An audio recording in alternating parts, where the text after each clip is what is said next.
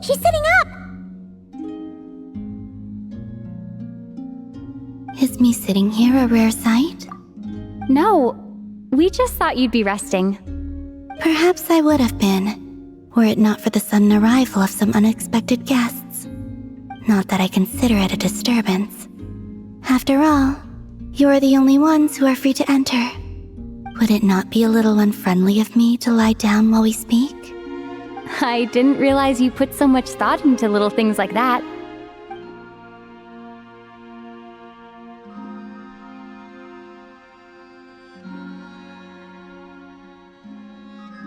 Only sometimes. There have been moments lately where I think about you and your companions. They are warm, mysterious, and cozy memories. Very few of my past memories are anything like that. They say that travelers return home bearing bags full of souvenirs. But my luggage was empty, and I believed it would stay that way. Return home? So, you're still planning on returning to the moon? Yes. This planet continues to reject me, reminding me that I do not belong here. If I remain into that, there will come a day that I disintegrate. And I don't mean reduced to dust or turned into food for the flowers. I mean, I will cease to exist entirely. Alright then. Well, we're sure gonna miss you. But it sounds like we'll have to say goodbye. How do you intend to return? The moon prayer night is soon to arrive. On that day, the moon will be closest to Devat. The Kuvaki in this land will reach its peak at that time. I merely need to grasp the tide, and with relatively little effort. Oh, Paimon gets it! It'll work like a slingshot! You make it sound like she's gonna get blasted up to the moon. If I did that, I suspect I would crash into the false sky. I will be using a much gentler approach. But I do like the analogy. It's fun. You see? She gets Paimon's sense of humor. In the blink of an eye, the time has come to part ways. It does feel that way, doesn't it? Time seems to fly fastest when you are enjoying it. I have always thought of myself as a wanderer on this earth, and it has never expressed any desire to keep me here. Yet just as I plan to depart, it tugs at my arm. Is this a gesture of affection? Or is the world mocking me? Oh. Were you hoping I can answer that? Yes. You are a traveler, so you must have a lot of experience in this area. Then, what I would say is, enjoy the moment. That's right! Don't overthink it! Happiness is happiness and joy is joy! The point is to enjoy it, not analyze it! I see. Then what I would say is, even though I am very tired right now, I am still happy. I can't tell from the tone of your voice. Oh, really? You don't think I sound happy? I'm just kidding. I could tell you were in a good mood today from the moment we saw you. Ah, a joke. Albeit not a funny one. Anyway, I assume you're here about you-know-what. Give me your hand. Actually, it's not that. There's something else we wanted to discuss with you. Oh, then, do you still want to give me your hand? Or not? Sure.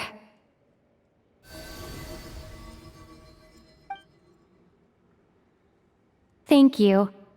So, I've heard that in the moon prayer nights of the past, people here would hold celebrations in the moon goddess's honor. Since you helped so much in our fight against the Rehir of Solnari, I think you deserve a farewell party before you return home. I haven't asked everyone else for their opinions on this yet, but I'd like to invite you to join the upcoming moon prayer night. I've never joined a moon prayer night before. I'm not sure what I would even do. Oh, don't worry about that. We take care of everything. All you need to do is show up. Of course, there's no need to force it if you're not feeling strong enough. It's just, this kind of felt like a golden opportunity. But they call me Kutar, and the Fatui have an arrest warrant out for me. I shouldn't appear in public right now.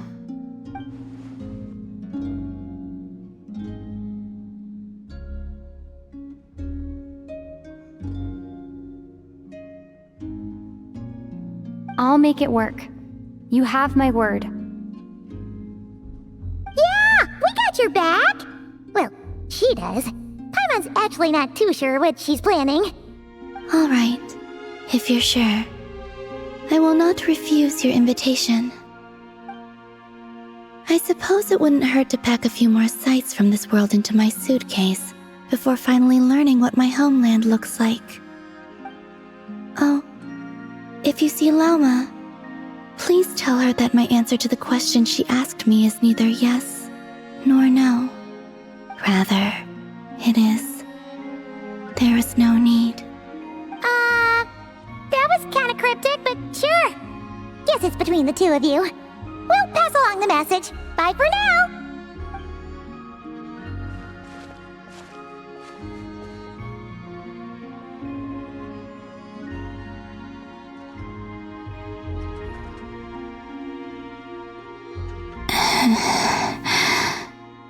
And also, I do not know.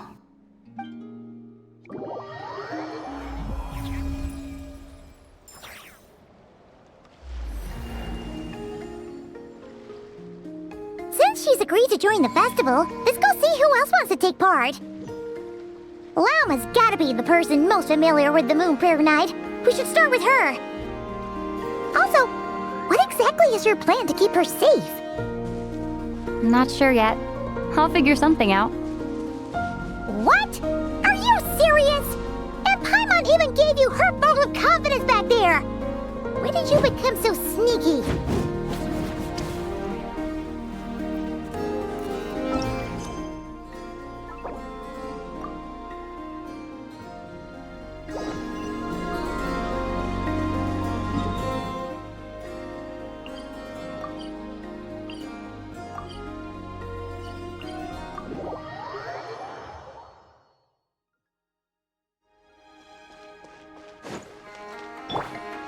Bring it!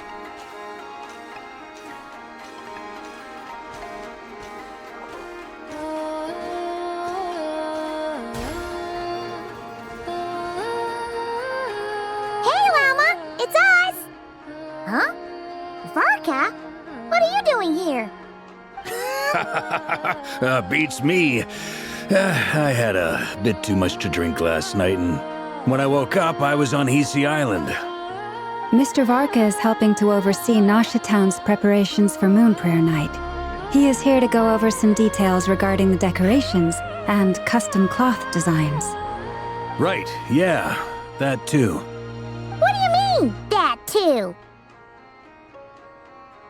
Yes, celebrating this festival is a long-held tradition here in Nodcry.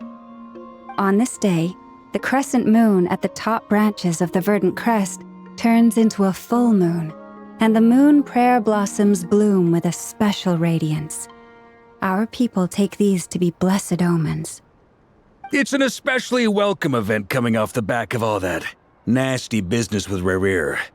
Everyone got put through the ringer recently, and now they're looking to turn their fortunes around.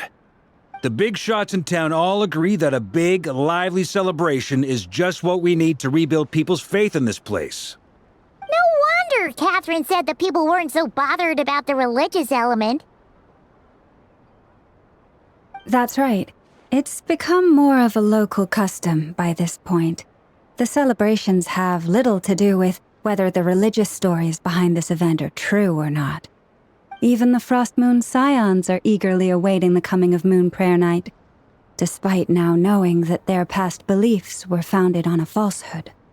That's fair. It's a bit like the Lantern Ride in Liyue. It's a chance for people to enjoy themselves, not debate the existence of the Adepti. Oh, one other thing! We just went to see Columbina. We went ahead and invited her to take part in the festival this time. Hope it's okay. Wait, so... you mean she agreed to it? Huh. That's quite a surprise. Then, I suppose that she intends to return to the moon on that day. Oh, yeah! It's kind of a complicated process, but basically, it's like a slingshot. I understand. In truth, I had a feeling that she might make such a decision. Well, if Kuthar has decided to participate in the festival, we should prepare accordingly. Yeah, exactly. She was saying how it could be risky for her to show her face in public. We were wondering if there was any way we could hide her. Unfortunately, the people who carved the statues did an excellent job of capturing her likeness. It will be very challenging to hide a goddess whose face everyone is so familiar with. Darn! We may have bitten off more than we can chew here. Nah, don't sweat the small stuff. We can handle that. Huh? Are you saying you have a plan? Not as such, no, but the most important thing with a festival is to keep the mood light and your spirits up. You can't go preparing for a festival with those long faces. You'll never convince anyone to enjoy themselves. The Mondstatter spirit is strong with this one. As it happens, I agree with Mr. Varka. Let's start by making our appreciation for Kuthar the beating heart of the festive atmosphere. And who knows? Once we get the ball rolling, perhaps everything will just fall into place. Hey! Did you catch that? Llama said the thing! Or close enough, at least. I'm looking forward to the Moon Prayer Night already.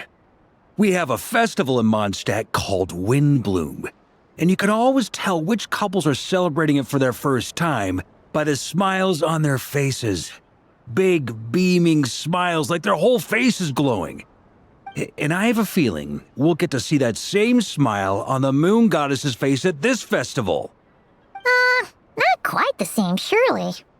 Anyway, I'll take care of business in the city, but I'll have to leave the decor up to you and the Frost Moon Scions. No one else can capture that traditional aesthetic quite like you guys. But lastly, there's the final key element that brings the festival to life. Companionship. Before you leave, let me show you something that we've been preparing. Mr. Varka had asked to see it already, so you may as well tag along. Also, I have some further questions about Kuthar's decision.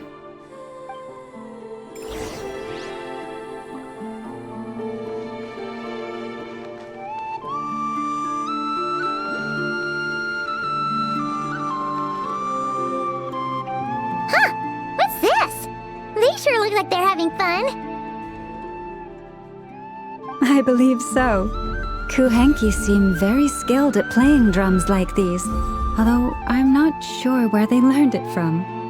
Maybe it's an innate talent? In their eyes, they're probably just playing with toys.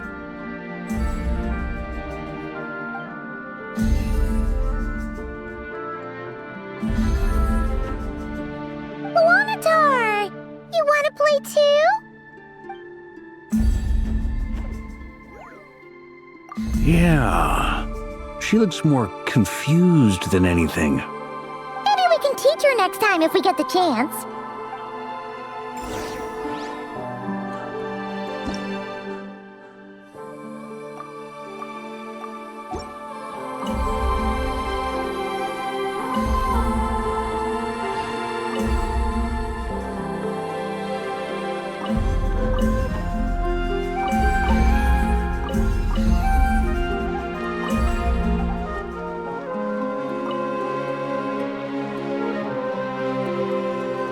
What are these floaty things? Moon veils. We hang them from buildings in the city during the festival. When you look at the sky through them, it creates a lovely misty effect.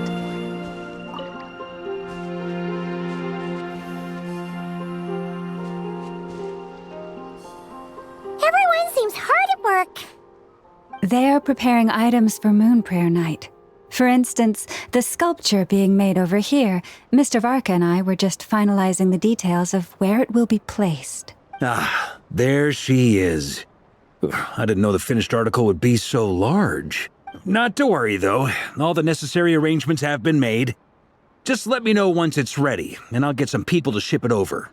You have my thanks. And over here, we are preparing a very traditional confection. Oh, look at all these colors! It looks great! Can Paimon try one? Of course. I have a feeling you'll like it a lot. You bet! Sweets and treats are Paimon's favorite! If you included those in the Feast of the Moon, I bet Paimon would have joined the Frost Moon Scions by now. There will also be verdant crests like this present in Nasha Town during the festival.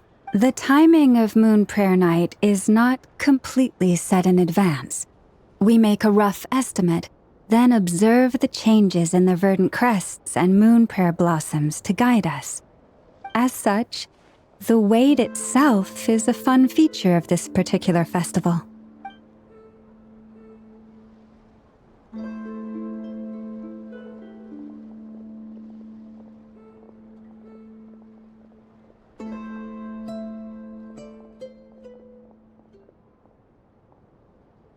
Let's talk here.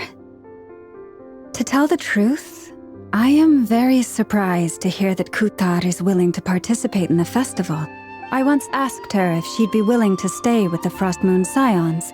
I could introduce her to everyone, and we could be a family to one another. She did not answer, but she has not appeared here since.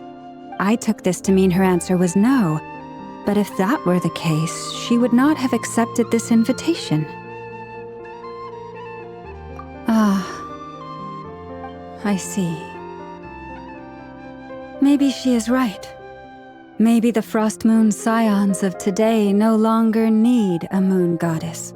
But my wish was not for her to come here and be worshipped as a deity. I simply wanted to offer her a place to stay.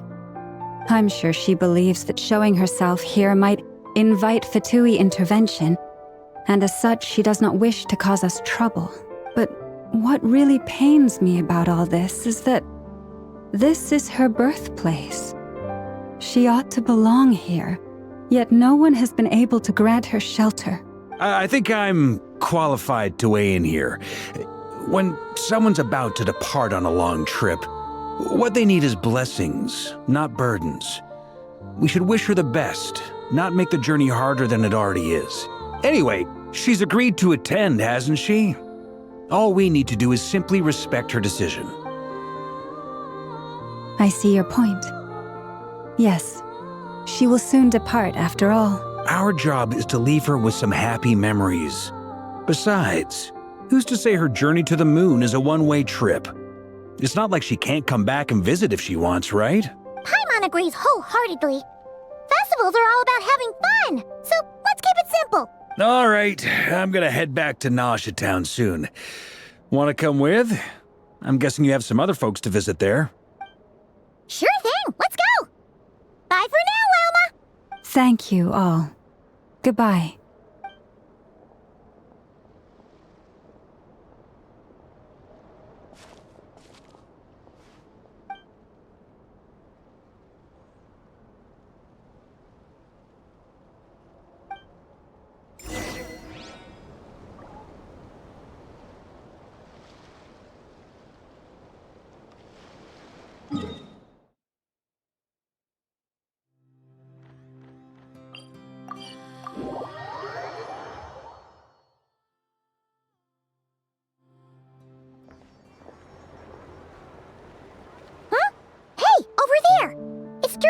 albedo with flints. What could they be chatting about? Your guess is as good as mine. Ah, Grand Master, and the Traveler and Paimon. Hello there. It's been a while. Perfect. We have some new volunteers for our investigation. Wait, let me guess. The righteous Lightkeepers are finally ready to hunt down the Abyssal Dragon? Haha. Yes, that too. Yeah, right. Oh, wait. Why does everyone keep saying that too? Well, to be precise, the facts match, but not the causality. Wait, so I guessed right? Half right. Don't act so impressed with yourself. Maybe I can explain. We ran into Mr. Flint's north of Nasha Town. At that time, we just noticed a few abyssal creatures out in the wild, but the strange thing was, I didn't detect any traces of abyssal energy on them at all. On closer inspection, we realized that they were not real monsters, but something akin to reflections in the water, or perhaps a mirage. Huh? What do you mean? Like, you could see them but not touch them? Exactly. It was very peculiar. They roared and tried to attack us, but we could not make any physical contact with them. I think I've heard of things like that happening in Nocturne before, but I don't know much about it. Yes, it's a known phenomenon. Mirage-like illusions tend to appear in Nocturne in the run-up to Moonprayer Night. From a distance, they appear quite real. I myself thought that Misters Durin and Albedo were locked in battle with abyssal monsters when I first arrived. But after sharing intel and investigating a little further, we can confirm that these illusions are harmless. There is no great cause for concern. All the Mirage stories I've heard are either animals, rocks, or small houses. Abyssal monsters, though? That's a first. It's a first for me, too. So I'm planning to look into it further just to be on the safe side. I intend to inspect a few more locations. What about you two? Any plans? Alice contacted me a few days ago. She'd like me and Durin to assist her with an experiment. But we lost contact shortly after receiving the message. I'm sure that comes as no surprise to anyone familiar with her. We don't know when the wind will blow, yet when the wind blows, we will know. That, in a nutshell, describes how Alice operates. Yeah, that tracks. Okay. Well, I suggest we investigate this Mirage business in the meantime. It's piqued my curiosity, and I'm pretty sure I know someone who will already be 10 steps ahead of us. Well said. Right? Whatever's happening in Nocturne, she always seems to be the first one to know. Let's go see what she knows. We can invite her and her staff to the festival while we're at it.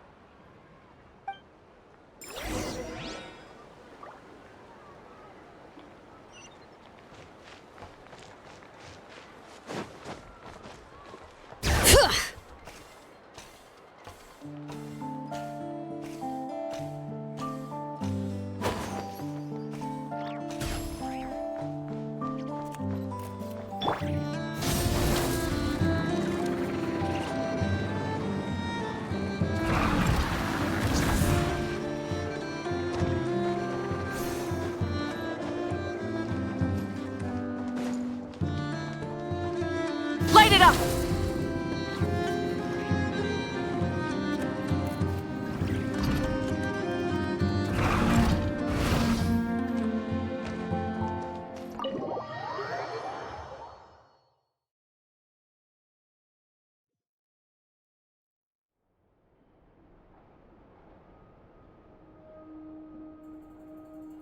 You're right, I have noticed. There's certainly something a little fishy about this situation. Only a little, though. Records indicate that this phenomenon can occur in the days before and following Moonprayer Night. That said, it has always been a rare sight in the past. The odds of encountering these phantoms are similar to looking up in the night sky, happening to see a shooting star, and managing to make a wish before it disappears. But this time, Either everyone's getting lucky, or they're appearing far more frequently than usual. Yehoda's out gathering intel as we speak. In the meantime, let me check off some points of interest. First, the Abyss. The ones we saw seem to be abyssal monsters. Indeed. But we have identified one location where many more of them have made an appearance. And not just monsters, but human phantoms too. Given the scale and nature of the phantoms, it's almost as if someone's last memories are coming to life. Or perhaps the memories of multiple people. Oh. So you mean the phantom monsters are hunting down the phantom humans? Exactly. The phantoms can interact with each other, but we have no means of intervening. In addition, some of the human phantoms would seem to be from the very distant past. This is clear both from the clothing they wear and the stories they tell. They claim to be from Hyperborea, a name which I've heard from Lauma before. If this is true, it means they must be from 6,000 years ago. Did Paimon hear that right? 6,000 years? It sounds like this merits further exploration. That'd be a big help. I'll leave it with you, Albedo. My knowledge of ancient history is non-existent. I used to doze off every time the pre-Knights of Favonius era came up in class. It's quite a miracle that you were able to understand these phantoms' speech, given how long ago they lived. I suppose you're right. But I'll leave the archaeologists to ruminate over that conundrum. As an intelligence broker, my sole interest is in the value of the information I gather. Which, in this case, hopefully means earning myself some good favor with our dear Lady Moonchanter. So calculating. Whew, this intel broker logic always catches Paimon by surprise. Sounds to me like we could split the work up. I think the abyssal phenomenon is best left to Albedo, Flint's, and me. Agreed. It coincides with my duty as a lightkeeper. For my part, I'd like to understand the abyss better.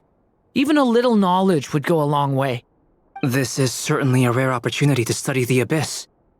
But even rarer, perhaps, is the chance to make contact with the Ancients. The Curatorium will take the lead on investigating the Hyperboreans. We put in the work to learn what we know so far. It seems only fair that we get some quantity of exclusive intel.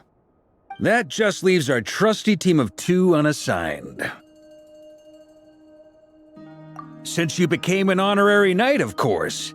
This was part of my grand plan all along. Oh yeah, by the way, we managed to convince Columbina to come to the Moon Prayer Night celebrations. Would you and Yehoda like to join too? She agreed to that? Huh. Quite an achievement. Never underestimate the traveler, I guess. I'd be happy to join. No point shutting myself inside when the streets are all decked out. I doubt any clients will be visiting during the festival in any case, and Yehoda loves a party, so I'm sure she'll jump at the opportunity. No, no, no, no, no, no, no, no, no, no! Way to contradict me in front of...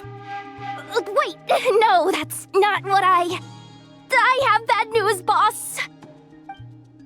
So many people. All right, everyone inside, quick!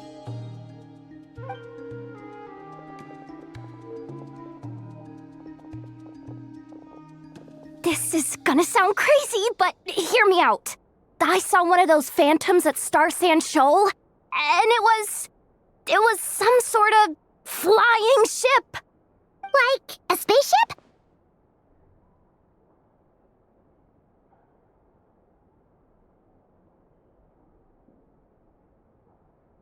That's gotta be the one you came to Tibet in! You said you saw the same thing through the moon marrow, right?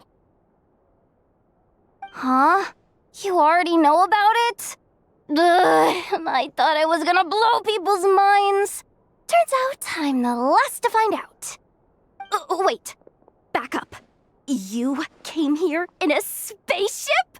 Ah, now my mind is blown! What's it like on the inside? Was it like flying through space? Ah, I want to know everything!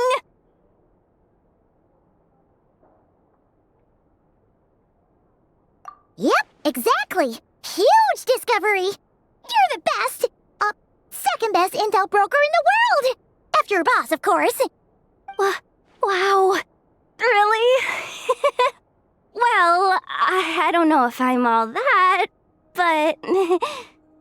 I guess that decides where we're heading next. Come on, don't look at me like that. I know the spaceship doesn't have anything to do with me, but you don't want to leave me as the only one twiddling my thumbs, do you? Please? Fair enough. You can tag along. In that case, let's meet back here to discuss our findings once we're done. I wish everyone a productive investigation. You too.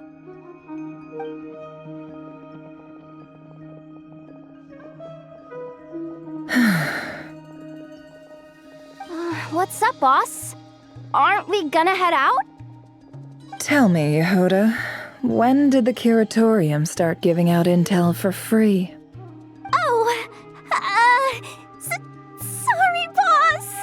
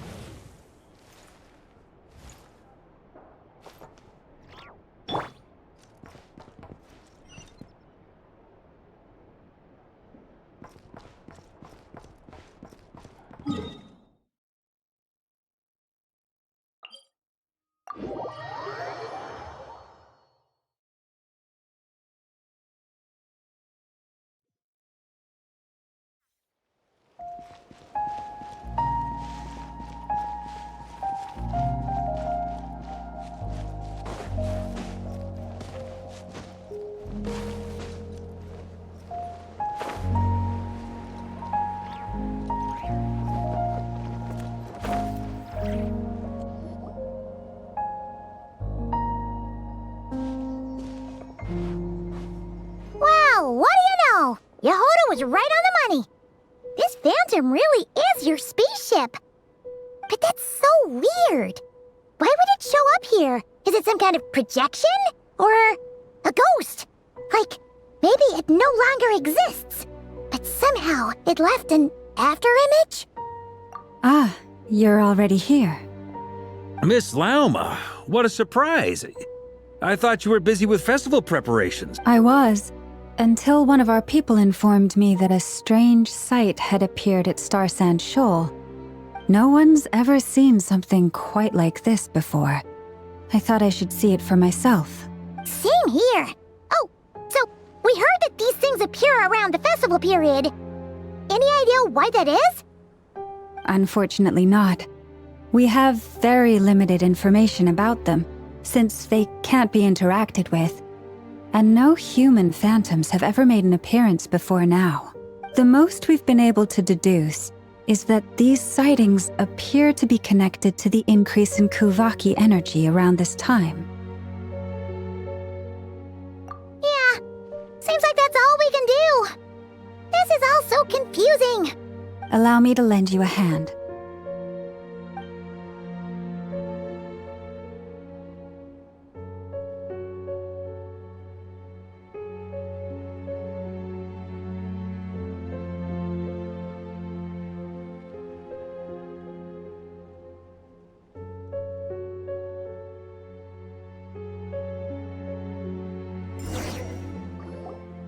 Everyone, our friend here should be able to provide us with some information. Is that a phantom rhymehorn deer? I've heard about how the Frost Moon Scions live in harmony with the animals and can even communicate with them. That's coming in handy now, for sure. Okay. Yes, I understand. Then how about this?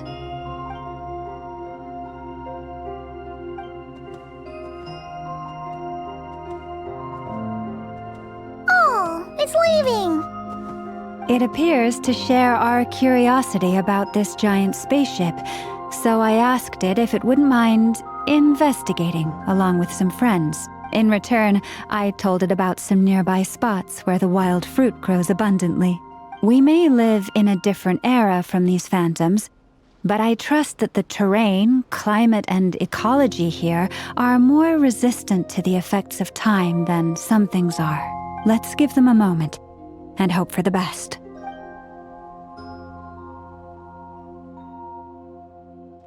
All back together? Must have been a lot of fruit. Indeed. Now let me ask them some questions.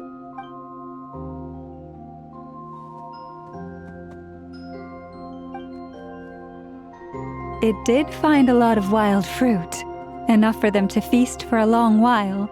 This puffin circled in the air several times, but didn't spot anything out of the ordinary. Certainly nothing to do with the spaceship. Huh. Well, it definitely makes sense to get a bird's eye view. Indeed. Other than that, I was also thinking that the world these phantoms see is also different from ours. Oh, I get what you mean. The wild fruit exist in both times and spaces, but there might also be things that only exist in that space-time, which we can't see. Good point. Great thinking, Lauma. Blunthorn rhinos can use kuvaki to shift great rocks, but this one says it couldn't get that ship to budge by even an inch. The sniffer mole tried too, but despite being a skilled digger, it could not get through. They say that the spaceship looks robust and undamaged. It seems completely impervious to any and all attacks. Whatever lies within is well defended from harm. So, just like us humans, there was nothing they could do about this spaceship either. Yes, still, they deserve our thanks. We are grateful for all your efforts, dear friends. Now go, and enjoy your feast. I've noticed some other human phantoms gathered nearby. Come on, let's go talk to them.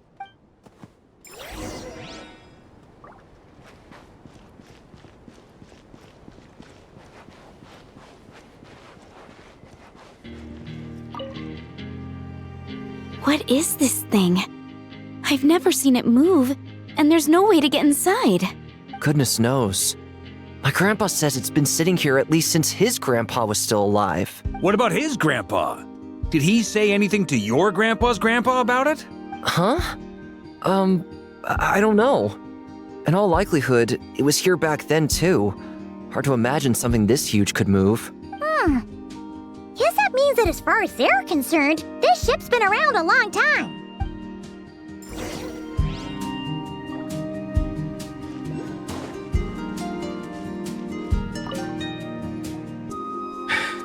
Come on, brothers. If we can get even a small chunk off of this thing, it's gotta be worth a fortune. Today is the day we strike it rich. Huh? You mean Paimon? Yes, brother, I shall join you. Let's make our fortune. We should go with them. What the? This thing is crazy tough. I can't even scratch it. What's it made of? Sorry, brother. Looks like we'll have to seek our fortunes elsewhere. Enjoying yourself? I was just seeing if I could influence this phantom's perception by playing. But nope, no dice. I'm sure we're all starting to build up an idea of what's going on here now that we've spoken to some of the people. These phantoms are reenacting real historical events in Nodcry. It's almost like we're in some kind of interactive stage play. We can talk to the actors, but the plot is fixed and we can't influence it. It makes sense. History is set in stone. The objective facts of the past cannot be changed. Paimon totally thought you were just goofing around earlier. But actually, you were doing some serious investigating. Of course I was. Anyway, at this point, I think we're forced to conclude that although the Phantom spaceship is right there in front of us, we aren't going to learn much about it from these people.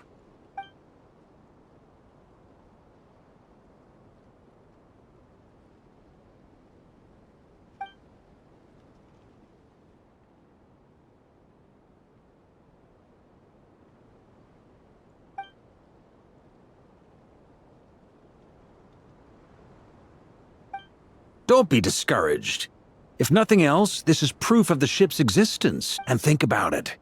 So many people tried to hack their way inside, but no one could get the door open. It's made of very tough material. To me, that says that we'll either find the ship itself or the story behind it. It's just a matter of time. Huh.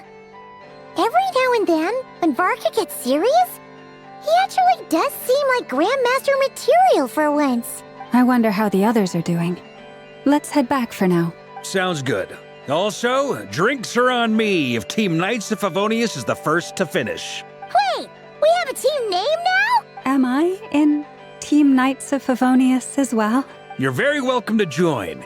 We've even got a cathedral ready for you. Isn't that technically blasphemy? You wouldn't dare make a joke like that if Barbados was in earshot.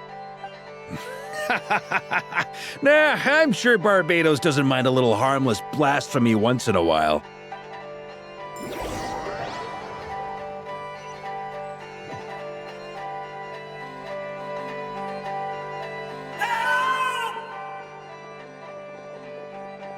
Oh, no!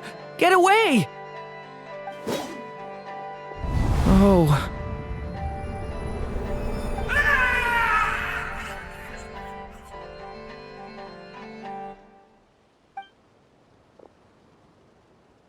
I know it's hard to stomach, Mr. Duran. But as I'm sure you've noticed, there is nothing we can do to intervene in that which unfolds before us. But we have to at least try. And try you have. But are you aware of how many unsuccessful attempts you've made now? I wasn't keeping count. I'm afraid this is the 39th failure so far. Or the 5th if we're only counting this particular victim. There are no indications that these phantoms may be altered in any way. You seem to have calmed down a little. I'll make us a fire. You should rest and have some water. Feeling any better now, Mr. Duran? May I ask a few questions? Be my guest. What exactly are we witnessing here? What happened to those people? My guess would be that we are seeing Nodcry during the Conrian Cataclysm. Would that be accurate? Conria. That is correct. As you know, once the Abyss senses even the tiniest crack, it floods in and spreads like wildfire. There was a time in the distant past when it permeated all of Nodcry, causing immeasurable harm. The people paid a terrible price to heal this land. Then 500 years ago, the whole of Tevat suffered an abyssal disaster. Once more, Nodcry was dealt a devastating blow. I see. In the face of the abyssal onslaught, all were like grains of sand tossed around by a tidal wave. Be they human, fae, or god. The moment you witnessed is but one drop in a whole ocean of catastrophe. All right. I guess that answers my second question, too. I wanted to know why there's nothing I could do to help them, and that's because what we are seeing is history.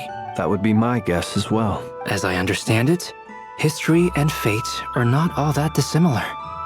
The latter may be unseen to us, but both are immutable. Yes. Fate was determined long, long ago.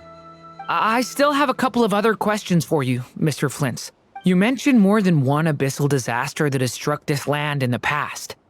How can you be sure that what we're seeing is from the Conrian incident? And also, how are you able to stay so calm when you're talking about these events? From everything I know about you, you're not cold or ruthless, and you're not indifferent to the suffering of others. Alas, I am forced to show my age. I must be 600 or 700 years old by human measure.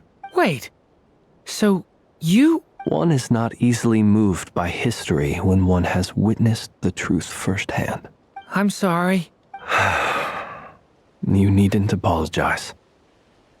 Your passion is a good thing to have. Treasure it. Because someday you may find it in terribly short supply. Now, at the risk of offending you, I have a question in return. Your curiosity toward the Abyss, is it born from hatred or because you sense its call? I only ask because I kept a fragment of Rerear's body in my lantern for a short time. Specifically, his heart. So I know what a burden it can be to carry the abyss with you, and I hear its power growling from somewhere within you. In my eyes, your mere existence is a miracle.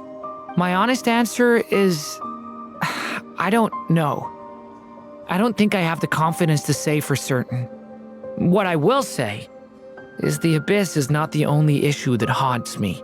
Even before I became who I am today, the question dogged me constantly. Should I even exist at all? My doubts remain unresolved. But when we fought Rerear, something became a little clearer to me. Sometimes it is the darkness within us that allows us to achieve the impossible. I certainly got the sense from your 39 attempts that you were trying to achieve the impossible.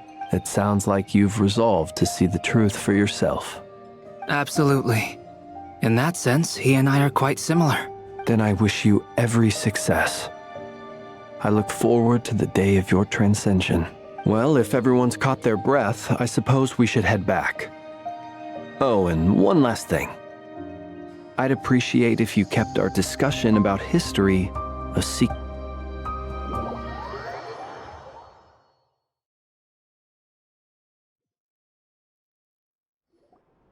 Incredibly, our separate investigations led us all to the same conclusion. Hooray for consensus! Yeah, but we barely learned anything, though. I totally thought this would be the mother lode. Talking with the ancients? I mean, come on! But nope. All we got was useless snippets of conversation. And all this stuff about moons and hyperopia. What a load of baloney. Seems like people back then had a few screws loose. I understand your frustration. We found the same issue. Each phantom only showed a very brief moment in time. There isn't much value to be found in these miscellaneous fragments of a civilization's history, no matter how glorious it may have been. If there's a silver lining, it's that these phantoms are harmless to the present reality. They shouldn't get in the way of the festivities. Paimon agrees. And not just because it's the first thing she understood in this whole conversation. You look disappointed, Nefer. Is something the matter? What do you think?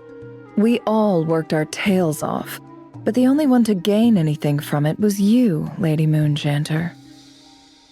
Well, please do share the Hyperborean records with me. I will gladly inscribe them in our people's documents. Oh, duh! Yeah! That was it! Hyperborea! Hyperborea. I'm serious. Only an expert in the Frostmoon Scions and their history can turn these records into valuable research material. The alternative is to let them gather dust on the Curatorium's storage shelves until the pages turn yellow. Nefer, you're wise enough to know that cooperating and sharing the profits is the best course of action here. Well, that goes without saying. Sure, let's do that. Huh? But didn't you say we aren't supposed to give out intel for free? Sorry. Shutting up. Now is not a good time to push Nefer's buttons. Anyway, back to Moon Prayer Night. I'm thinking that we should prepare something a little special, aside from the usual decorations and so on. You mean a parting gift? Can't go wrong with food. Although, does food go bad on the moon? Perhaps a lantern would be a better choice. It might be dark up there. It could prove difficult to light a lantern on the moon. Magical stones might serve that purpose better. What about a clockwork mecha model from Fontaine? I've got a whole bunch at home. I use them for fighting practice in my free time. None of these sound like things she would be even remotely interested in. But we don't interact with her enough to know what she likes. Yeah. It would really save us the guesswork if someone could find out what she's into. Wait, what the? Traveler? They're all looking at you. Great! Haha, problem solved. Now, I need to stop by Dory's. Gonna need her help sourcing a bunch of stuff for the festival. Then let's leave it there for now. We all have our own business to attend to. Traveler, if you find out what Kutar likes, let us know right away.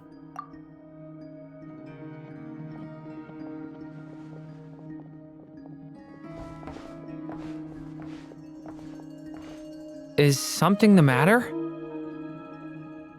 I'm fine. It's just...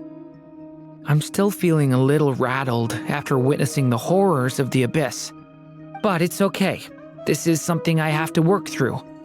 I'll be alright. Thanks for your concern. Well, don't put too much pressure on yourself. If you ever feel like something's wrong, physically or mentally, we're here to talk. Come on. Stop treating me like a kid.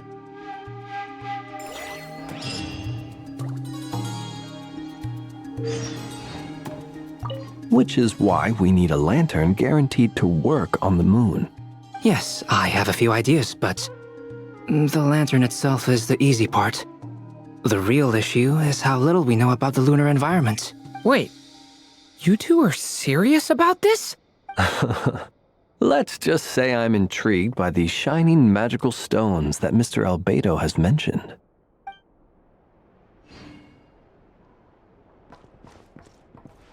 Could you do me a solid and try to smooth things over with Boss Neff?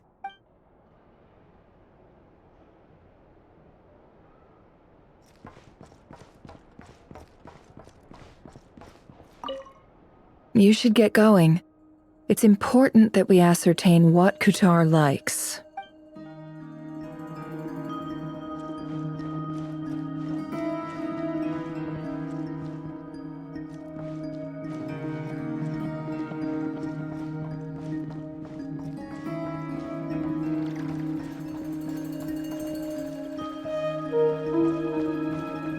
Miss Lauma, would you accompany me into town?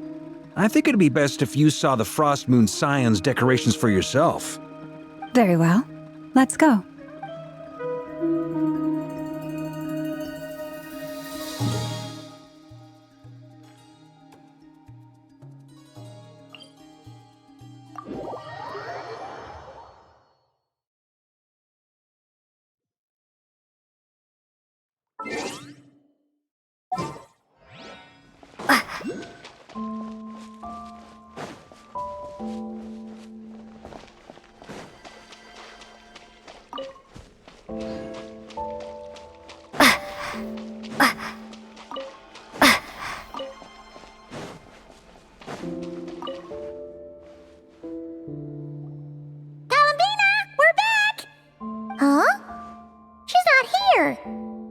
Weren't there a few Kuhenki here last time, too? Where did they all go? Walkies? For Kuhenki? You're not pets, you know. Oh, well. Looks like we just came at a bad time. Let's try again tomorrow. There's still a few days until Moon Prayer Night, so we're in no rush. Besides, she needs time to rest anyway.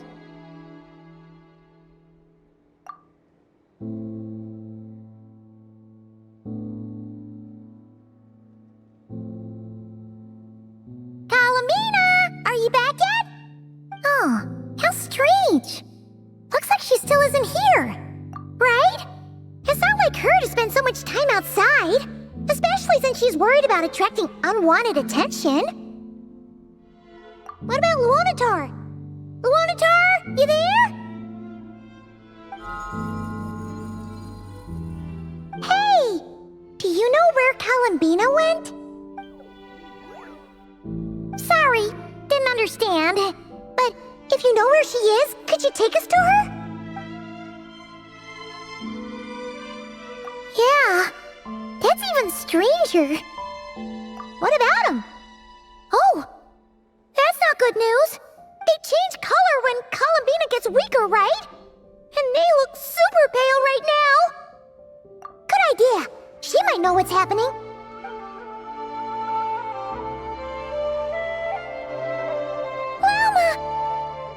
Ah, it's you.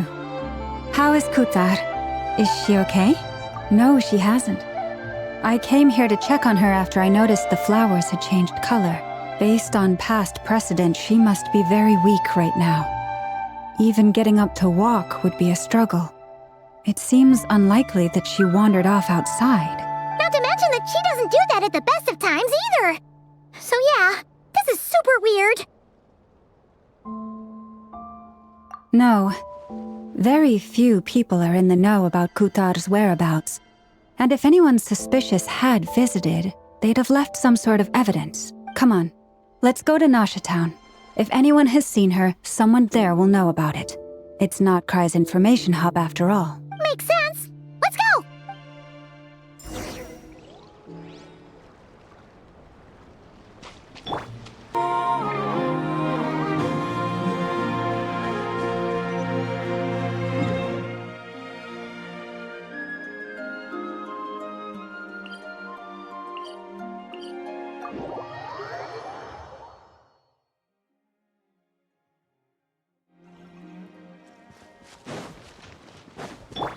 Bring it!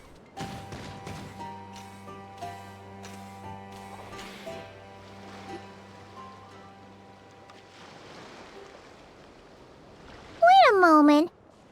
Is it just Paimon, or is this stall kinda suspicious? It's never been here before, right? No, I don't recognize it.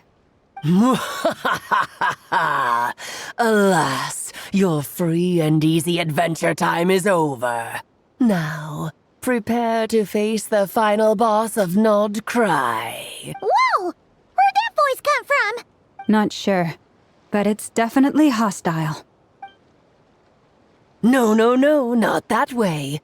The final boss is right here. The sniffer mole? That's the final boss? Surely not. Also... Okay, the jig is up. I'll stop teasing you. Turn around. I'm right behind you. It seems I've managed to leave quite an indelible impression, even though you've never seen my face. Ah, nothing could make a great mage more pleased with herself.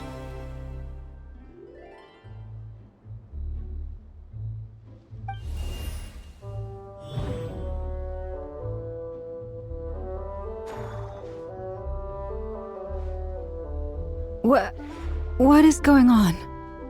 I've heard that all the big shots in Teyvat have long, wordy titles that stun people speechless when they make their entrance. Unfortunately, none of them are affiliated with the Hexen Circle, and we ourselves keep a very low profile. The notorious name-dropping doesn't quite work for us. Still, I, for one, think I'm really quite amazing. So that didn't stop me from coming up with a title anyway. Alice! It's really you this time? Not a lantern or a dodoco, but Alice in the flesh? Oh, that's right. So, what do you think? How does it feel to finally meet me? You look like... What is that supposed to mean, I'm the mother of Klee, Teyvat's #1 cutie. How old could I possibly be? So she's a friend of yours? Kind of. This is actually the first time we've seen her in person. I see. Madam Mage, that was, quite a powerful entrance. I certainly won't be forgetting it anytime soon. It's okay, Lama, don't force it. Paimon will do the honors. This is Alice from the Hexen Circle. She's a friend of ours. And of Arcus, too. That's right. She's a good person, just kinda... unpredictable. Well, what is the human heart if not unpredictable, If we could not do as we please, how would we differ from machines? I am Lauma, Moon Chanter of the Frost Moon Scions. It is a pleasure to meet you. Oh, I know. Before you got here, I spent a good, 15 minutes getting up to speed on Nodcry's present situation. In other words, I've read the whole in the last episode part, so we can skip the pleasantries. Fair enough. Well, Miss Alice, I can already tell that you have quite a unique personality. He'll get used to it. Paimon sure is. So anyway, what are you doing in Notcry, Alice? Oh, I thought I told you already. This time, I'm the final boss. And what a formidable foe I shall be. Powerful, confident, decisive, and good luck finding my weak spot. You will never succeed. Oh, drat! My one weakness, and you found it in an instant. Fate has been dealt a devastating blow. Thus falls the great Dodo King. Why are you playing along with this nonsense? For funsies, of course. What's wrong, Paimon? Are you disappointed in me? Am I a gigantic letdown? No, it's just... You seem like a busy lady. And this is the one time you've shown up in person. Paimon figured it would be for something more high stakes than just goofing around. You're quite right. I'm here in Notcry because something big happened. Something big enough it caught the attention of the Hexen Circle. It concerns the 3 moons, Tevat's borders, and of course, the moon goddess you are currently searching for. Kind of. Why don't we discuss this over a pot of tea? My main reason for coming on this trip to Tevat was, of course, to have some fun. But I do technically have a job to do as well, namely, maintaining the stability of Tevat's borders. I'll skip over the complicated parts, but to sum it up, abyssal energies are all that lie beyond Tevat's border. We'd find ourselves in a real pickle if they ever made it through. And the phantoms you've been seeing are a sign that the border has been disturbed. No wonder they tend to show up around Moon Prayer Night. Is it because the real moon is now so close to us that its power can cross the border? In part, but only a negligible amount passes through. Just enough to influence the verdant crests and so on. And as you've noticed, there has been an unprecedented number of phantoms appearing this year. The influence of the moon beyond the border cannot explain this. No. There is another far greater factor at play. The trilunar syzygy. A trilunar syzygy. Eons ago, before the heavenly principles came to Tevat, it was the then 3 moon goddesses who controlled the laws of this world.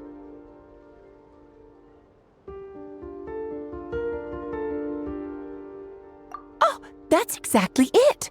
The 3 goddesses split these powers amongst themselves, promising never to consolidate them into one singular body. This was meant to keep the world stable. But, fast-forwarding to the present, the eternal moon's marrow is with you, while the iridescent moon's marrow, which should never have appeared in this world, has been retrieved. Add that to the presence of a moon goddess in the flesh and... the power of all 3 moons is gathered here in Notcry. There hasn't been an event like this since the War of Funerary Flame, and it's having a noticeable effect on Tevat's borders.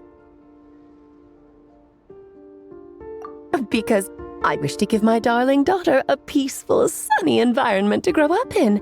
Is that a good enough reason? Kinda sounds like you're dodging the question, but it does make sense.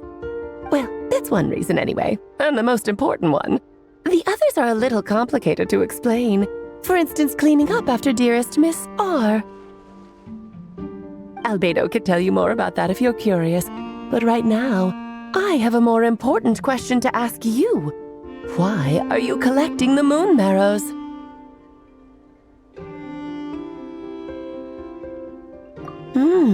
I see.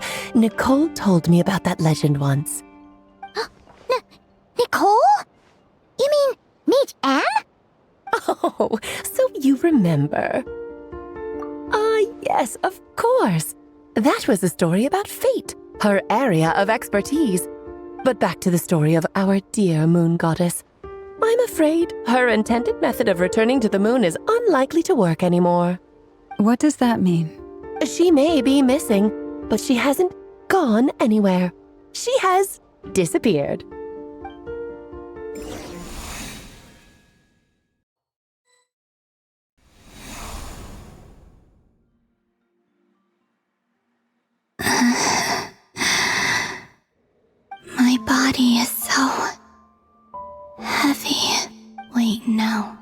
It's my mind that's heavy. My arms and legs are as light as a feather. What's happening to me? I feel drowsy, like I've been asleep for too long. Is it daytime or nighttime? Is the moon out? I think I'll go for a walk.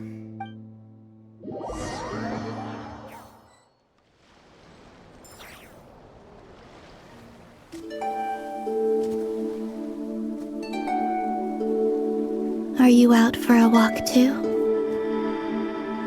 Huh?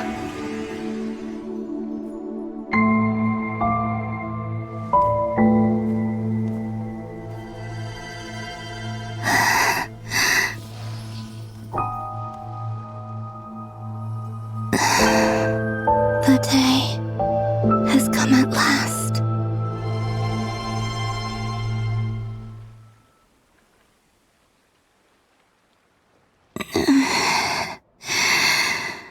Have I grown so weak that I can't even sustain my physical form?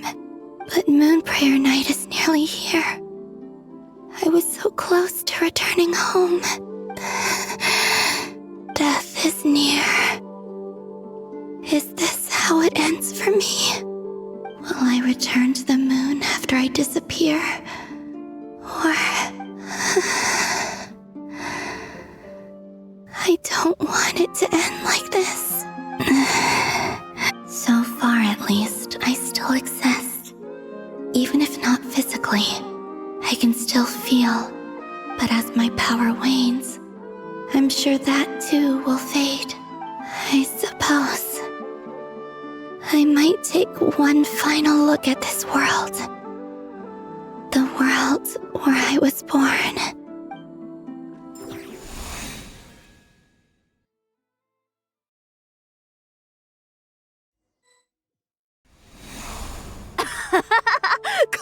Come on! Wait for me! The Frost Moon Enclave. How much it has changed since I was born. These decorations, they're so heavy.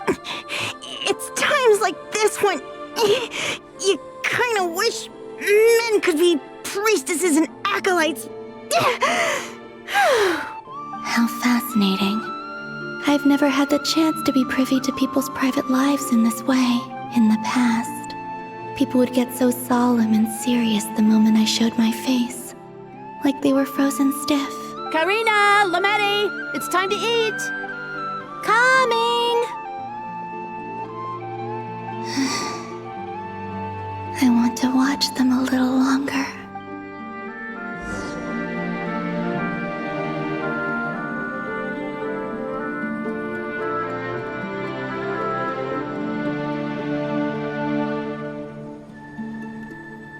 So just fill these balloons with air, right? Yep. Try a couple now to test things out. The rest can wait till Moon Prayer Night.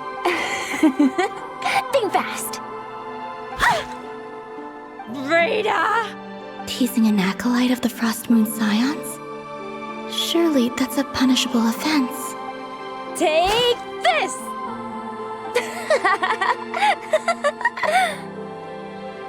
Huh? All right, enough horsing around. Lady Lauma gave us a task. We should get back to it. The task is just to check that the balloons don't leak, right? Doesn't matter if we fill them with air or water. Yeah. Okay, you got me there. And you got me there. But still, we can't use all the balloons before the festival even starts. We won't use all of them. And as long as Lady Lauma's trusted acolyte doesn't snitch, this can stay as a little secret between friends. A couple more can't do any harm, right? Oh, you menace. Then, think fast! Is pumping a balloon full of water really so much fun?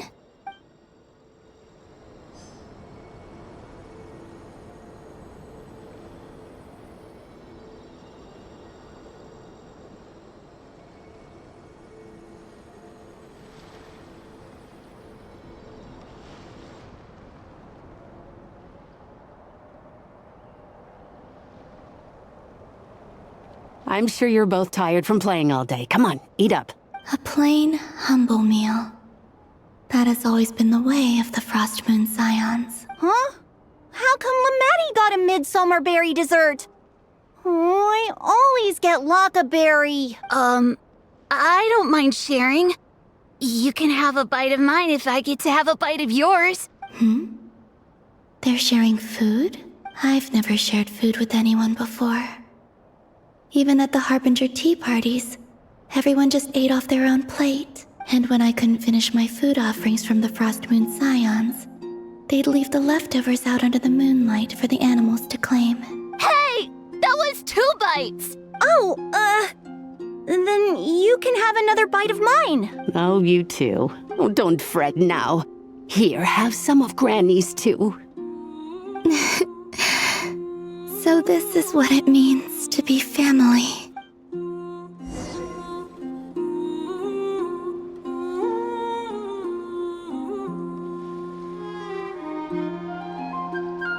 I'm seeing so much that I'd never usually get to see. They'd never act like this when I was around. It's nice, being able to just watch people in peace in these final moments. What a rare opportunity. I think I'll go take a look around Nasha Town, too. Maybe the Traveler will be there.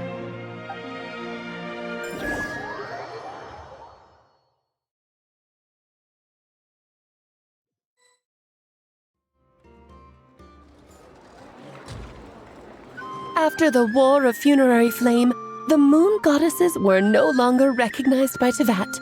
They lost the whole foundation for their existence. That's why the moon goddess's strength is fading. She cannot withstand the world's rejection of her.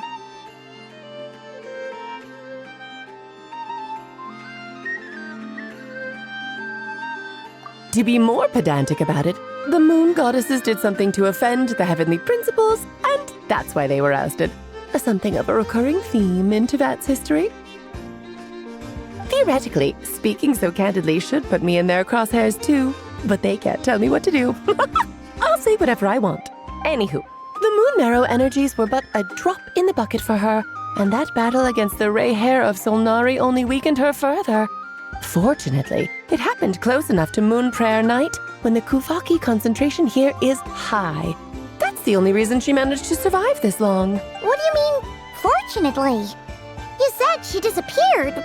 We're too late. Oh, what a headache. I thought this was all common knowledge. I guess I have some more explaining to do. Okay, buckle up. It's time for another lecture.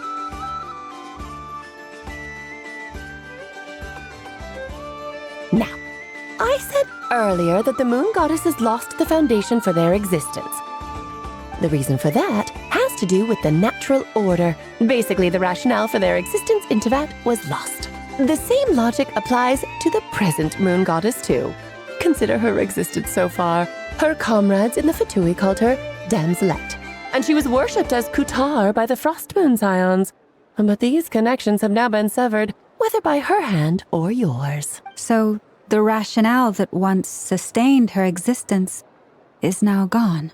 Wait, we did that to her? Oh, well, strictly speaking, yes.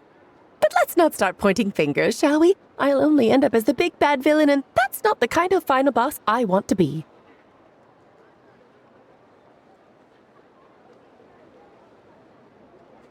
Of course I do. I'm only the greatest mage in the whole entire world.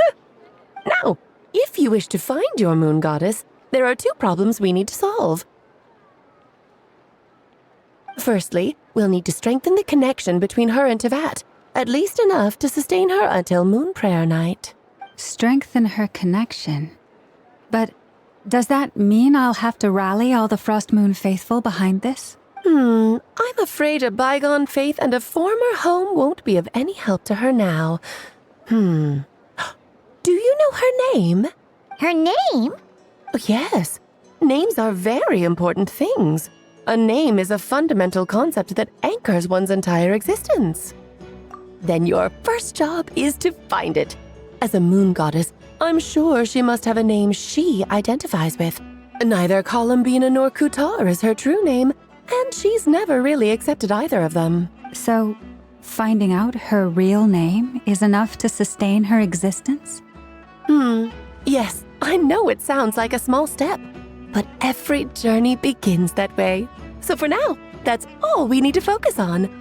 The second problem is with her plan to use the moon marrows to return to the moon. Unfortunately, piercing through the false sky will take an enormous amount of power. Given her current condition, she won't be able to provide anywhere near enough power, even if she recovers her physical form. But no need to fret. Nicole's the expert in this field, and I'm sure she'll figure something out. Wait, Mage N is going to help us out too? That means we've got 2 Hexacircle mages on the case. This is turning into a pretty big deal. Actually, this is more of a side quest for me. Like you said, I'm a busy lady, so I can't stay for too long. I'll have to return to Tevet's border soon.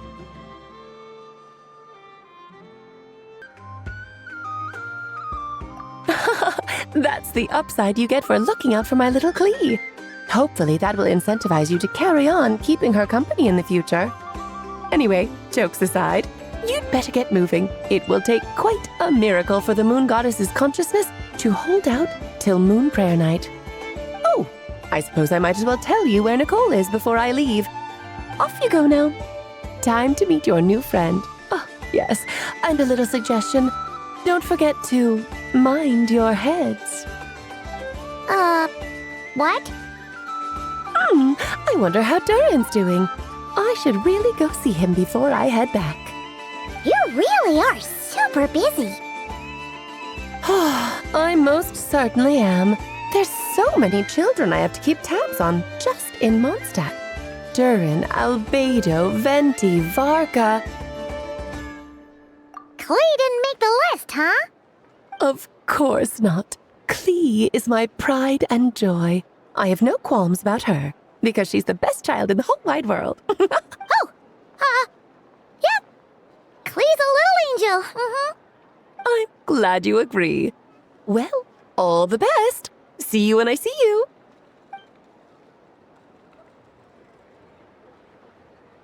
She left in a hurry. Yeah. She didn't pack up her stall. Should we handle it for her? I must say, I'm now very curious about her daughter. Klee, wasn't it? What's she like? That's a long story. Come on, we'll fill you in as we go.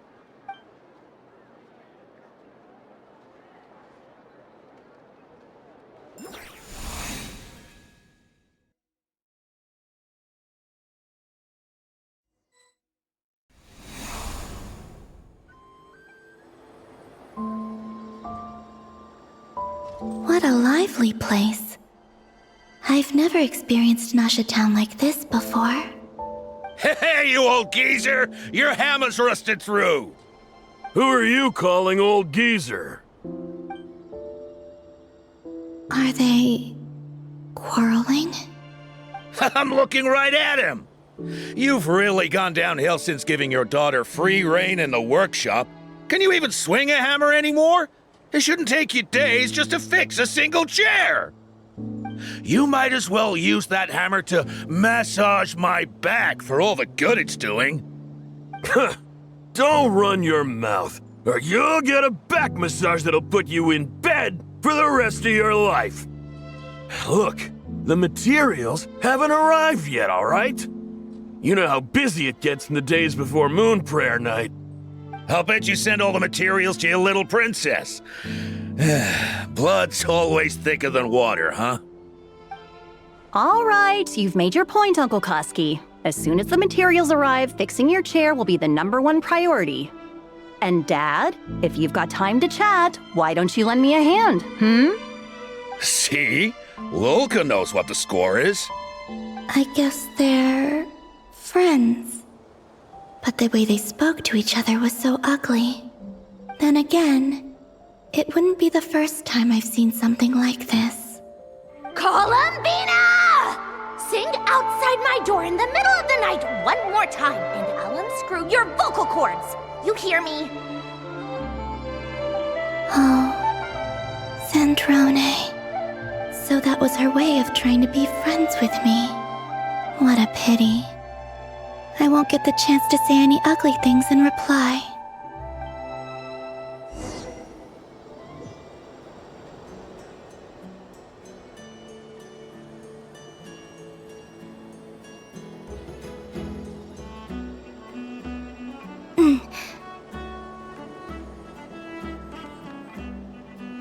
Hey, have you decided what to give her for Moon Prayer Night? I sure have.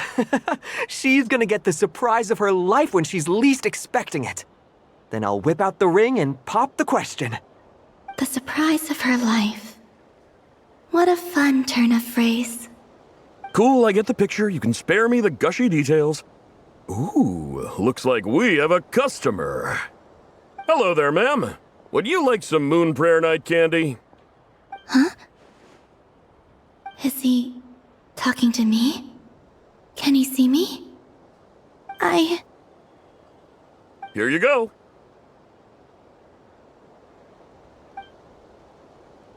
Oh.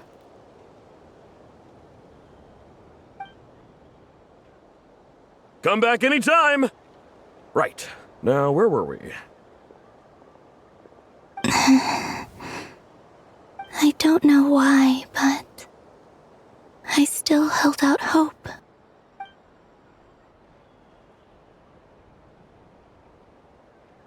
The most important thing right now is to find that mage. This name thing seems super important too, but where do we even start looking? I'd better go pay the Fatui a visit.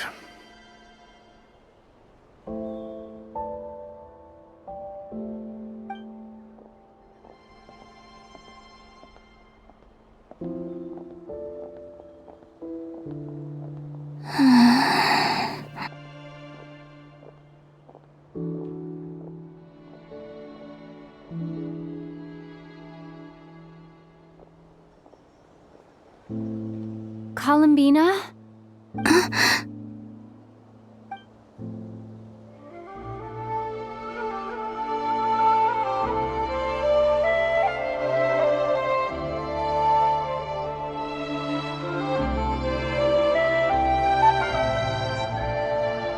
Traveler? Let's go! This is no time to be spacing out!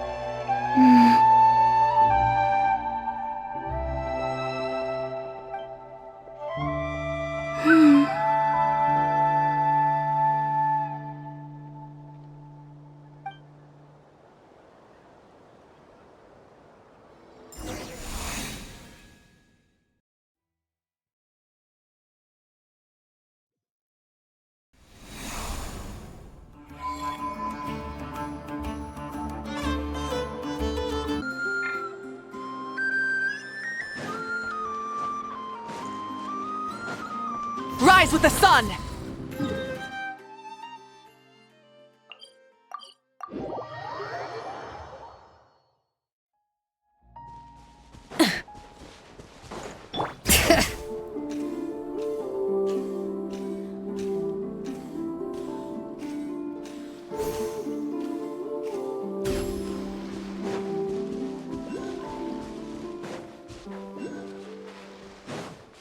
Bring it! Where are they going? They mentioned a mage and a name? So, Mr. Varka, are you acquainted with this Nicole? Or should I call her Mage N? Not really. We've never met, though she has come up in conversation. From what I've gathered, Alice kinda took Nicole under her wing. Taught her how to speak in a more ladylike fashion, that kind of thing. Huh. Hard to imagine Alice as an etiquette coach. Yeah, Alice is a larger-than-life personality, I'll give you that. But then again, that's why she's able to draw such an eclectic mix of people into her inner circle. If I remember correctly, being an interesting person is actually one of her main entry requirements. So, if you ever wanted to join the Hexenzirkel, I'm sure you'd both be eligible to apply. Hey! Don't go around making promises on Alice's behalf! I wouldn't dare. I'm just trying to paint a picture of the Hexenzirkel for you. None of us have ever met Nicole. How are we supposed to find her? We can't just go up to every woman in sight and ask, "Hey, are you Nicole?" Maybe something she's wearing will give it away? Like a wind bloom pinned to her chest or something. Wait a minute. Alice never said Nicole was from Mondstadt. Oh, true.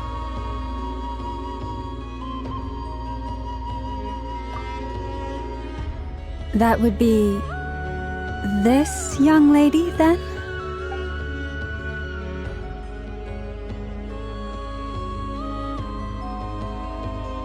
Hey there! Sorry to disturb you, but are you Miss Nicole? Varka, Knight of Boreas of the Knights of Favonius. Alice might have mentioned me before. Have we got the wrong person? Sorry. Well, this is awkward. When I shook my head, I meant, no, Alice hasn't mentioned you before. Huh? Where is this voice coming from? My apologies. For certain reasons, I am unable to speak. This is the only way I can communicate with you.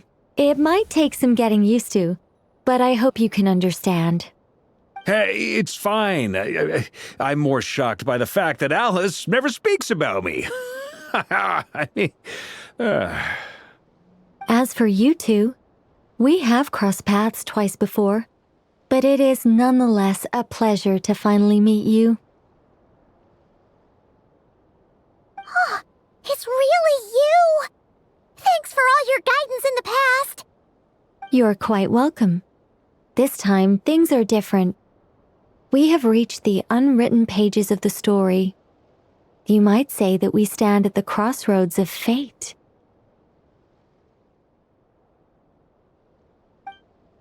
Now then, allow me to formally introduce myself. My name is... No, stop! Alice! I can't believe it! I had a whole speech prepared. I'd agonized over every single word. She always picks the worst moments to ruin other people's plans. I'm so sorry about that. Alice took the liberty of devising some bespoke self-introduction magic for each member of the Hexen Circle. But I could have sworn I deleted all of the triggering conditions for it. How did it bypass everything? Oh gosh, this is so embarrassing. This is a very different side of Nicole than what we're used to. Is she not used to face-to-face interactions? Don't worry about it. We've seen that introduction magic once already, so it wasn't too much of a shock. Please go on, Miss Nicole. We'd love to hear what you have to say, or, well, communicate. Huh? Are they talking to this lady? But... Will you all promise to forget that horrendously embarrassing introduction? sorry, embarrassing. When? Yes, my name is Nicole, and I am one of a very few angels who have retained both their preferred form and their power. The Traveler and Paimon should be no strangers to this concept. There is another of our kind in Natlan. They call her the Lord of the Night. Right! Paimon remembers her. Yes. Well, I have retained more of my power than she. It's because I don't have a long-term duty to fulfill. To be more specific, no. We'll be here all day if I get into the specifics. Moving on. If I'm not mistaken, you are here because you wish to learn how one might reach the moon beyond the sky. That's right. Is that something you can give us any guidance on? Yes, I do know a way. It began with the Hyperboreans, who lived after the War of Funerary Flame. Blank looks. Maybe I should start with the background of the war, or maybe not. It shouldn't be an issue. I'll fill in the gaps for you when we have more time. Anyway, after that war ended, the three moons retreated to beyond the false sky. The Hyperboreans were humans I once aided. they accepted the civilization and creations bestowed upon them by the angels. But despite accepting many blessings of the angels, many among them still held on to their faith in the moons. They were reluctant to accept the new order, even after the War of Funerary Flame. They sought to contact the moon goddesses beyond the sky and receive their guidance. But all three had passed away by that point. This mage has a unique method of communicating. Is she talking about the moons? Yes, but they did not know. And so, still they prayed for the moon goddess's mercy. After building titanic structures that consumed vast amounts of Kuvaki, at last they glimpsed the moons and heard their voices. But of course, they were gravely disappointed, for it was then that they realized the three moon goddesses were dead. Oh, that's such a sad story. It is. Humanity was in a very sorry state at that time. The angels who had once aided them were gone, and the War of Funerary Flames had left them homeless and destitute. Just a second, I gotta ask. How relevant is all this history to the task at hand? Well, I mean, it's... Okay, it seems we've drifted into irrelevant narrative waters. It's been a while since I've had the chance to speak inside someone's head. As soon as I got started, I lost control and the words just flowed out like a waterfall. What I'm trying to say is... Right, yes, that's it. The relevant part is the ritual created by the Hyperboreans. The fact that they bypassed the false sky and saw the true moons implies that they successfully built a connection between Teyvat and the outside world, which means, with enough Kuvaki and a sufficiently stable connection, it should be feasible to send one person over the border. Okay, so they built some kind of portal? Oh, yes. A portal. Yes. Is something wrong? You sound disappointed. I just didn't expect you to summarize it so well. It turns out I could have said all that in one word, if only I'd managed to think of it. No, please, it's fine. This is invaluable knowledge. I'll be sure to record and preserve everything in writing. Oh, really? Well, in that case, I suppose I could backtrack and add some more detail. I did gloss over a few things so far. Whoa, time out. Let's summarize what we've got first. The Hyperboreans were the last ones to use this method, right? So we somehow need to find whatever structure they built and make sure there's enough Kuvaki to power it up. Luckily, we have the moon marrow of both the eternal and iridescent moons, so we're all good for Kuvaki. Which means the key issue we need to focus on is finding the place. Am I right so far? Yes. Although I expect the structure is long gone by now. That said, what if we could take advantage of the phantoms to travel back to a time when it still existed? Well, travel back isn't quite accurate. It's more like we'd be creating a handshake between 2 points in space-time. We wouldn't even have to pick a time when it still existed. It could just be a time when it still appeared in phantom form via projection, or we could project our own phantoms, fold them together, You look lost. Was that too hard to follow? Yeah, things got a little, technical there. Paimon's brain is reaching capacity. All right. Let me think about how to put this more simply. Okay, got it. Over the next few days, I'll search for phantoms that we can use. Once I find one that meets the criteria, I'll let you know and we'll regroup. By completing certain rituals, specific individuals will be able to enter the phantom and make it to the Hyperborean structure. If everything checks out and it looks feasible, we'll just need to wait for Moon Prayer Night, and we can send the moon goddess back home. I'm really skimping on the detail here. Is this making any sense at all? I think so. For now, we'll just wait to hear from you. Yes. Basically, yes. Great. Counting on you. In the meantime, we'll focus on finding the moon goddess's name. My name? Are they Looking for a way to stop me from disappearing? Excuse me, Miss... Go on, Miss Nicole. This conversation was a little all over the place. I didn't catch your name. I am Lauma, of the Frost Moon Scions. Ah, I did wonder. I noticed that you listened very intently when I spoke about Hyperborea and the moon's history. If you'd be interested, I'd love to visit you this evening and go through it again in greater detail. Also, if you were serious about making a record, it would be too risky to simply write down the raw details as is. I would suggest some tweaks.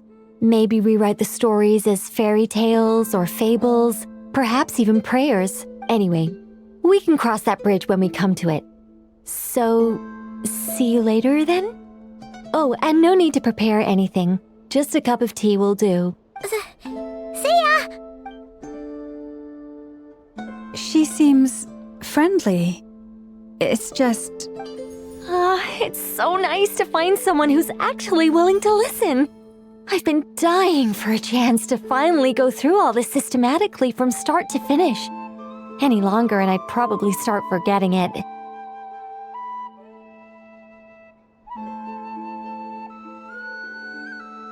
Now Paimon gets why Alice told us to mind our heads. What did I tell you? A lot of quirky people in Alice's orbit. Now then, the next order of business is, where do we start looking for the moon goddess's name? Maybe the rest of what Nicole has to say might give us some clues. Once I've heard her out, I'll summarize the salient points and share them with you all. I'm also inclined to review our other documents. Yes, our faith was first established by our Hyperborean ancestors, but many of the more factually accurate records are from after Kuthar's birth. Sounds like we're gonna follow Columbina's journey through Teyvat, huh? In that case, we'll start by heading to the Frost Moon Enclave. Sounds like a plan. Take this with you. I'll see about getting in touch with the Fatui. It'll probably just be Arlecchino and Sandroni again. They're the only ones who would want to help. Thank you, Mr. Varka. Don't mention it. Honestly, I'm more comfortable dealing with the Fatui than prying into the details of a young lady's childhood. Catch you later. I should follow them, just in case there's some way that I can help.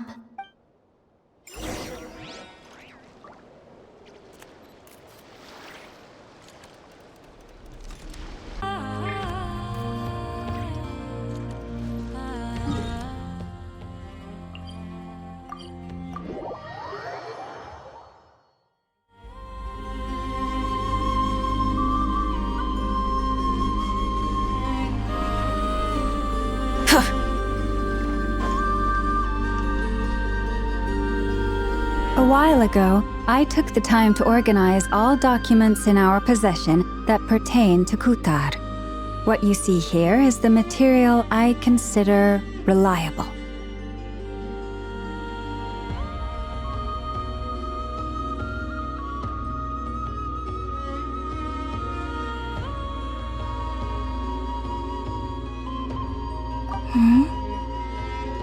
You're saying there's unreliable material too? Yes. Most of the information we have was transmitted through an oral tradition. Inevitably, some of her stories were mythologized and deified over the years through countless retellings. That's why I organized them into reliable and unreliable. There's no sense seeking answers in history unless we can ensure the veracity of the historical record. Makes sense.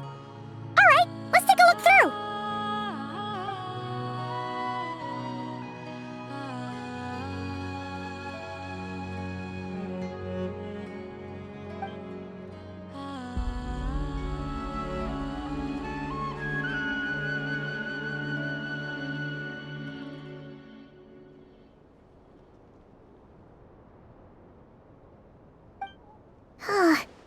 Almost all these records refer to Kutar instead of Columbina.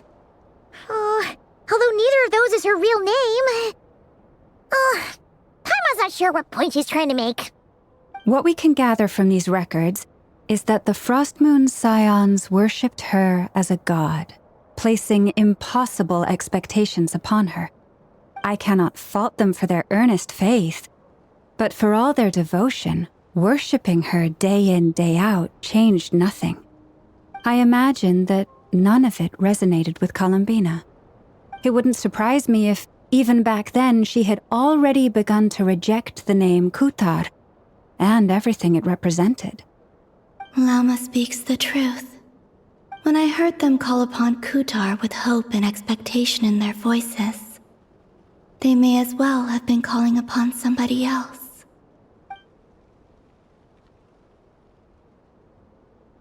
Well, that's a bit complicated. I looked at the level of detail, perceived authenticity, prose style, and how realistic their portrayal of Kutar seemed to be.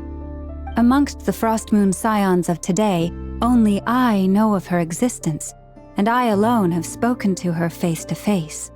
As such, I know that there are certain things she simply would never do. That being said, I have sensed some changes in her lately. Changes? Me? Oh, seems like this is getting us nowhere. Oh, for what it's worth, why don't we check the unreliable sources too? Sure. Give me a moment.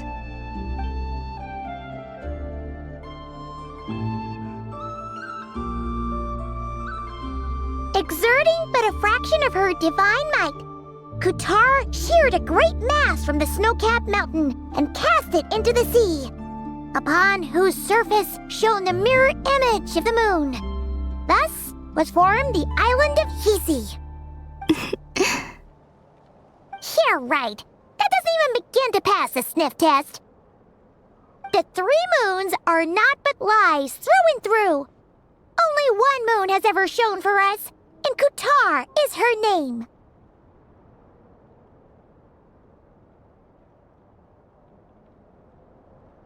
The vast majority of ancient texts are filled with fanciful tales like these.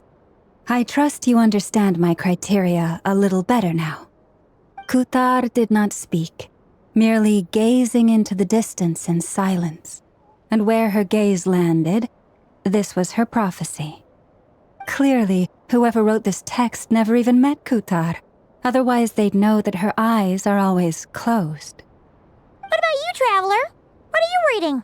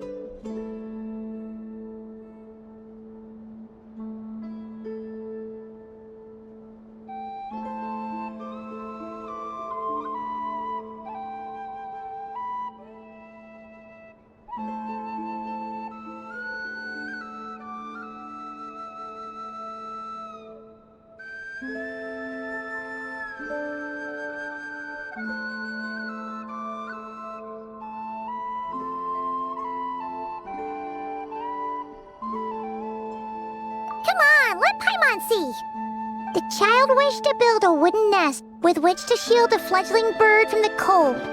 But being so young and lacking in strength, the child could not snap the branches from the trees. Kutar was passing by. Upon seeing the child, she summoned forth the Kuhenki, who built a beautiful nest for the child. I remember that. Not knowing the meaning of Kutar's divine intervention, the child dared not to respond, and thus ran home to call their parents. But Kutar was gone. The Moon-Chanter declared the event a miracle and took the nest as a relic, placing it on high for all to see.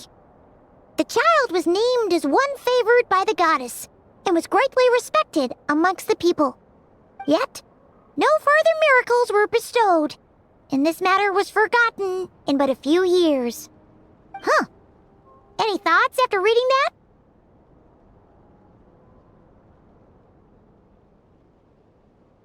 Yeah. Columbina probably just wanted to join the kid in making nests. Ah. I had originally considered this a fabrication, because Kuthar did not perform any similar actions in subsequent records. But now that I think about it, it does seem like something Columbina would do. It's just that... She didn't know how other people would interpret her actions. She was probably worried about making things difficult for people. And so, she gradually stopped joining in. Yes. Oh, that's so sad.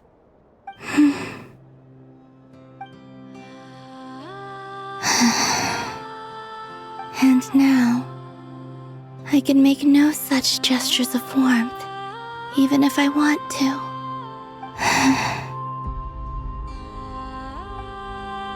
Still no name. That's a bit of a shame. But we did learn some interesting stories. That's gotta count for something.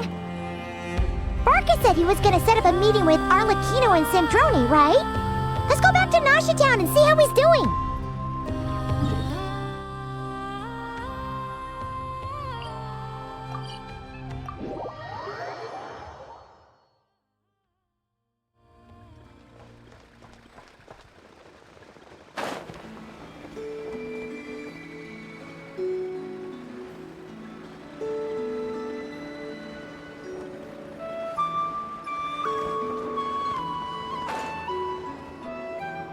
Let's see. There's Varka. Oh, and it's Durin and Albedo too. Yeah, this is pretty much the same place we bumped into each other last time. I convinced them to stick around a little longer. We were all waiting on people, so I figured having a little company would help pass the time. Ah, so you've been waiting for us? Does this mean that you've already arranged things with the Fatui?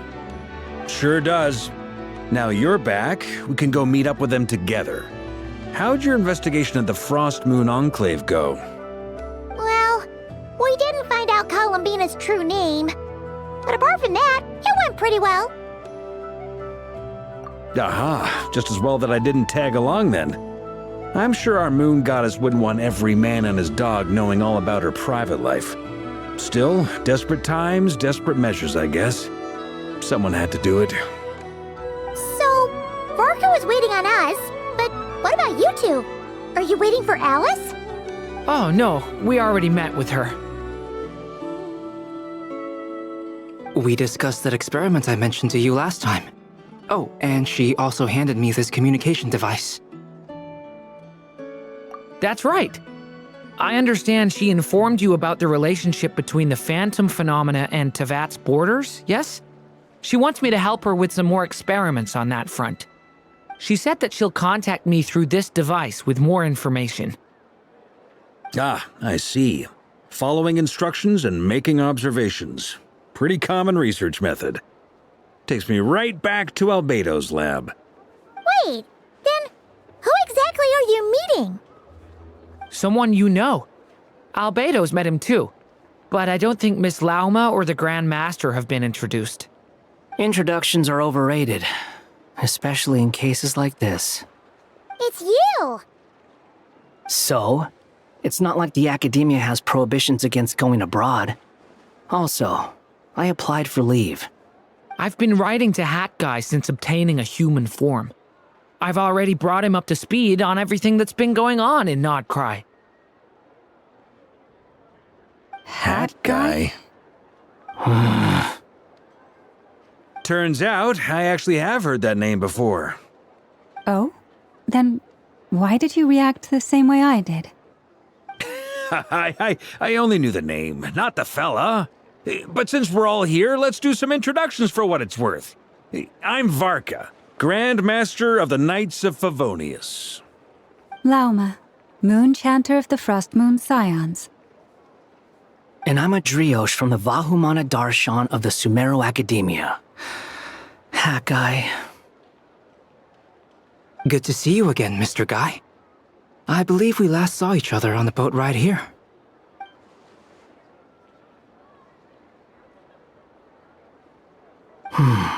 Mind you, the only reason I came here is because there's someone I want to look into. Who's that? The Doctor, also known as Dottore, second of the Fatui Harbingers. From the tone of your voice, it sounds like there's bad blood between you.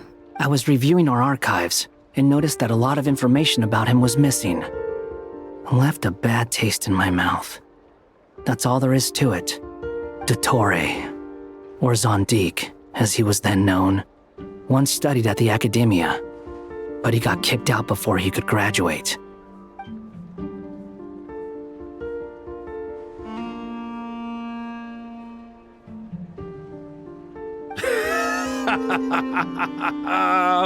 So the Harbinger's #2 man is a college dropout? How embarrassing for them.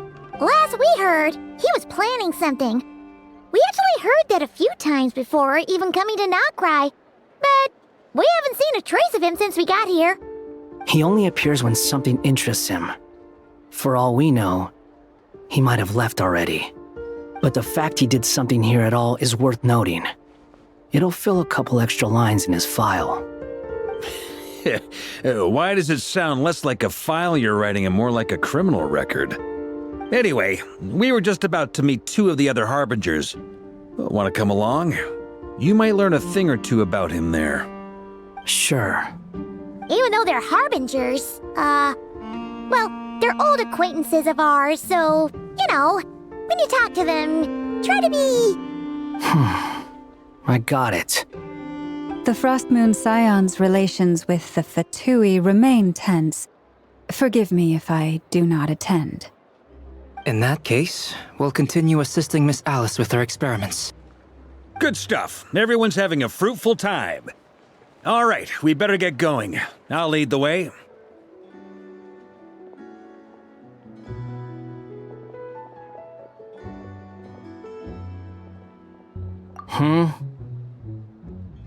Well, yeah, that's obviously part of it. But I'm not the only one who has a score to settle with him. Neither you, nor Lesser Lord Kusanali, nor I want to see him meddling with things again.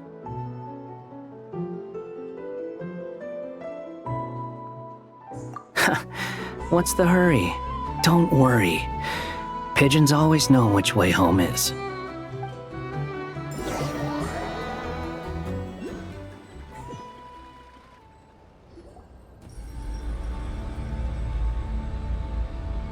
You made it. Who is this?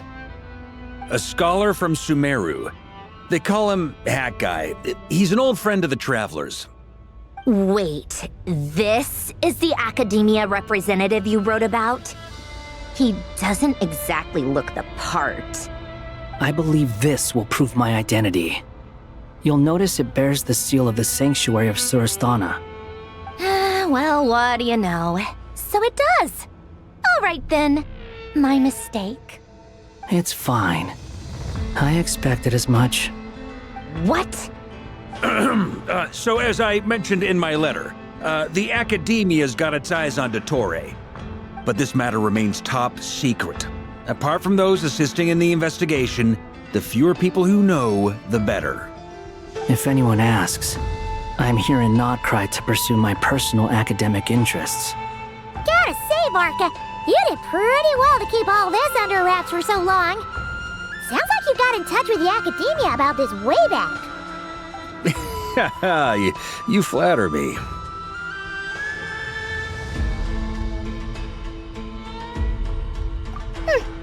Where do I even start? Remember that time we fought Rerir at Star Sand Shoal? He sure let me have it then, didn't he? I'll bet Dottore had that all sketched out, with me as his convenient little pawn. He could not care less about us if he tried, but hey! The feeling's mutual. Does Dottore really strike you as the sort who values his relationships with his colleagues? Fair point. Definitely not.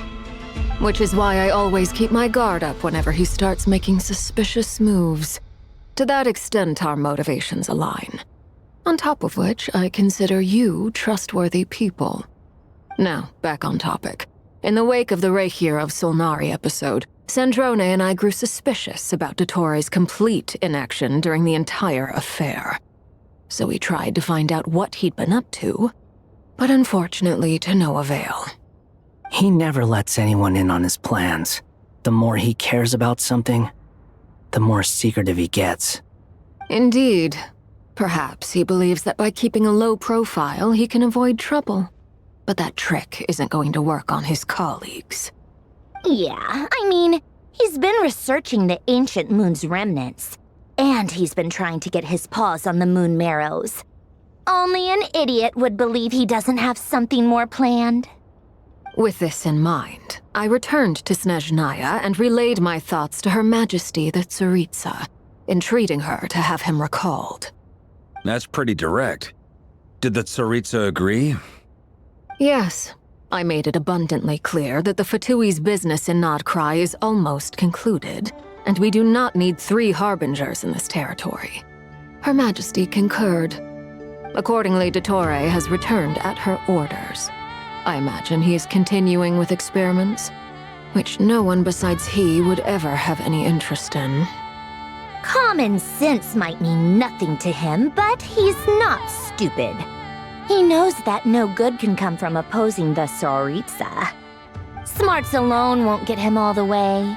He needs the Rooster's resources and Regrator's Mora, both of which the Tsaritsa can strip from him by waggling a finger. But doesn't he have a track record of publicly following orders while going against them in private? He probably has it down to a fine art by now. Wouldn't put it past him. We worked together on a research project once.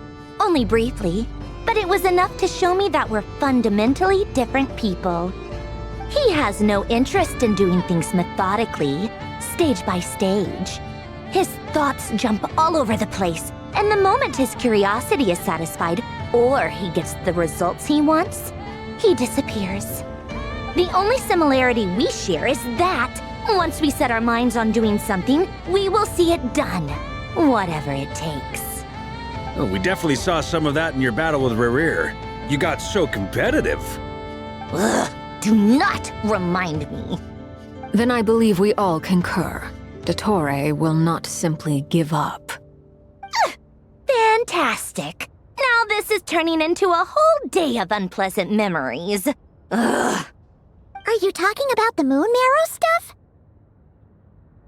He also strikes me as the kind of person to disregard experimental regulations, ruin all the equipment, and go way over budget. Then leave the first person he can find to deal with the fallout. Exactly. This one time, he was running some high-temperature experiment and the substance exploded. But does he care? No. He orders his subordinates to open the device so he can observe the results, which causes the gas inside to leak out. That gas was poisonous. If I hadn't been there, who knows how many people might have died. And after all that, he left while I was still cleaning up after his mess. What a waste of time, he said. Waste of time? The nerve! He wasted my time! You've been bottling that up for a while, huh? Hat guy, I must say, you seem awfully familiar with internal Fatui affairs, especially when it comes to Dottore. Thank you, Lady Harbingers, for providing such valuable information. I have no other questions for now, so I'll be on my way. Wait, what? You're just gonna leave? You're welcome to join if you want. Ugh. Just when Paimon thought he'd finally mellowed out. He makes quite the impression. I'll say, I've met tons of headstrong people, but not many of them would join me in bad-mouthing Dottore. Anyway, back to the main agenda. Barca, you said that Columbina has gone missing? Or rather, disappeared. Yeah. We're working on building a connection between her and this world. The simplest method is to find out her real name. I've actually asked her that question before, but she said she didn't know. Considering our relationship, I doubt she was lying to me.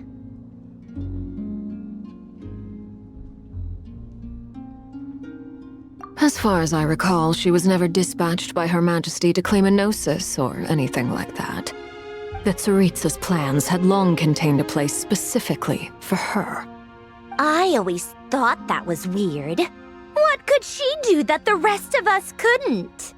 Knowing what we do now, it's probably something related to Kavaki, right? More than likely. When she first arrived, Columbina would often go to Her Majesty and ask when she could start the task assigned to her.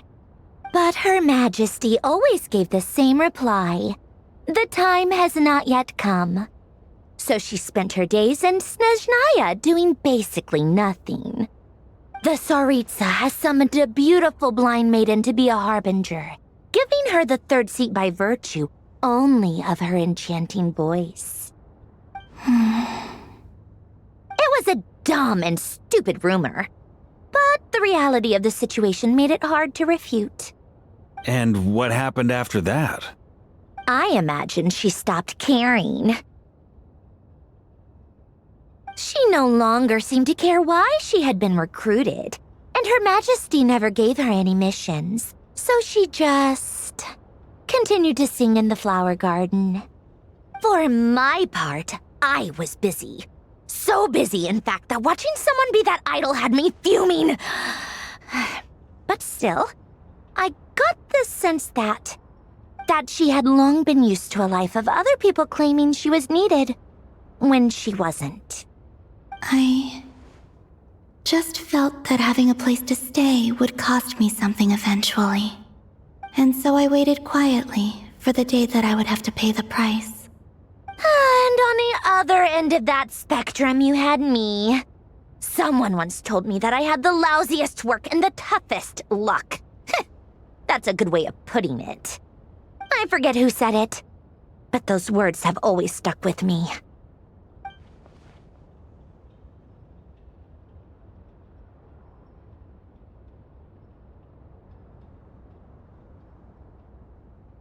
But you've done your job exceptionally well all this time. Because at heart, you are a conscientious person.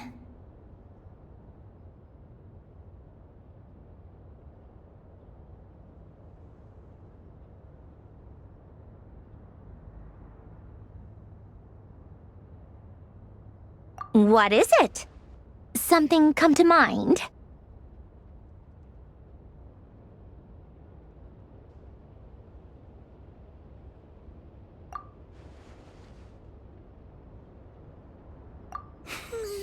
That makes sense.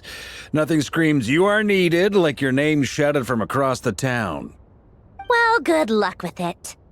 But if you ask me, Columbina is still the most shoutable name. I'm just so used to it now, after all the arguments we've had. I can't be bothered trying to remember another name for her. Nor I. Sandrone. Harlequino.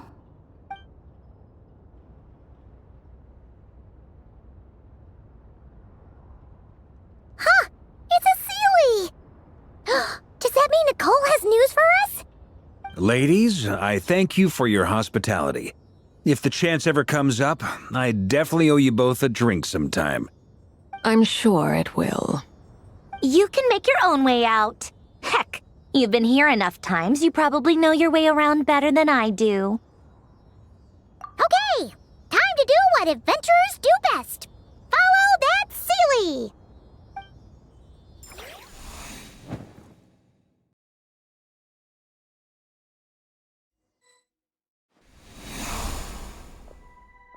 Here you are.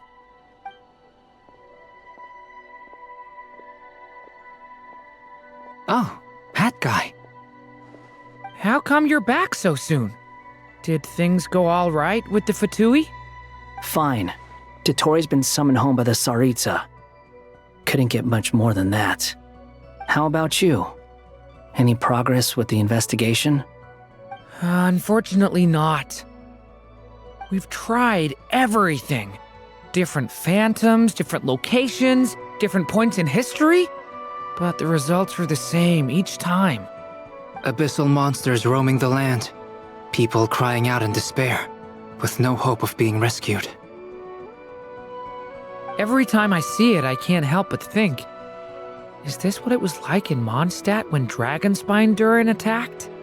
And if I fail in the task I've been given, will I create yet another tragedy? That's just meaningless speculation. When we encountered similar phenomena previously, I tried to interfere with those illusions, using sounds and lights to guide them. However, we could not change their fates. At most, we were able to extend their existences. The events of the past are like fate that has been written into Irminsul. There isn't a living thing in Teyvat that can escape its past.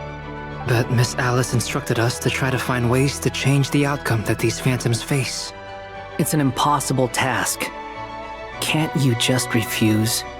Since she asked us to do this, I feel like it can't truly be impossible. Or if it is, well, mages can make the impossible possible. I could not have been born as Durin otherwise. But you also said that your past 39 attempts were fruitless. That's true. But you're still going. Yes. After this many futile attempts, surely you realize that you're not doing this because you still believe what some mage told you. It's because you want her hypothesis to come true. It's something you wish for deep inside. So, think for yourself about what you want to do. As long as you don't believe it's futile, it isn't. Yeah. Previous experience indicates that we cannot touch the phantoms, which limits the effectiveness of our interventions. If we want to clear this hurdle, we need to break this rule somehow. Same thought here. Following the same rules means repeating the same failures. Reducing ourselves to mere playthings of fate. So you mean we need to figure out a way to make contact with them despite knowing that we can't? Yes, and I suspect that's something only you are capable of. Everything in Teyvat is logged in Irminsul, but the withering that once occurred in Sumeru was a sign that the Great World Tree was being corrupted. This corruption allowed things that should not have existed in Teyvat to appear. This is tantamount to rewriting reality to an extent. You're saying abyssal power might be able to affect those phantoms? No one's ever tried it before. If you're gonna try it, it'll take courage. And you have to be confident that you can control it. Is anyone there? Has anyone seen my daughter? She's missing. I have to find her. I hear someone inside. Spargana? Are you in there? Ah! If I can use my abyssal powers to warn him that there is danger here, maybe it'll change his decision. Maybe he'll stay away. Yes. The important thing is not the nature of the power, but rather how you use it. To intimidate and obstruct. Sounds about right for the Abyss. Let me try. I should be able to influence that thing. Have you seen a little girl? What? This isn't the time for that! Just run!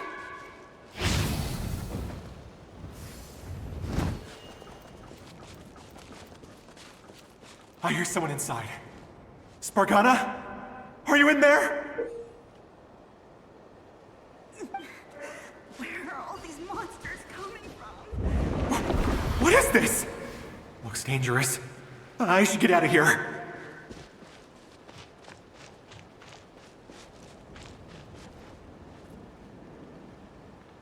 He really left! Ha! We did it! Don't celebrate too soon. Follow him. See what he does next. Monsters approaching from the front. You need to stop them and create an opportunity for him to hide.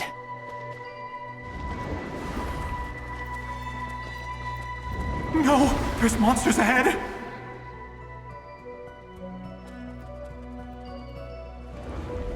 Wait, is that the barrier I saw earlier? Why is it appearing now? It's as if someone's controlling it.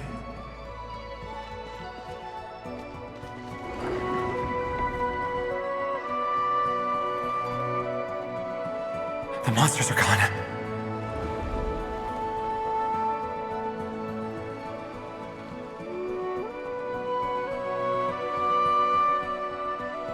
The barrier's gone too.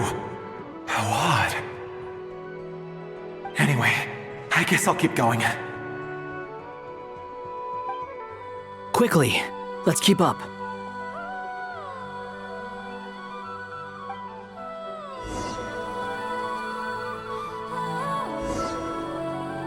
Wait, there was someone else here? Don't go any further. We've got anti-monster traps laid out everywhere. But my daughter must just be up ahead. I have to go. This way's blocked.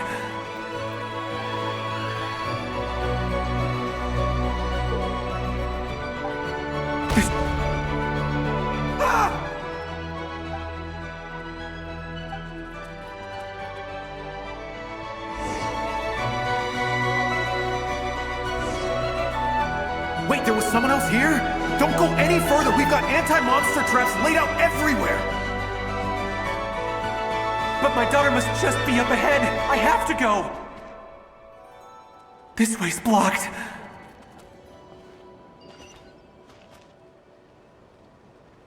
We might be able to use the explosives over there, but we need to take care not to hurt him. I'll use the barrier to keep him at a safe distance. This barrier seems to be helping me somehow.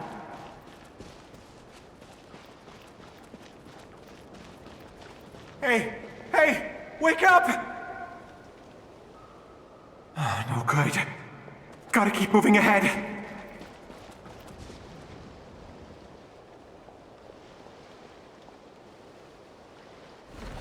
So many monsters! There's still a chance, Durin. Use the traps.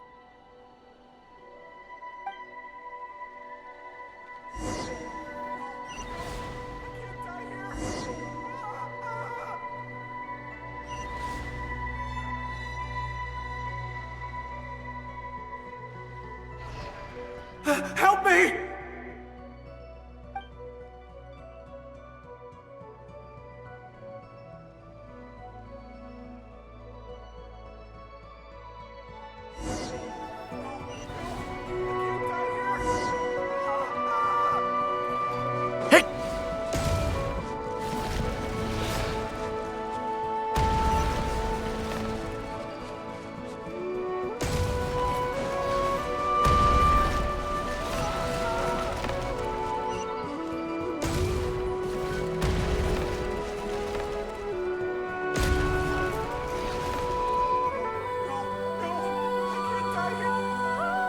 This is a new development. I've never seen this happen before.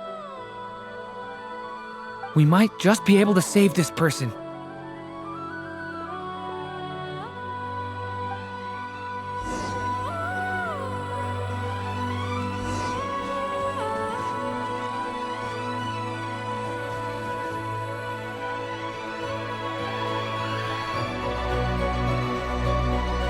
Hello there.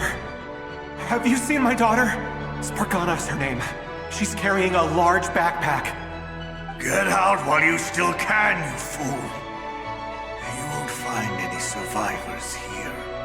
But I can't just leave her here. She must be so scared right now. Sorry.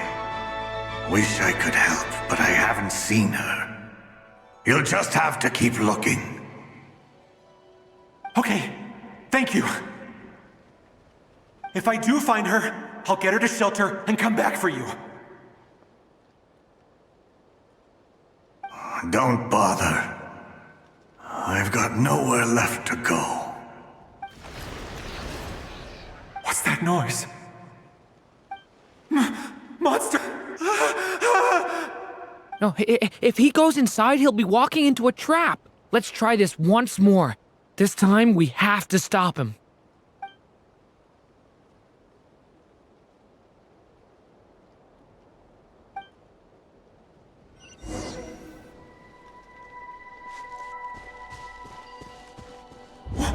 Why? How will I know where Spargana's gone like this? You know what? I'll trust this strange barrier. It's gotten me this far after all.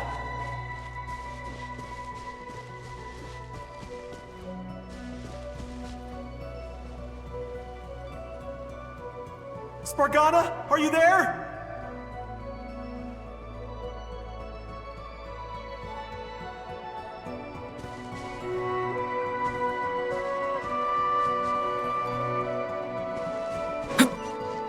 What?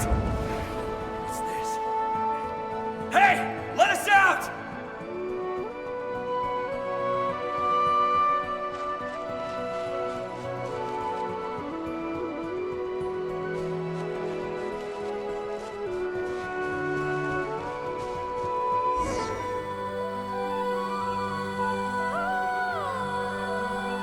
Huh? That looks like one of my daughter's books! Thank you. Thank you. Yes, it's one of hers for sure. That's her name on it right there. She left her backpack here.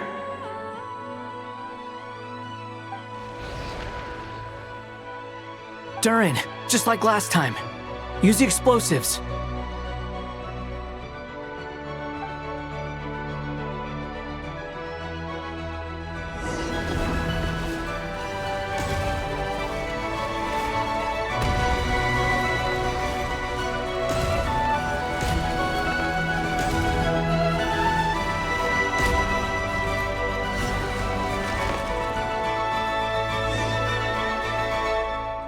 It won't work.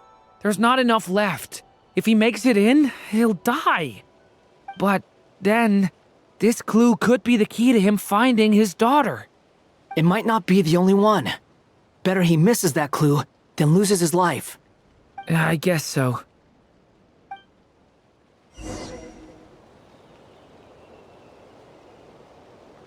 Stop him, Durin. We can't let him get any further in. That's my daughter's book! She's passed this way! Why? Why won't you let me go in? I've searched and searched and searched just for this! But how will I find her without any clues? I no longer have anywhere else to go.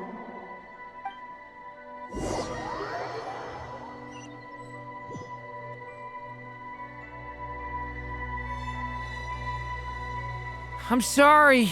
I'm so sorry. He refuses to go anywhere else. Whether he opens this door or not, all that awaits him now is death. We couldn't change his fate.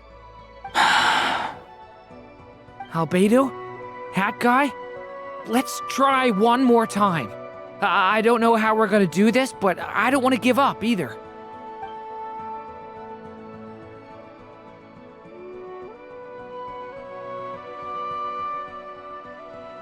Why am I here? What's going on? All these scenes running through my head. Where are they from? Huh? What's going on? His reactions have changed. How many times have I... What's happening to me? Huh? Wait, who are you? You can see us now? I feel like I always could, but that I only just realized you were there. I'm sorry, I don't know how to describe what I'm feeling.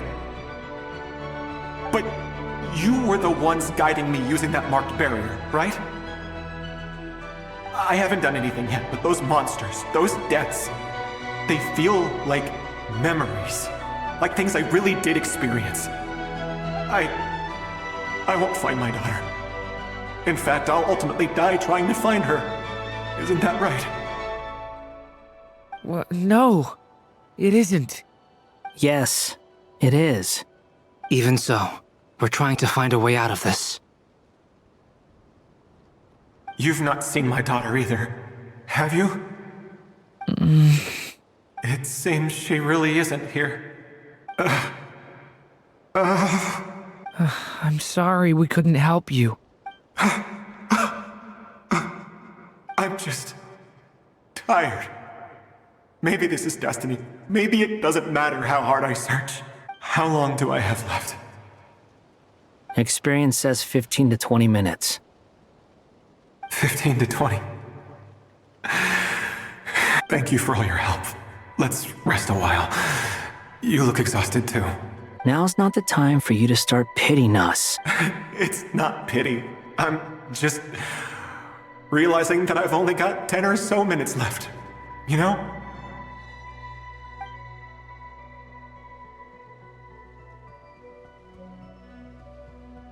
You say you're from Mondstadt, yes? A place with windmills, where people enjoy limitless freedom? And you're from Sumeru, where they've built an academy into a giant tree? Yes. It seems you've never heard of either place. Those names are unknown to me, I'm afraid, yes. Have you heard of Hyperborea?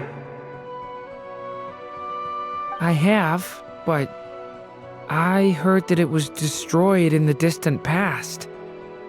I see. That was where my ancestors once lived.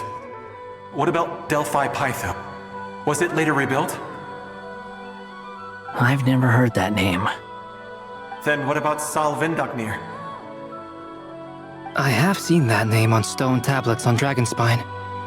But I'm afraid the only things left of that place are its ruins. I see. Sure enough, there was no way to turn this around, huh? I'm sorry. I was the one who asked to chat, but it seems like we're too many ages apart. There's barely any common ground to start from. It's all right. We did hear something new, at least. From how you speak of your lives, things must be going all right for you, I guess. They are. Mondstadt is a place of freedom and happiness. There's a lot of good people in the church and the Knights of Favonius, and even outsiders find that it's an easy place to feel at home. We have festivals a few times a year. Everyone gets together to drink, sing, and be merry. Sumeru is a lot more uptight. Not really the kind of place where you can relax. It's a nation fraught with problems wherever you look. But if all you want in life is to seek knowledge, I guess it's pretty much paradise. That's wonderful. In other words, after this all-devouring black tide passed, humanity did not merely avoid extinction, but rose to build prosperous civilizations anew. I mean, I can see you all right now. That must mean the future isn't a total mess, right? That's true. Well, time's almost up. Let's part ways, I think. Might be best if you don't waste too much time on me. The chances are slim, I know, but I'd like to spend these last few minutes looking for Spargana. If things work out, I'd love to tell her about what I've heard. May we meet again. Well, or not, most probably. In that case, may your wishes come true.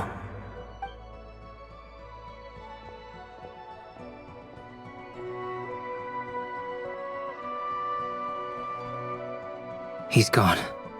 In a few minutes, he will meet the end that was his to begin with.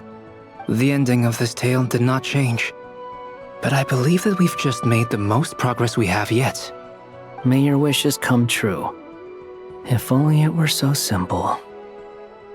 Hat Guy, could I ask you a question? You've never talked about your past. It seems complicated, and it weighs heavily on you, too. Would you be willing to tell me about it? I mean, sometimes it's better to get things out in the open. Take that guy we try to help, for instance. At least he said goodbye with a smile. right? I know about Albedo's past. Our experiences are very similar, and he created me. As for you, you're my first friend, and you've witnessed every step I've taken. But by comparison, I know nothing about you. Either way, I mean, we're still best friends. But if I knew more about you, I might understand your thoughts a bit better. I've told you about myself. I'm a student at the academia. And what did you do before that? Prepared for the entrance exam? All right. If you really don't want to talk about it, I won't press you any further. I was a puppet built from the branches of a white tree, using technology left behind by the Conrian schools of mechanical engineering. A white tree? You mean an Irminsul tree?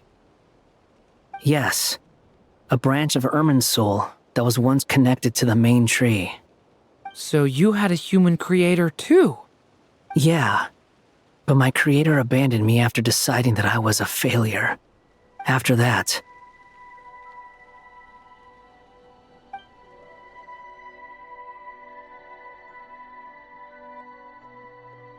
Durin, resisting the influence of the abyss, suppressing the urge to destroy, trying to do the right thing.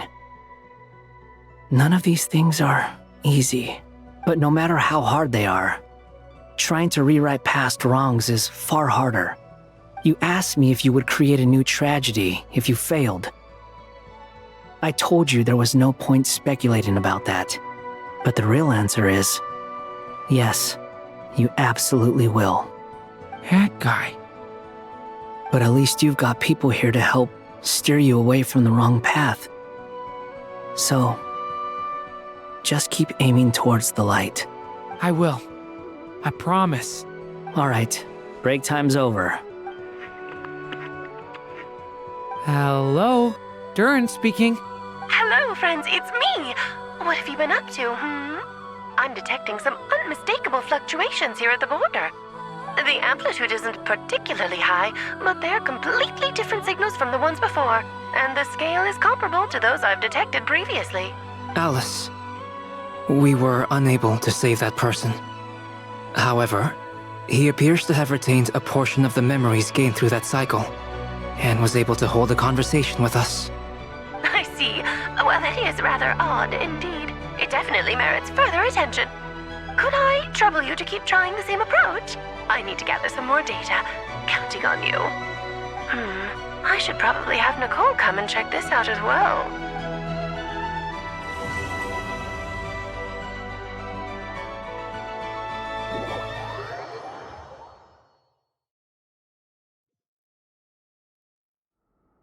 There you are. I was worried you might stop to collect treasure chests opened by the Seelie along the way. It would have taken you so much longer to get here.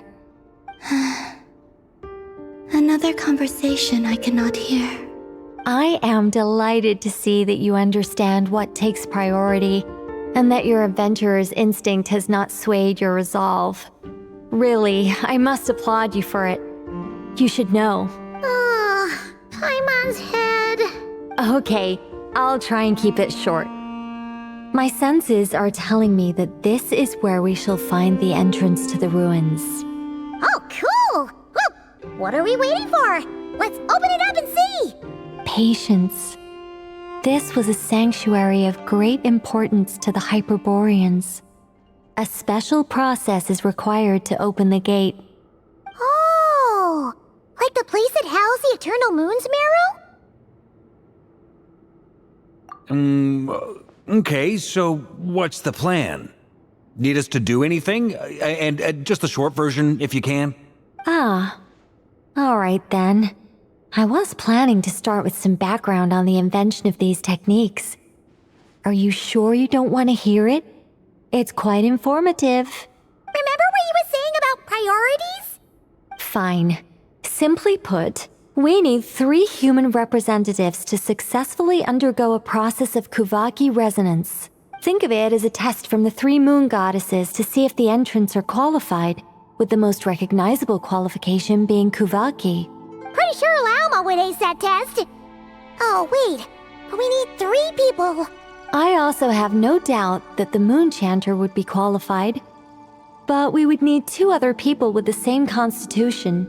Therefore, the most feasible method is not so much to follow the rules, but to figure out how the test functions and find a workaround. I've done some research, and it turns out the mechanism is rather crude. We'll simply need humans to stand before it who have sufficient Kuvaki energy within them. I'm with you so far. How do we get the Kuvaki in them? The easiest way would be transfusion.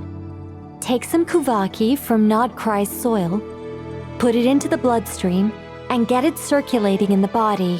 So we're going to cheat on the test? Precisely. There are other methods, but this is the simplest one. Cheating the system is much easier than trying to hide from it. Huh? Sorry? Does the idea of cheating upset you, Miss Lauma? No, that's not it. I suddenly had an idea. Ooh, what is it? It's about Moon Prayer Night. I figured out a way for Kuthar to join in the festivities. Huh?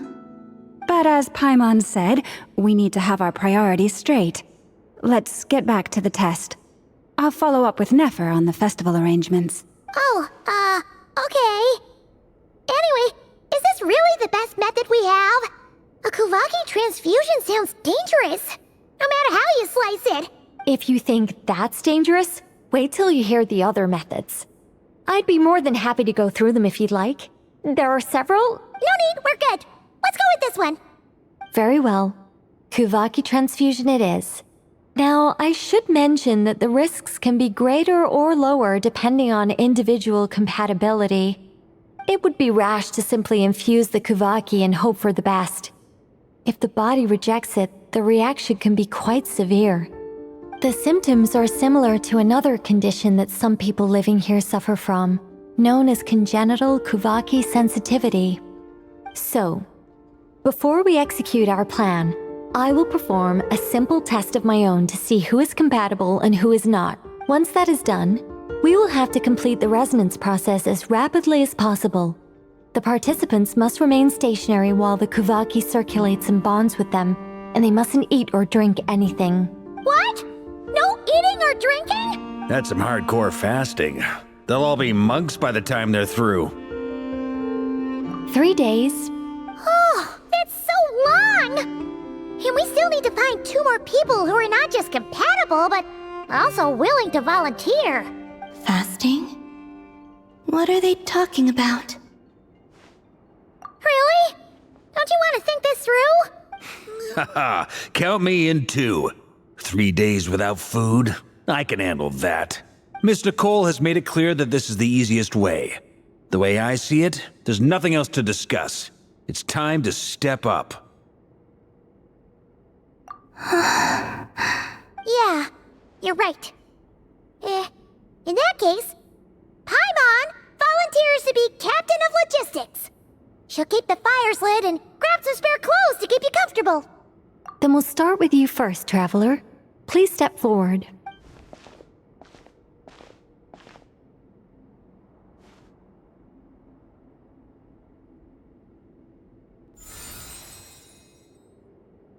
How's it going? Do you feel anything? How about now?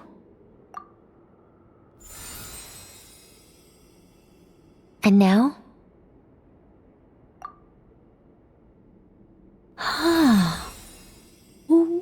What about now? You guys, it's not a competition, you know. All right, I'm officially impressed. Even as a descender, you can withstand far more than I imagined. It's like I summoned a giant stone titan to arm wrestle you, and your arm hasn't even moved an inch. In my last attempt, I infused 5 times the amount of Kuvaki required. Yes, safe to say, compatibility won't be an issue for you. You're eligible to join. You're next, Mr. Varka. Sure, here goes nothing. Alright, I'll start where we left off. 5 times the required Kuvaki dose. Whoa, whoa, whoa, hey, wait a minute. How's it going? No, not great. I kind of want to puke. Feels like I've been drinking too much. A few bottles of wine, then a big stein of Dark Horse, with some hard liquor from Liyue mixed in. You think this is funny? I just lost to a young lady in an arm wrestling contest. I'm never gonna live that down. My apologies. I'll lower the concentration and try again. Oh. How's it going now? I'm not as dizzy as last time, but I can still feel it pulsing around. In that case, you wouldn't be an ideal choice, Mr. Varka. Let's try someone else. Okay.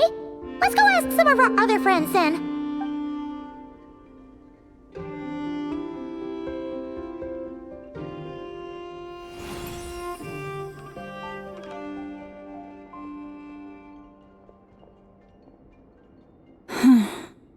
No surprises here, Miss Moonchanter. You're perfectly compatible. You may join.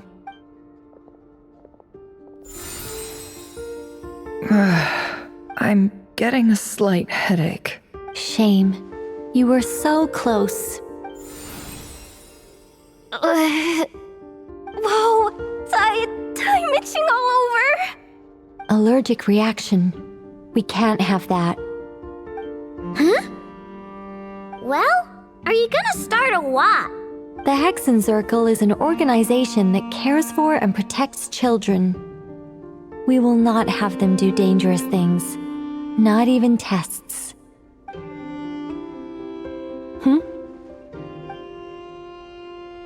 Is something the matter? The candidates have to be human. I guess that rules me out too. Huh. Everyone except the Moonchanter got beaten.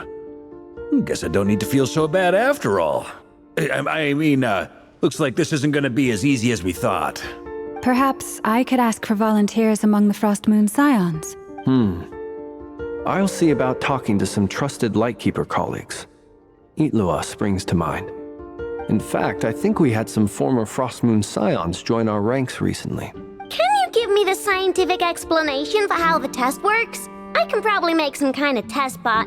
Then we can just zip through Nasha Town, going up to people and pressing a button to check their status. Wouldn't that be way easier?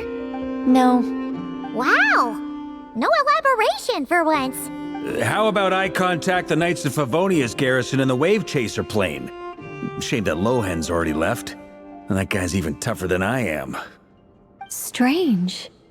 The moon goddess is clearly revered by many people. So why is she on the brink of disappearing? She mentioned that the world has rejected her from the very beginning. And when we fought the Reikir of Salnari, it seemed like she exhausted her power for our sake. Also, Paimon's not sure revered is the right word for how people feel about her. Gratitude, certainly. For my part, anyway. It's basic reciprocity. She helped us, so she deserves our help in return. Yeah. Even though she looked like she didn't care, she still saved a ton of people, including me. A review of the relevant data leads me to conclude that Miss Columbina is a good person. Yep, you bet! They really think so? I'm super surprised that Columbina isn't her actual name, though. I think it really suits her. It's light and graceful and... yeah, just a really pretty name. I know, right? Unfortunately, that's not our decision to make. Columbina. That was the code name the Fatui gave me. But it also came up in the song I heard when I was born. But... is that really all there is to it? What do I truly think of my own name?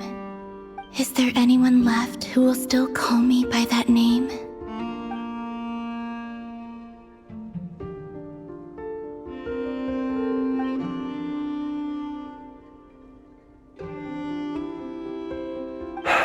Moon Prayer Night is getting closer by the day. We're running out of time. We need to look for other candidates. Then allow me to try. Huh? What are you doing here? You contacted your friends via the Adventurers Guild. Sandrone has been keeping an eye out for something like that, so she informed me. Since I have the ability to accommodate a moon marrow, I should prove to be a suitable candidate. Arlecchino. When can we begin? I see. We can begin right away.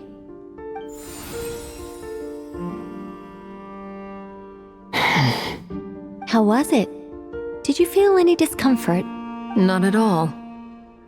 Then it seems we shan't need to look for additional candidates after all. Great! Cool. Alright, like Paimon said, the rest of us can take turns making sure the three of them stay warm and comfy. Then, my job is to take care of the caretakers. I will ensure everyone receives food and accommodation. I'm ready as well.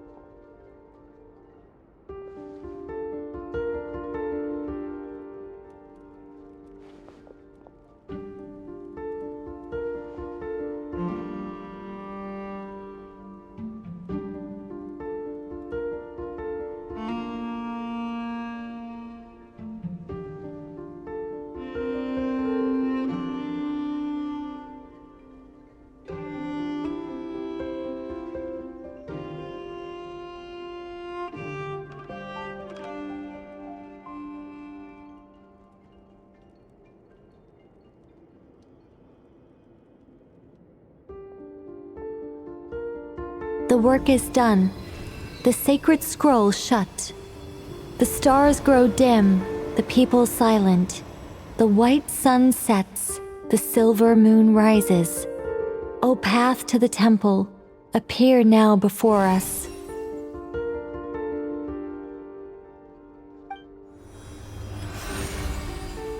Wow! It really opened! So that's what all this is about. They've been trying to open this gate. Come, let us enter. It might be best to eat something first. Take care to chew properly and swallow slowly.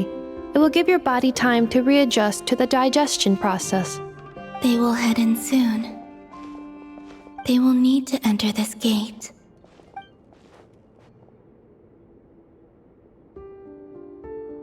Huh? I cannot pass through. Is it because I have no physical body? It has been 3 days. My strength has all but completely faded. Can I really hold on until Moon Prayer Night?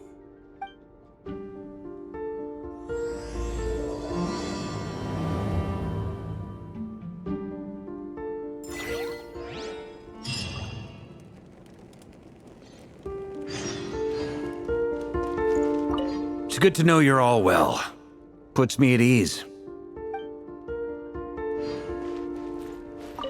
I have confirmed that you are all in good health. With that, my work is now complete. Congratulations are in order.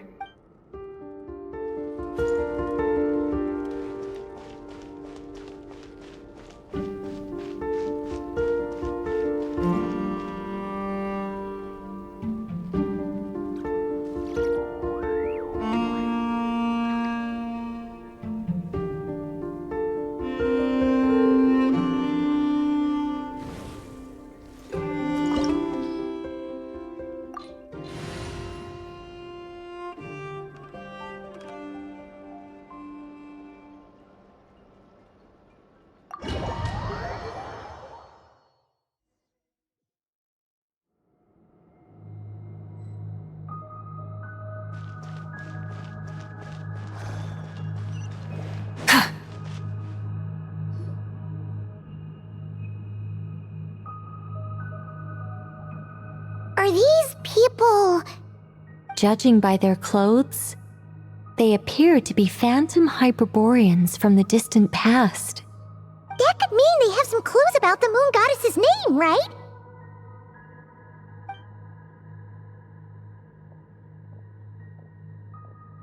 Hey there! Could you tell us what the moon goddess's name is? Sorry. That's probably a weird question, huh? How do we explain this? The moons are long gone, and their goddesses are dead. Their names no longer mean anything. When a new moon goddess is born, we will surely know her name. We have used every last resource at our disposal. All that remains is to wait, patiently and quietly.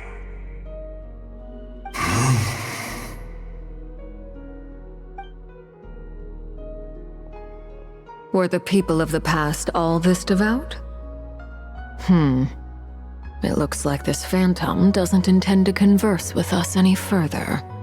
Surely the new moon goddess he speaks of must be Columbina.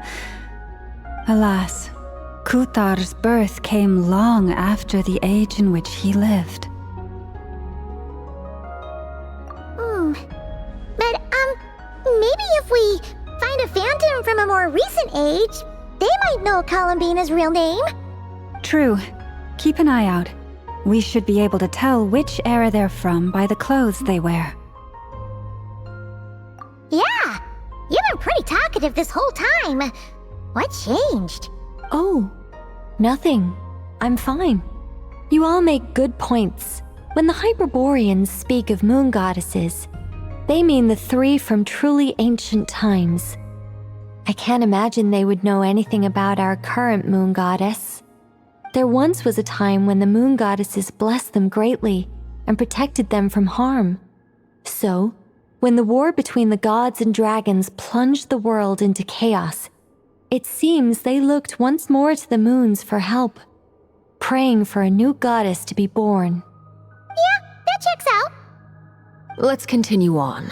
Who knows what else we may discover?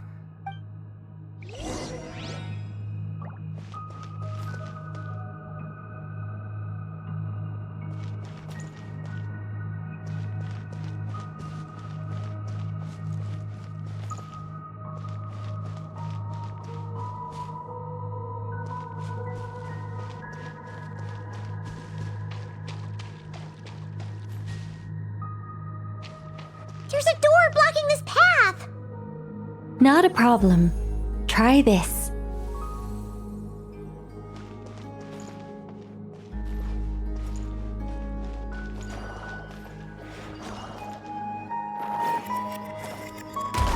Whoa! How did that door suddenly collapse? This device was maintaining the door's integrity. Remove the core, and the device stops working. Is this our destination? Impressive. More precisely, this is a device that will help us reach our destination. Let's go. We still have a long distance to cover.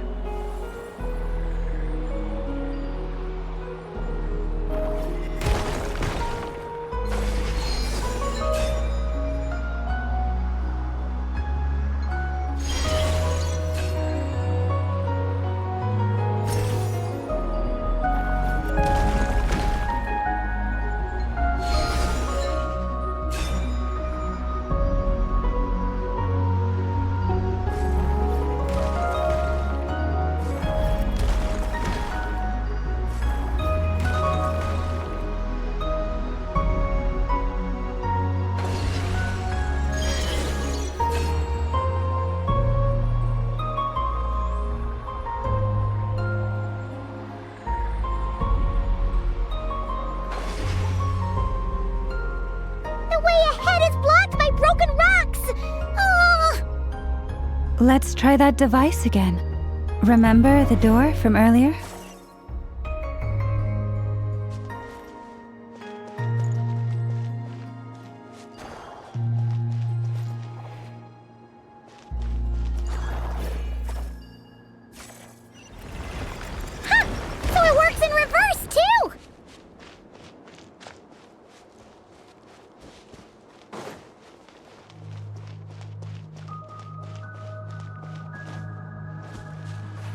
The humans we see are all phantoms, but the monsters are real.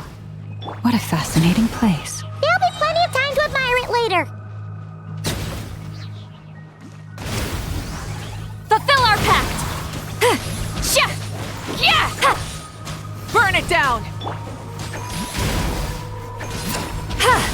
Sha!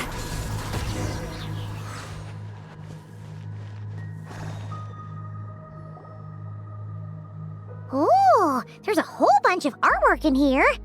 Seems pretty old. Nicole, this is probably your area of expertise. What do all these paintings mean? Let me see. To understand these murals requires some knowledge of the history surrounding the War of Funerary Flame. I shared a little of this with Lauma before. Yes, I think I follow. The dispute between the Moon Sisters, the transformation by Nibelung. Oh no, it's no trouble. I'd be delighted to share the tale again. Alright then. Tevat's 3 moons and their goddesses were brought into being by the will of Nibelung, the then ruler of Tevat. But when the heavenly principles came, they changed the world completely, down to its very foundations. The moon goddesses were nowhere near strong enough to challenge this entity. But the heavenly principles did not view them as heretical entities that had to be removed. Essentially, the 3 moons existed to keep this planet alive and operational, which did not directly conflict with the heavenly principles' aims. Nevertheless, the inherent precariousness of this arrangement would soon be revealed. Nibelung returned. Yes. He did, and thus began the War of Funerary Flame, a battle for dominance between Nibelung and the heavenly principles. Discord would soon emerge between the 3 Moon Sisters. One would voice the opinion that they should follow Nibelung, for it was he who first hung the moons in the sky. Another would argue that taking sides in the conflict would only bring the world closer to ruin. There was no telling where it would lead, especially since their creator had returned, bearing the perilous power of the abyss. Nibelung would eventually discover their disloyalty. He had all 3 imprisoned before transforming the moons into weapons with which to fight against the heavenly principles. What? Weapons? Yes. The very moons that had once defended the planet became instruments of death and destruction, striking terror into the hearts of all living things. And although the heavenly principles and the 3 Moon Sisters had once been at peace, it now seemed that the moons posed an unacceptable threat to Tevat. It is possible that the heavenly principles did not know of the goddess's imprisonment. If so, the weaponization of the moons would surely have been viewed as an intentional breach of the peace agreement. Regardless of who knew what, when, the heavenly principles shattered 2 moons and flung the other beyond the skies. Whether the goddesses managed to escape Nibelung's captivity after his fall, nobody knows. But this much is certain. From that day on, the moons no longer belonged to Tevat. The rejection slowly drained their power until eventually they passed away. So that's the full story. You say the moon ceased belonging to Tevat from then on. Why then would Columbina be born here? That is perhaps due to the lingering connection between the Frost Moon, which was not shattered, and this world. You could see it as the 3 sisters' dying wish. They never desired war. All they ever wished for was to protect this land. I see. If the final fate of the 3 goddesses is as you say, then Columbina faces the same grave danger. Our investigation has yet to bear fruit. We must hurry. Yeah, you're right. Let's keep going.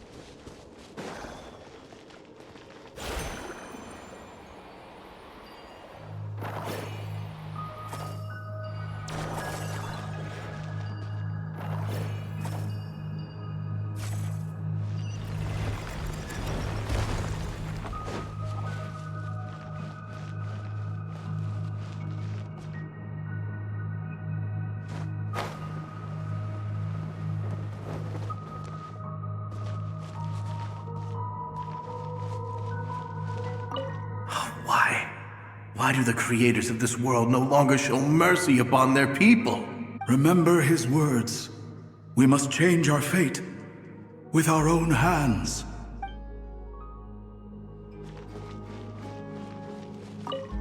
Should we trust him to keep his promise? We have to. There's nothing else we can do. Wait, that's odd. Who is he? Is something wrong? No, not really. It's just that over 30 possibilities emerged in my head, so I can't be sure who he is. It's been too long. My memory isn't as sharp as it once was. Okay. 30. Wow. Impressive.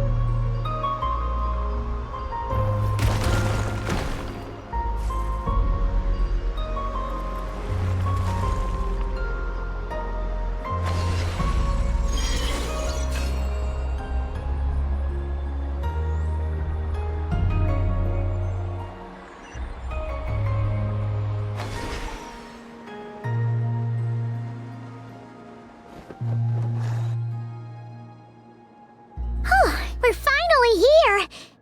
Guessing we'll need to activate this thing? Indeed.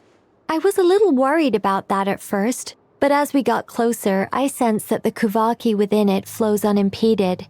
It should be functioning normally. The only issue is how to activate it. It's looking a little worse for wear.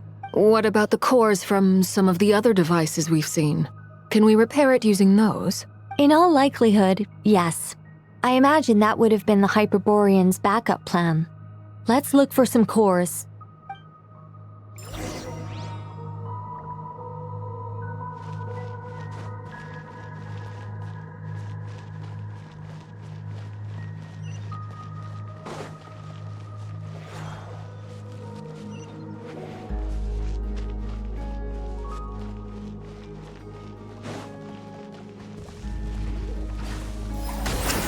Light it up! Pyroclastic surge!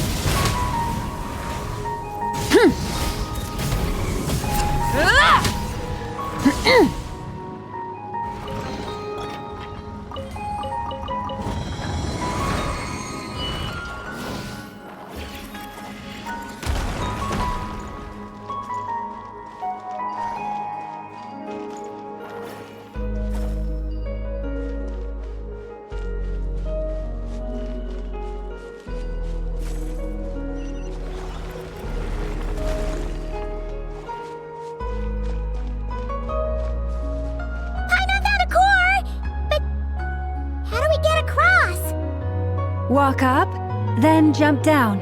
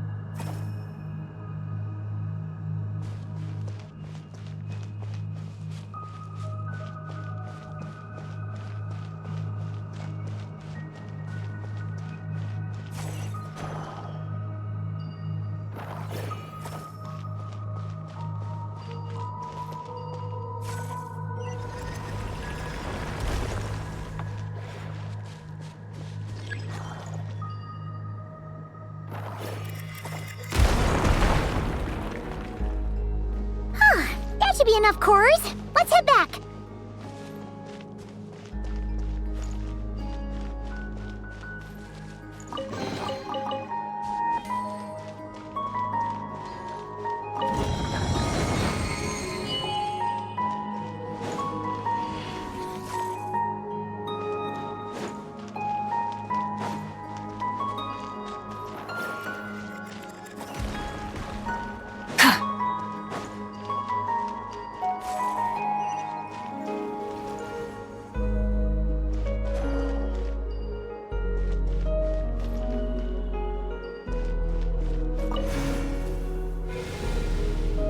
The device is up and running.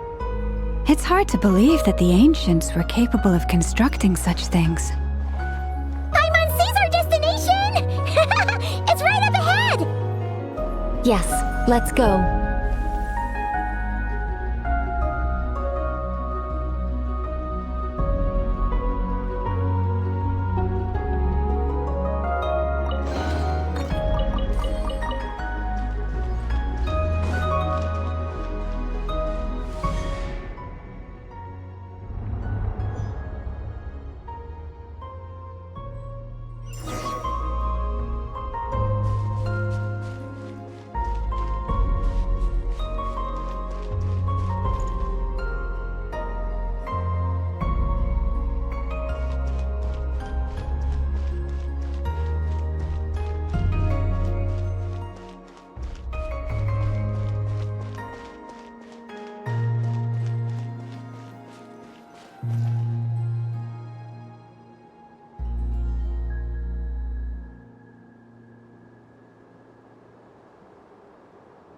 This is where the people of Hyperborea communicated with the moons.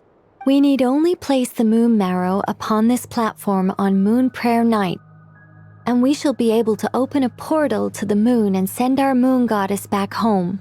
The assumption being, of course, that we can find her first. That's right. You want to know if it's safe there, don't you? And yet, she has no choice but to return. You know this. That's not the only issue here. This is the end of the line, right?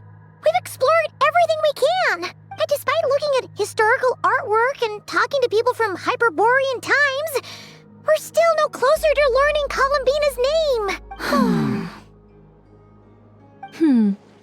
If it's not too much trouble, could you tell me exactly what Alice said to you about finding her name? Oh, sure. What she said was... Then your first job is to find it. As a moon goddess, I'm sure she must have a name she identifies with. Neither Columbina nor Kutar is her true name, and she's never really accepted either of them.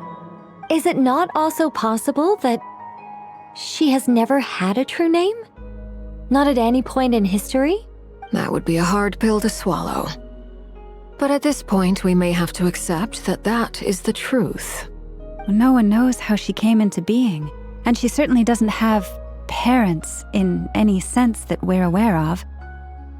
Perhaps she was never granted a name at all. But does that mean there's no way to get Columbina back?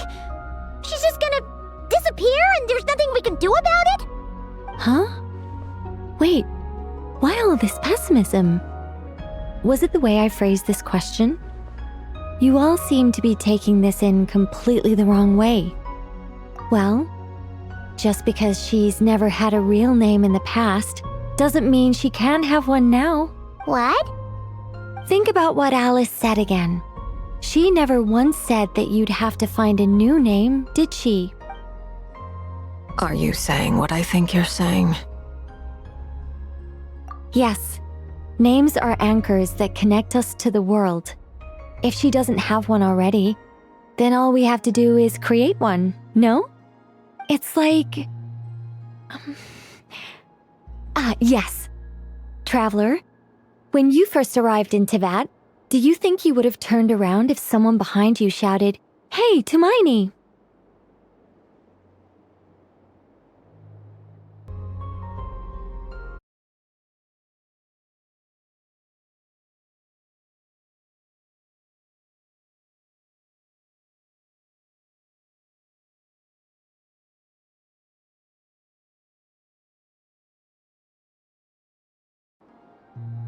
But what about now?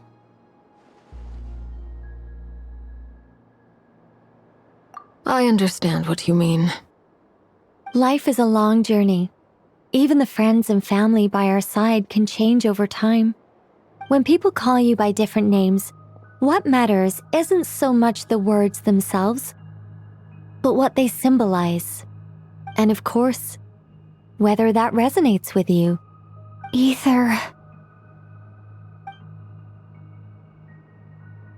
So, close your eyes and picture the moon goddess in your mind. If you were to call out to her in this moment, what would you say?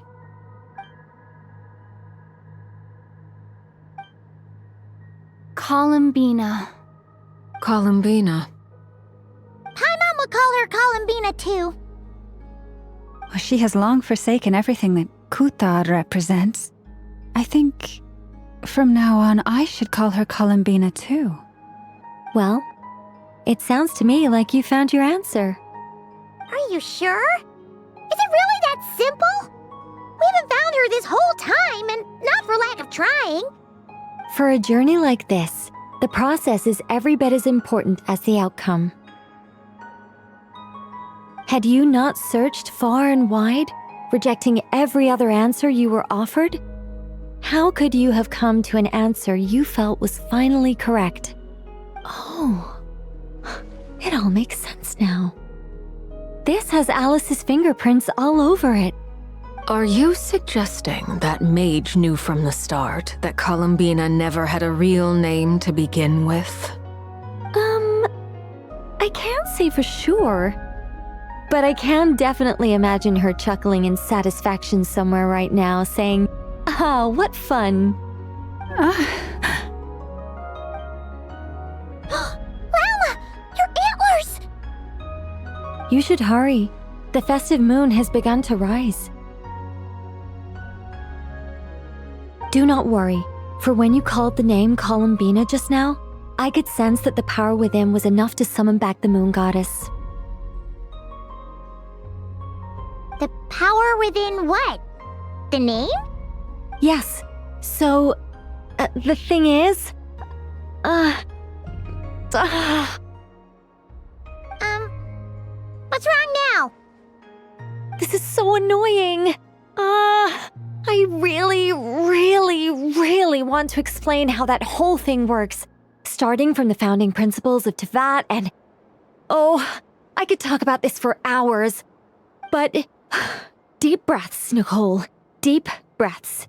You're an angel. A sober, sensible, solemn angel who has her priorities straight. Okay then. Sorry for asking. Clearly a bad call on Paimon's part. Anyway, you all need to hurry. Last thing, remember how it felt when you called out that name. Then it is agreed. By the name Columbina, we shall find her. Then we'll throw her the best Moon Prayer Night party ever!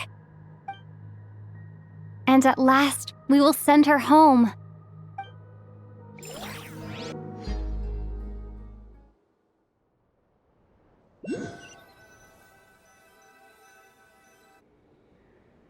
I can barely move anymore. My consciousness is fading away. Have they come back out? I'd love to see them one more time.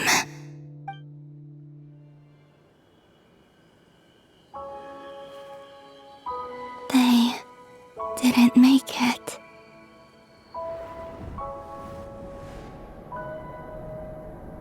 Could you tell me your name? My name is... Columbina!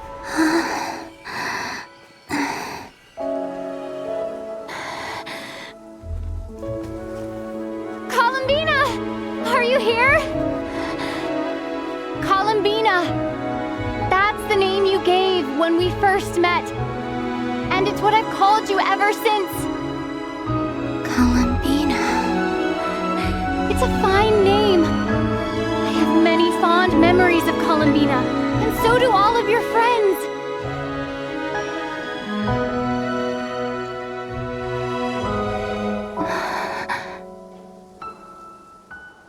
If you like this name,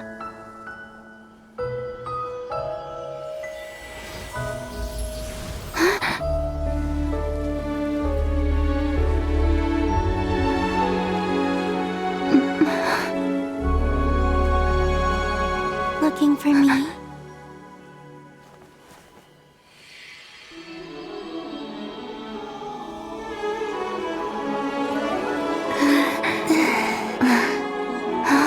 I like it. You can carry on using it.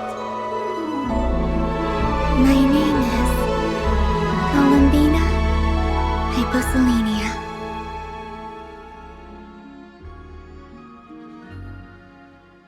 Columbina Hyposelenia. That's a wonderful name. I never thought that Columbina would become my real name. But after I met you and my other friends, the things that this name stood for slowly began to change. It went from being a Fatui code name to something my friends call me.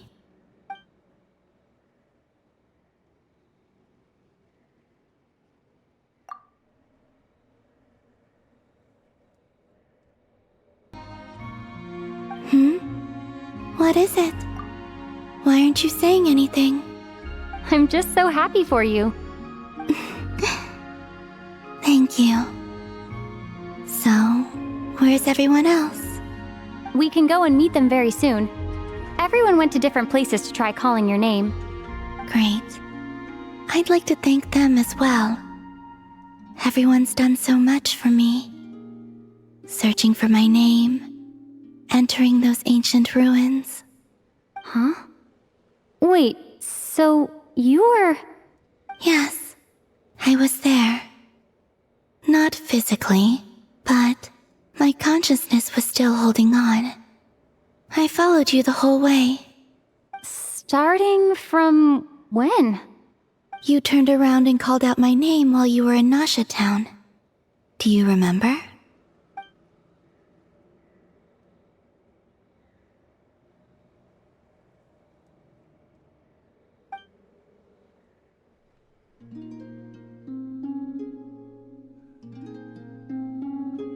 Let's go. We don't want to keep them waiting. Sure. In that case, come with me. But... Before that, could you call my name one more time? Sure. Come with me, Columbina Hyposelenia.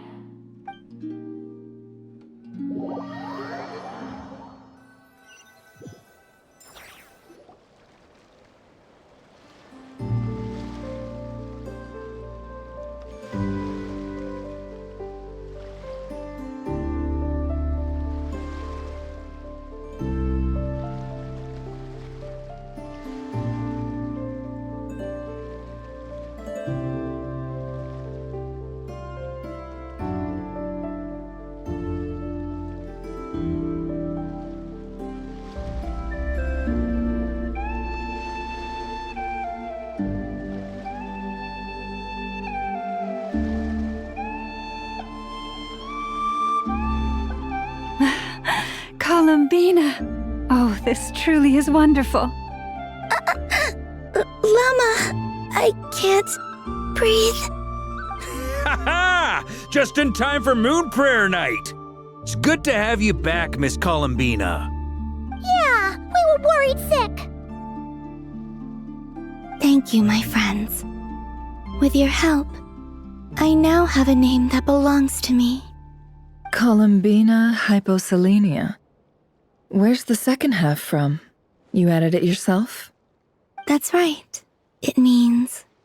Born beneath the moon. Yes. And by extension, it can also mean born beneath this world. A fine name. Now, as much as it pains me to interrupt this beautiful reunion, I feel obliged to remind you that The Moon Prayer Night celebrations in Nasha Town have already begun. Don't you want to enjoy the festivities? There's so much to see and do. And some of the ambient lighting and entertainments were sponsored by the kind souls in the Hexenzirkel. Nicole? Why have you turned into Dodoko? So you're Miss Nicole. Thank you for helping us, and for helping me find my name. It's nice to finally hear your voice. You're quite welcome. Guiding lost people to hidden treasure is what we Seelie do. And if you ask me, spiritual treasures are far more precious than material ones. Chests are all well and good, but this was what it's all about. Ah, so satisfying. Anyway, I had to go help Alice. It seems like she ran into some trouble. That's why I couldn't be here in person. But don't worry, we're with you in spirit. We'll be celebrating right along with you. Keep an eye out for the Hexenzirkel's festive stalls in Nasha Town. I think you'll like what we came up with. Alice said she even managed to rope B in this time. The Frost Moon Scions have also prepared various attractions. I believe Aino, Nefer, and their crew are setting things up as we speak. On that note, Nefer, about that request I made. It's all in hand. Yehoda is on site to ensure that everything goes off without a hitch. Wonderful. In that case, Traveler?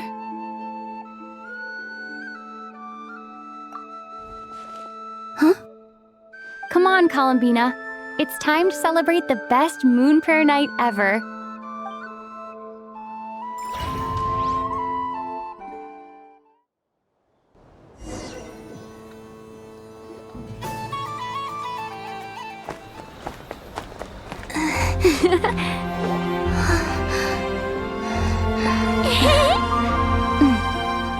Hey, young lady! Would you like some Moon Prayer Night candy? Happy Moon Prayer Night! Oh, yeah, I almost forgot to say. Welcome home, Moon Goddess.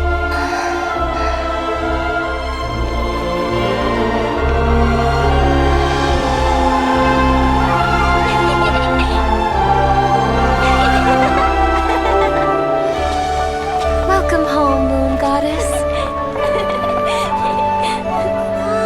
Welcome home, Moon Goddess. Welcome home, Moon Goddess. Turning Nasha Town into her home is a festive gift. A rather brilliant idea. Perhaps this is what Notcry, Columbina's home, should have been like all along.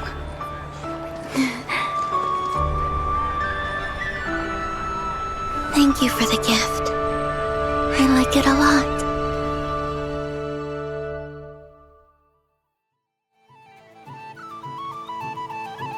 This feels like the surprise of my life. I do. I never imagined I'd ever get to enjoy Moon Prayer Night with everyone so freely. If you're happy, we're happy. Quite a strategy you came up with. Hide the tree in the forest. It's not your usual style, Lauma. Is there something about Moon Prayer Night that enhances what's in your head as well as the antlers on top? Apparently so. It even inspired a perennial penny pincher to use their resources for a greater cause. It truly is a magical festival.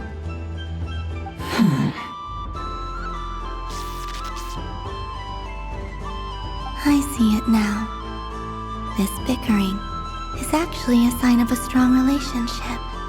Huh? What's everyone doing here? Oh, Miss Columbina, you're back. Yes, I'm fine now. Thanks for your concern. How's your progress with Alice's assignment? Very well indeed. I've never heard her sound so excited. Not like this. This time, her excitement seems more serious. Seems like she's had a major breakthrough. She said she'll contact us once she knows more. In the meantime, we're free to relax and have some fun. Enjoy the time off while it lasts. I have a feeling that our next task won't be so simple.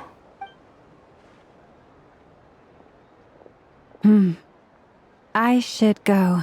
I still have a few things to attend to at the Frost Moon Scion stall. And I think I'll take a look around. With any luck, this once-in-a-year festival will come with once-in-a-year opportunities. Hold up a second. Where's Varka? I believe he made a beeline for the flagship the moment he entered Noshatown. Ah, that's Mondstadters for you. They know what they want when festivals roll around. Goodbye for now, Columbina. I hope you have a wonderful night. I will. Well, in that case, don't just stand there. Get out there and have some fun. You'll definitely get a warm welcome at every stall. Oh, also, take this map with you. It's a guide to the festival.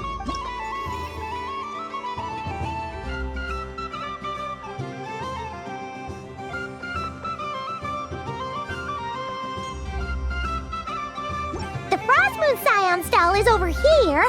Lauma's invited a whole bunch of cute animals to celebrate too. Over there is the Hexencircle section. Alice seemed more excited than anyone about this festival, so she insisted on making it a grand affair. Oh, and then there's the Noshatown local specialties, including... Actually, forget that. Better if you go check them out for yourself. Thank you. It looks like a lot of fun. You're not coming with me? We'll be around. But don't you want to browse by yourself for a bit first? Yep. If you find something you like and want to try it out together, just give us a shout. We'll be right with you. Otherwise, just relax and enjoy yourself. There's so much on offer, so try to experience as much as you can. And don't forget to stuff yourself with all the delicious festival food. All right then. Off I go. Where should I go first? This must be the mage's stall. It feels like I've entered So this is the Frost Moon Scions area. It feels very familiar. But everyone looks much happier than usual.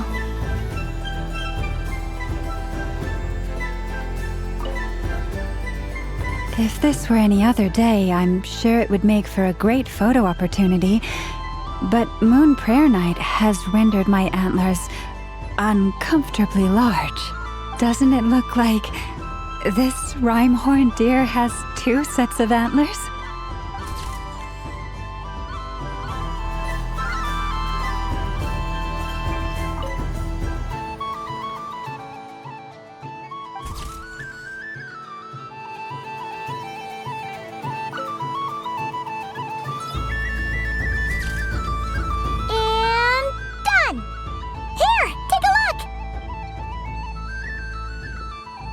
I think it looks quite funny. Well, Paimon thinks it's super cute. It looks like a silly chic badger and a rhyme-horned deer that's about to fall asleep. Maybe I'll stand on the chic badger's side instead. It looks like we've attracted the attention of quite a few animals. Let's make room for them.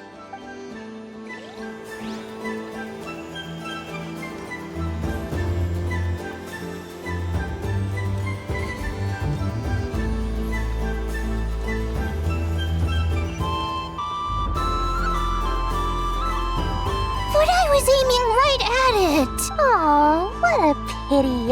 I saw it with my own eyes. You were so close. So very close. That's not true.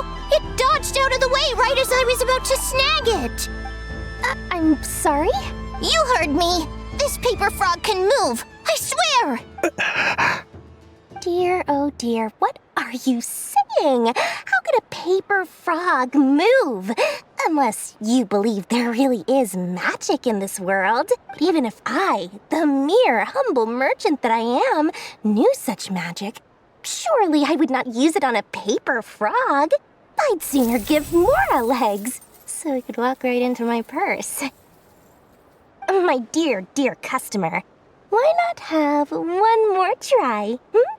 This time I'll give you 12% off, a very generous discount for one of my most regular customers. Just think about how much experience you have under your belt now. You're sure to win the next one. Oh, darn. I used up all my coins. I'll be right back. Just gonna fetch some more from my house. Take your time, but don't take too long. This event is Moon Prayer Night only. Miss it, and you'll have to wait a whole year before I'm back. Next customer, please. Welcome. Hello. Whoa! What's this big one doing over here? How do I tell my employees not to go running around this time? Shooting them a glance won't work. I haven't known them long enough. Dory? Why, hello there, Miss Columbina. Would you like to play my ring toss game? The rules are very simple, and it's easy to get the hang of. How much for a round? Oh, first time's free. Not a single mora. After that, well, we can cross that bridge if and when we come to it. But with your sharp skills, I'm sure you'll win all the prizes in one fell swoop. That was an obvious enough hint for them, right? Right?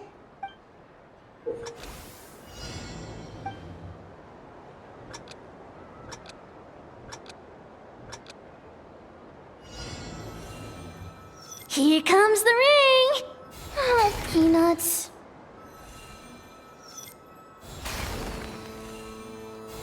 Change tracks. Roselle, should we move or not? Just a tiny bit. All right, then I'll... Oh, sugar plums, not the clock hands. How do I move the legs again?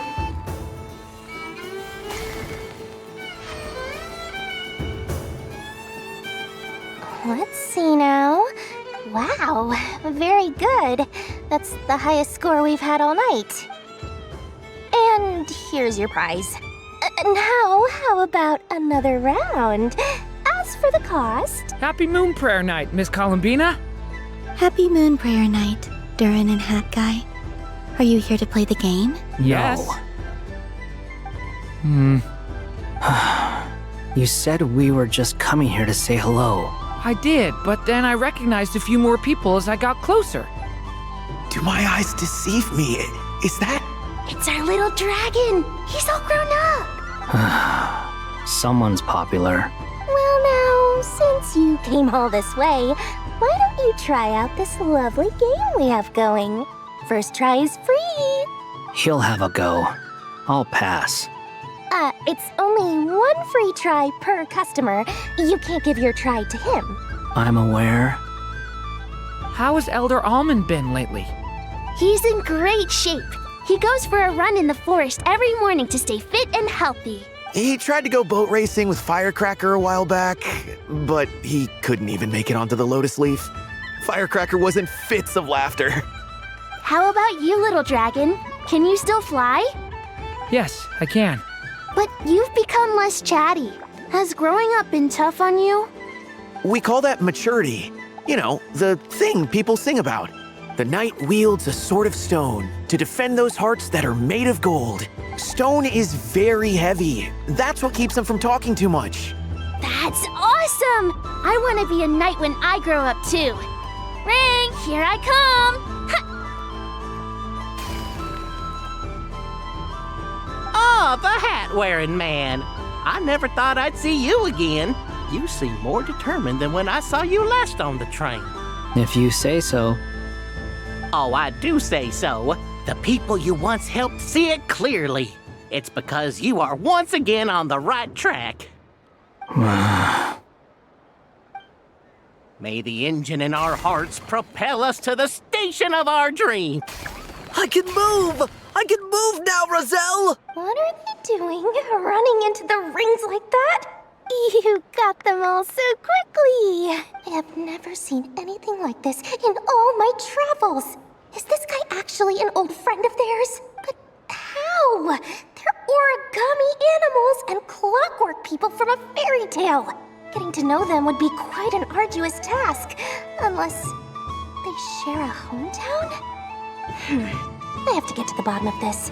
Next time I see the Great Mage Alice, I shall demand answers. Thank you, Dory. I had a lot of fun. Now for your prize. Where did I put it? Give me a moment to dig it out. Oh, sweet grand prize. How I wish I didn't have to let you go. Good thing I've already turned a profit from the customers earlier in the night. Otherwise, I'd have wasted all my hard work. Okay, I'm back. What? I leave for 2 seconds and someone's already claimed the grand prize? Oh, well, these things happen, you know? Perhaps you'd be interested in one of the other prizes instead. We've got all kinds of wonderful goodies here. Is this the thing you wanted? Here, you can have it. Huh? But... Don't worry about it. It will be happier with you. Oh, thanks so much, miss. Moon Goddess. Oh, goodness gracious, Columbina. Give me strength. How am I supposed to make any more money from this child at this rate? Daddy, look! That's the game I was telling you about! Forget it. She is the Moon Goddess after all. I'll think of some other way to swing this.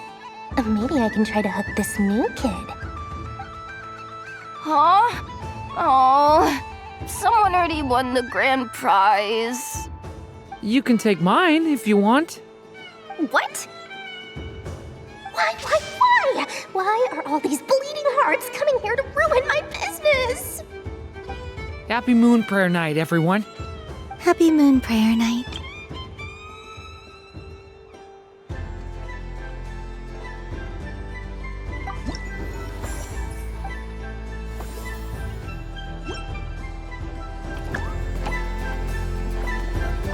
If all the prizes are gone, I might as well close up shop for the day. But you haven't had your fill of fun yet, right? So the next time a customer shows up, you're going to have to run faster, all right?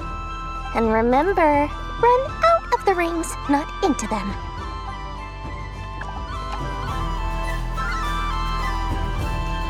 What?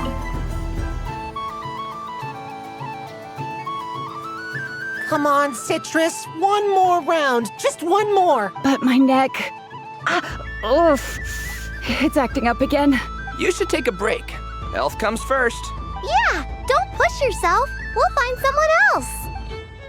Hey, don't look at me. I'm the referee. What are we gonna do then? Do you need any help? Yes, we do. We need one more player for our game. All right. Could you teach me how to play? It's really simple. You just throw the dice and move by that number of tiles. First one to reach the finish line wins. Rolling a hamster means you move 1 tile. A paper frog is 2 tiles, and a flying squirrel is 3 tiles. 'Cause they go the fastest. Okay, I get it. So, we're all set? In that case, please take your places and let the game begin!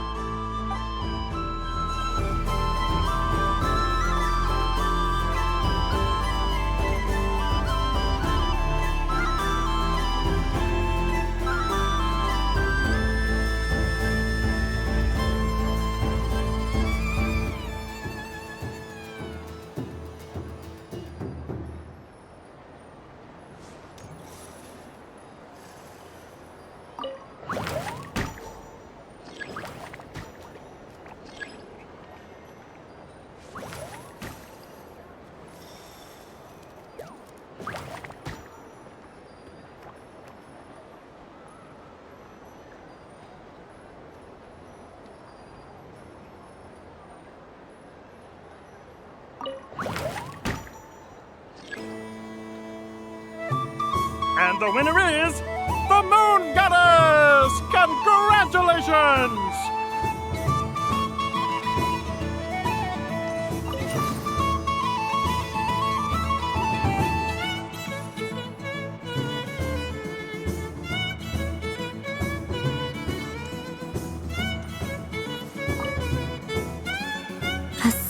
often furry creature that bounces and jumps. Welcome home, Moon Goddess. This one talks too. Allow me to introduce myself. I am a Dodoco from a distant archipelago, the most mischievous of all my Dodo brothers and Dodo sisters. When the going got tough, I powered through, and when I met obstacles, I boomed them away. That sounds like a lot of fun. Doesn't it just? Oh, but then the trouble started. Recently, I found a lovely beach, the same beautiful jelly color as my hometown, and so I dove in to have a look. Only to find it overgrown with seagrass and nasty little spiky fish everywhere, looking to turn me into a Dodoco kebab. I made it back to shore by the skin of my teeth, but my tail was sorely hurt. Couldn't you just boom them away? Oh, I wanted to, believe me. But I've heard that you, Moon Goddess, can understand animal speech. The last thing I wanted was to cause a gigantic fuss and get taken to court by a school of spiky fish. I'd be driven out of these waters for good, and my winter holiday would be ruined. And so, dear Moon Goddess, I was wondering if you might lend me your allegiance. Are you roping me into a crime? Oh, let's call it a once-in-a-lifetime carefree adventure. Does that sound better?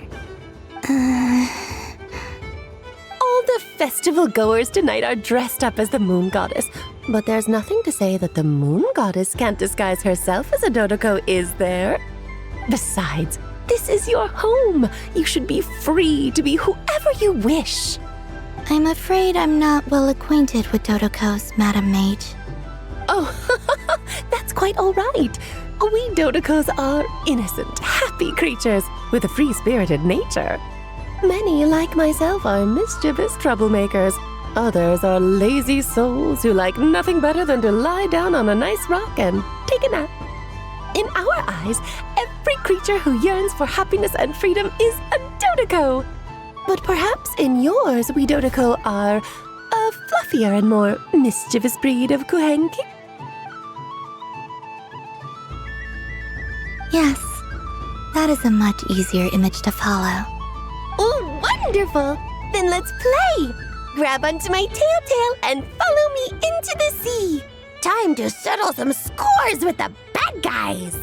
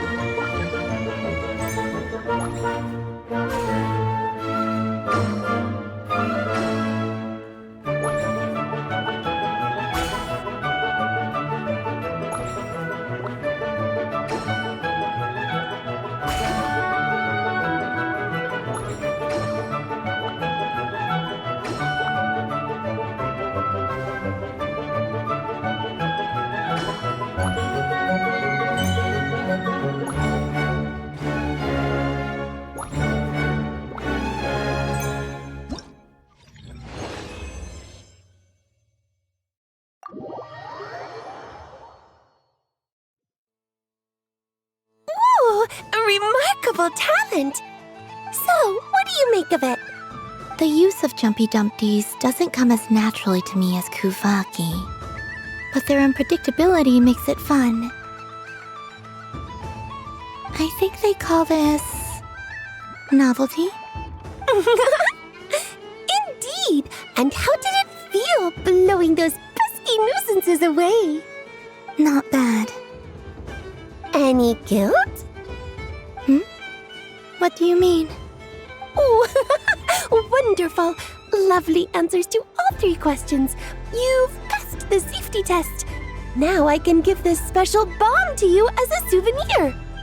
Remember, if you find any meanies living on the moon, you can use this to boom them into oblivion. I will.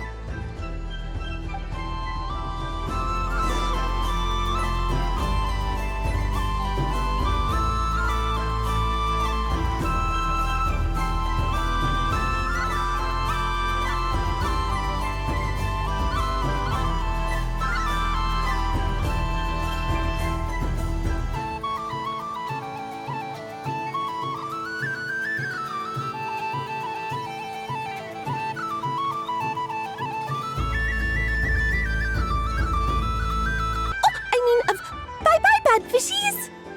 Of course! Feel free to come back whenever you like. There's always time for a dodo venture.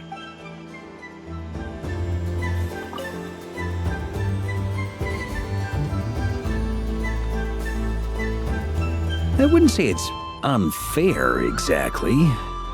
I mean, your voice goes right into people's heads.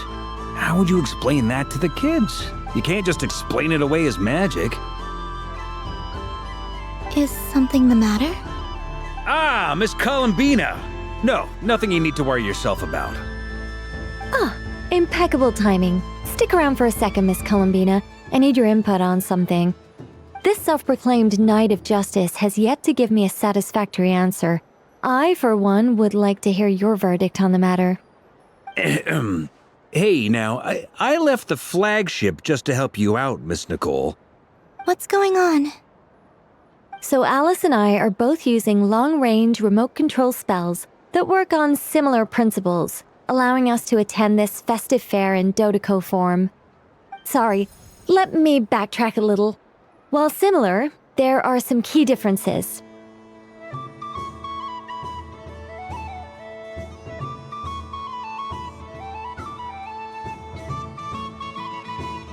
Alice, being a great mage, wanted her Dodeco to reflect something of her own charm and mystique.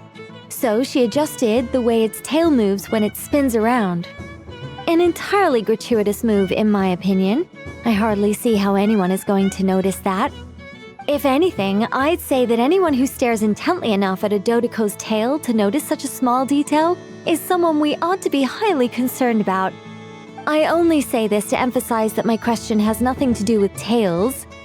Now that we're clear on that, why is Alice's Dodeco permitted to interact directly with the children celebrating Moon Prayer Night, while mine is not?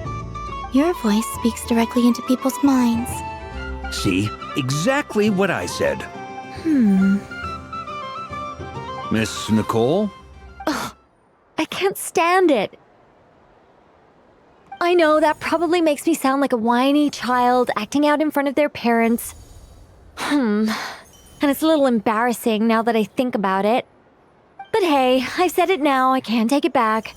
That would be even more embarrassing. Also, don't go reading too much into that analogy. It was off the top of my head. I'm actually an awful lot older than either of you. Miss Nicole, are you saying that you'd like someone to play the game you've prepared? I'm not so invested in that. It's just something cobbled together using items I borrowed from Alice. She probably didn't even make them herself. The point is, I want to know everyone's thoughts after they receive their prizes. But as you've said, I can't just ask. I've been biting my lip for so long, and I've had no one to vent my frustrations on. I thought this was going to be a nice, straightforward festival where I'd get the chance to guide people to treasure. Well, can I play? I can't guarantee that I'll win a prize, but... You will? I'd like to try. Then what are we waiting for? Let the game begin! It's like they forgot I was ever here. Ha ha ha.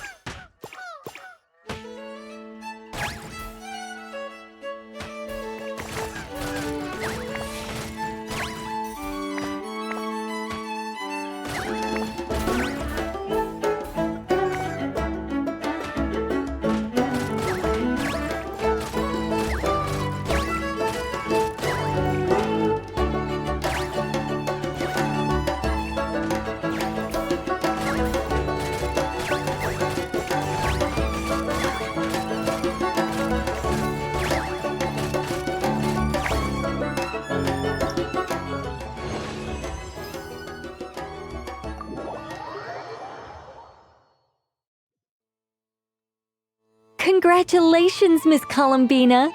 With your great wisdom, you have overcome every obstacle in your path and conquered the great challenge posed to you by fate. Fate? Well, something to that effect. If you'd prefer something more poetic, it could be the icy winds or the dawn. Anything you like, really. You could even go with the challenge posed to you by Dodeko, if that's what you're into. Anyway, you can take or leave my suggestions. Moving on. All my hopes are now resting on this. Can I open it now?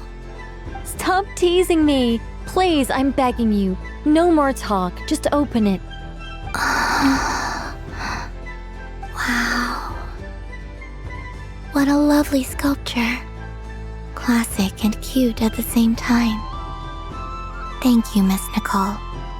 I'll always treasure it. Ah, there we go. Music to my ears. You have my sincerest gratitude, Miss Columbina. Thank you for sharing your precious time with me and fulfilling my wish. Don't mention it. You've all done much to help me. And still, I'm the one receiving all these gifts.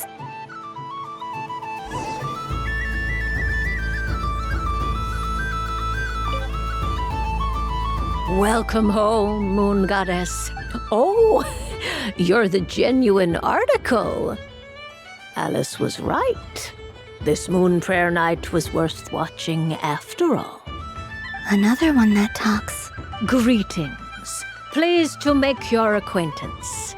I am the Hexenzirkel member they call B. Barbeloth Trismegistus. Columbina Hyposelenia. Pleased to meet you too. Hyposelenia. A fine name indeed. Now then, Miss Columbina, do you wish to hear a mage's divination? Divination? The Frost Moon Scions used to ask me what would happen in the future. Is this like that? From the perspective of the one seeking answers, perhaps.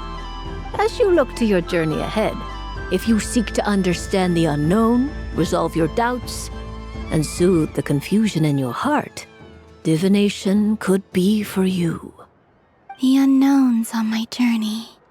Of course, if one wishes to peer into fate, then hydromancy is the more precise option.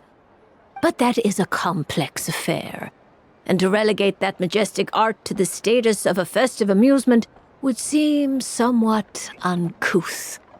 Besides, it is sometimes better to not know fate with great certainty. Hence, I shall use the suitably festive Luna Arcana to tell your fortune instead. It is more popular with the youth in any case. Lunar Arcana. Indeed.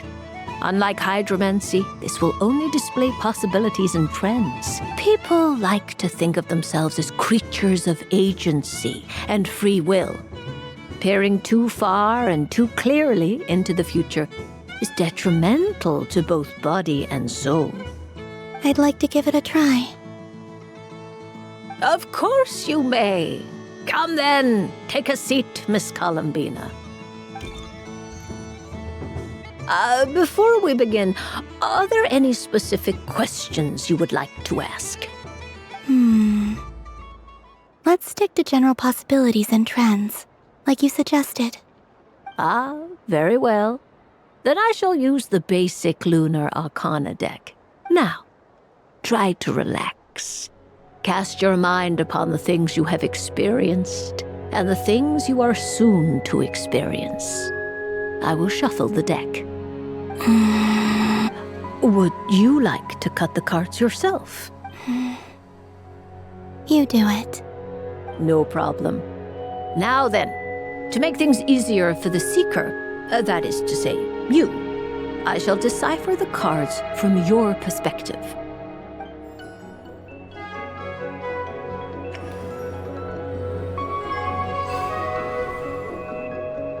Please, draw the first Lunar Arcana. This represents destiny and is the foundation for the divination as a whole. Now, draw your second card. This will stand for the past, the sum of all your experiences that have come before. And now the third arcana. This is the present, your interpretation of the current moment. Finally, the last card. This shall speak of the future, which... Oh. Kuvaki Pulse? Fascinating. I've never encountered this before in my role as a diviner. Something has exerted an influence upon this card, causing it to leave its designated position. What do you make of this, Miss Columbina? Perhaps this is the guiding hand of fate in action. Of course, if you wish, you can choose to deny the validity of this card and draw the future for yourself. No, it's fine. Let's go with this one. A bold decision. I must say I'm looking forward to the results. Well then, let us flip the lunar arcana in sequence and see what emerges. Sure.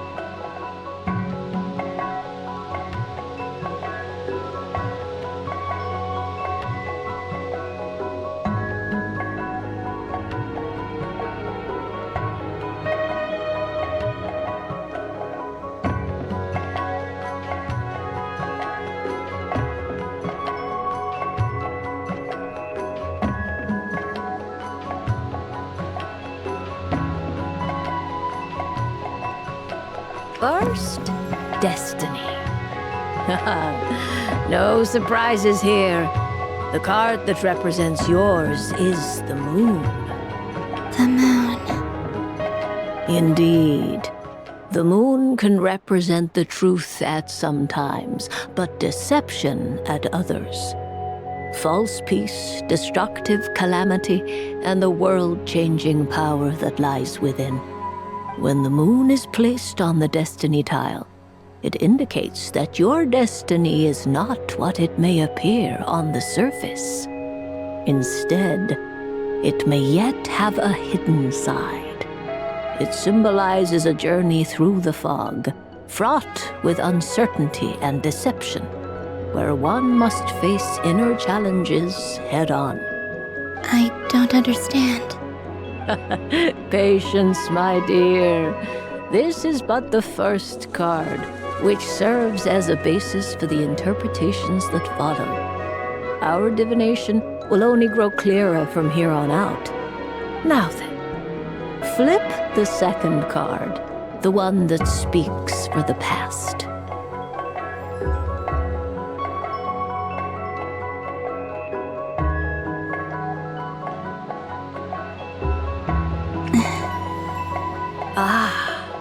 The Hermit, but inverted. Inverted?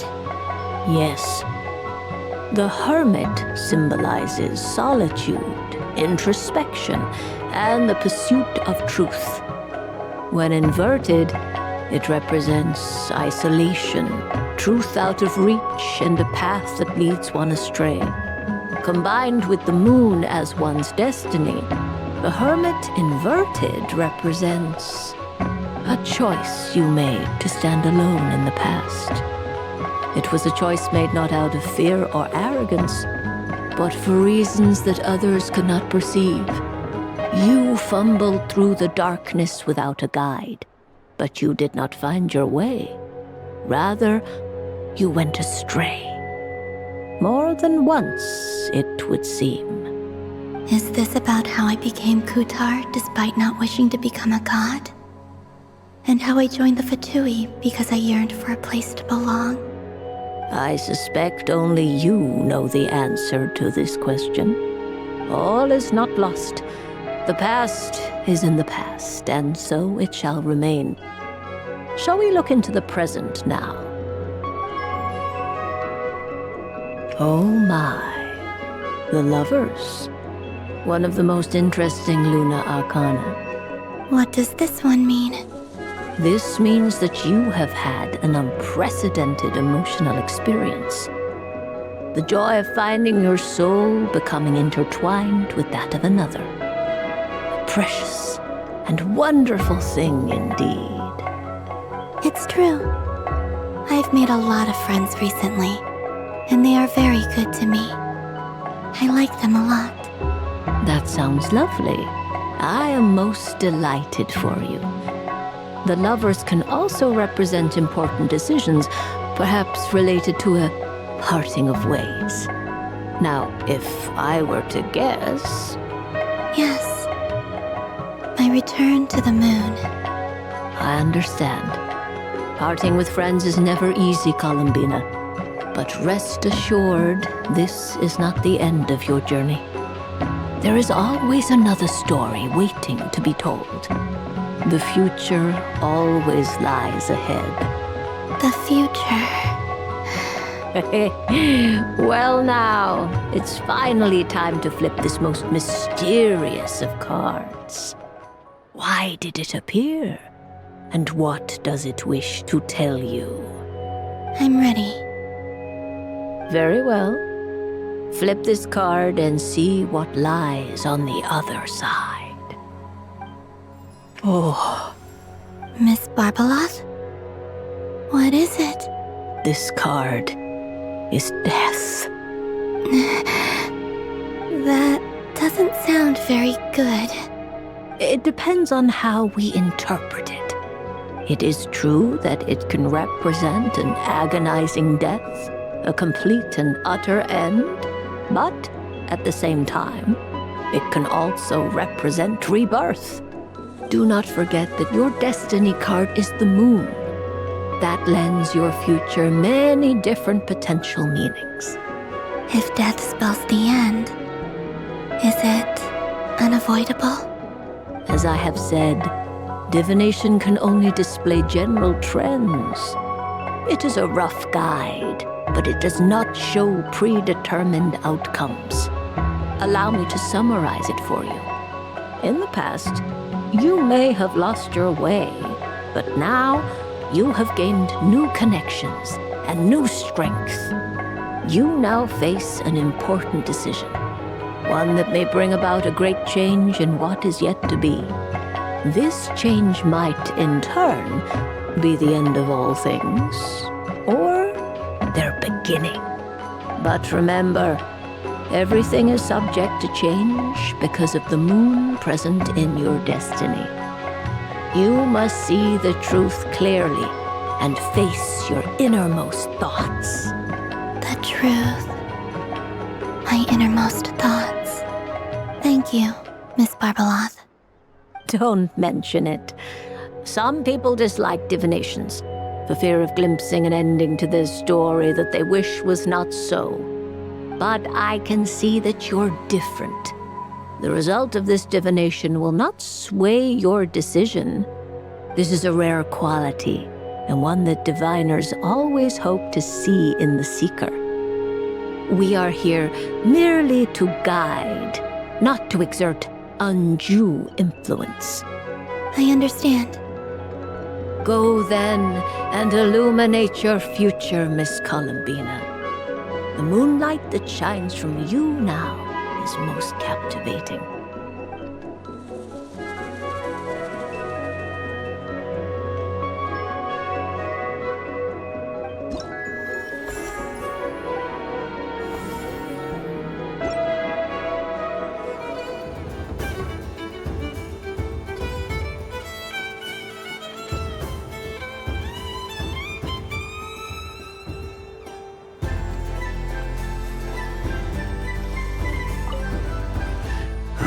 It'd be rude to just leave without saying anything. But at the same time, I don't want to barge into their lively conversation just to announce that I'm leaving. I guess I'll just wait a little longer. Huh? Albedo? This sketch is for you, Grandmaster. Oh, a gift for me. Thanks. Let's see what you've done for me. The North Wind left in the lurch.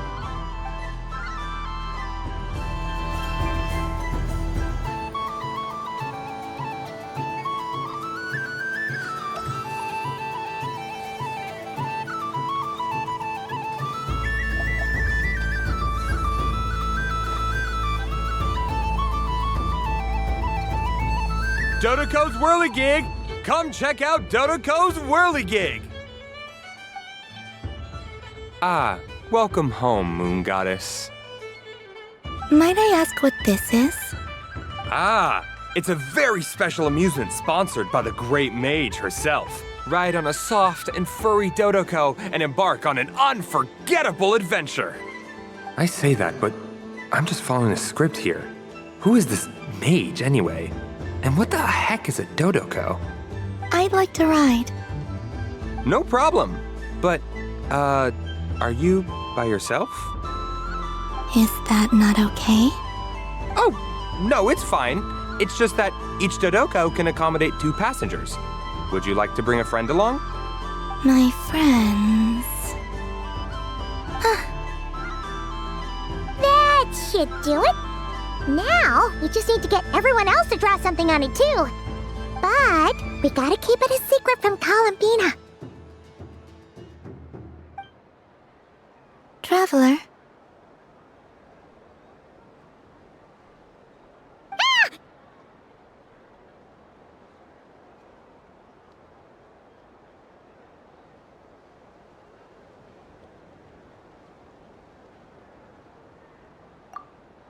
I want to go on that ride. Will you join me?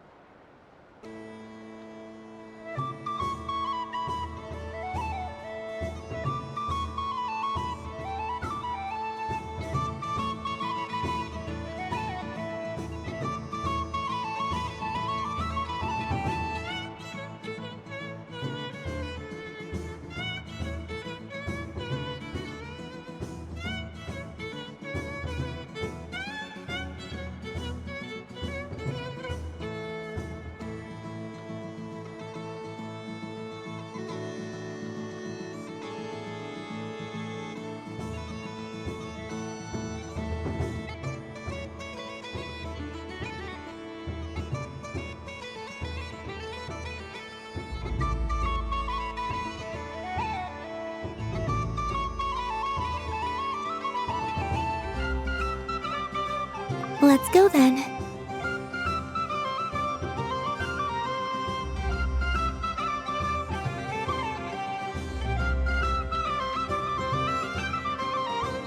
Don't worry. Paimon will do the rounds. You go have fun.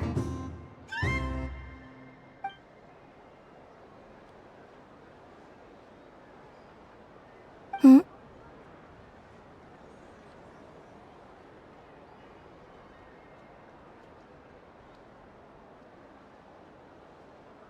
All right.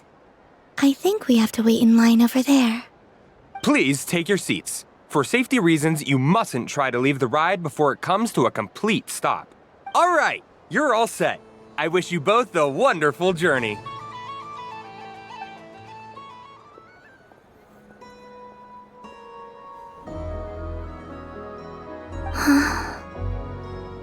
Not bad. It reminds me of riding a moon lane. Sometimes, the Kuhenki circle around me like this, playing their beautiful melodies. Yeah, I'm going to miss them.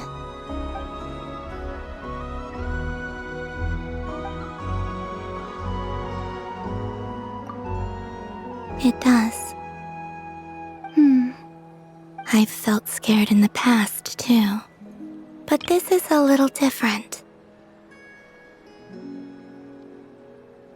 You know something? I got to see a lot of fascinating things during my disappearance. I saw how the Frost Moon Scions act around their families. So different than how they used to act in my presence. And I also saw how they interact with their friends.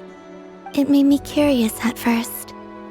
Why do people act so sincere when they're worshipping gods, but save their truest, warmest feelings for each other?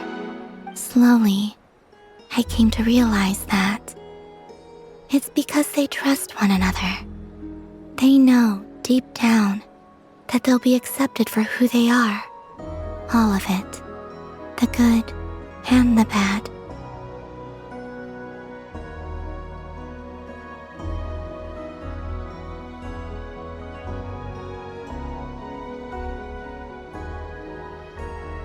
I know. I knew it the moment you started calling out my name. What I fear now is the end. I fear losing all this the very night I have gained it.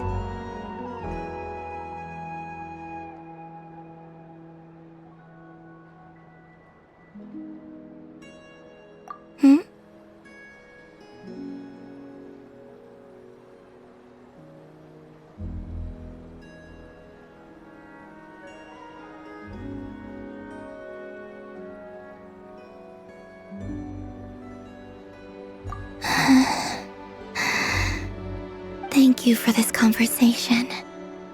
Thank you for listening to me. Don't worry. This fear I have, and the unknown that awaits me, they cannot hurt me. Not when I possess a treasure far greater. I just want you to remember this version of me, the real me, on this final night together.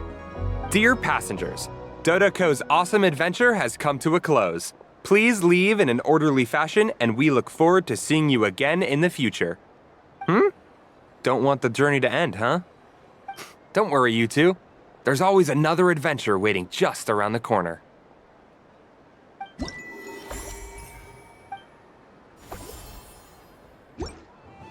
So this is the Frost Moon Scions area. It feels very familiar. But everyone looks much happier than usual.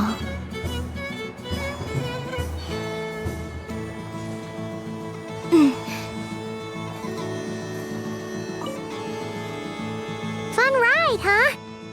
You and Columbina looked pretty sad to leave. This isn't gonna make Paimon dizzy, is it?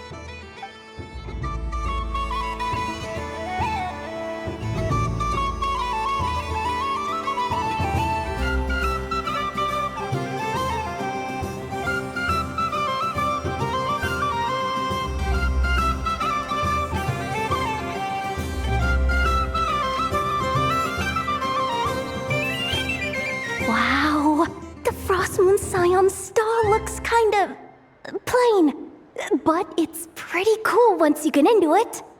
I don't go to Hisi Island much, but it's got that, like, old world cultural feel. And if culture means we get more festivals, I'm all for it! Hello, Yahoda. Columbine... hello, Moon Goddess? That was too close. I almost gave the game away in front of the staff. Oh, wait. What's the deal with her shoes? They don't make a sound when she walks. I could do with a pair of those. Do you like balloons too?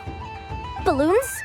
Oh, you mean those? What's so fun about balloons?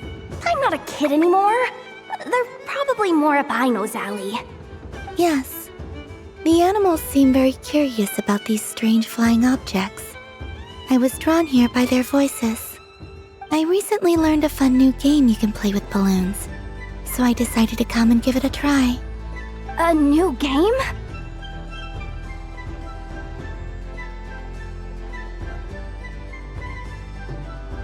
Hello.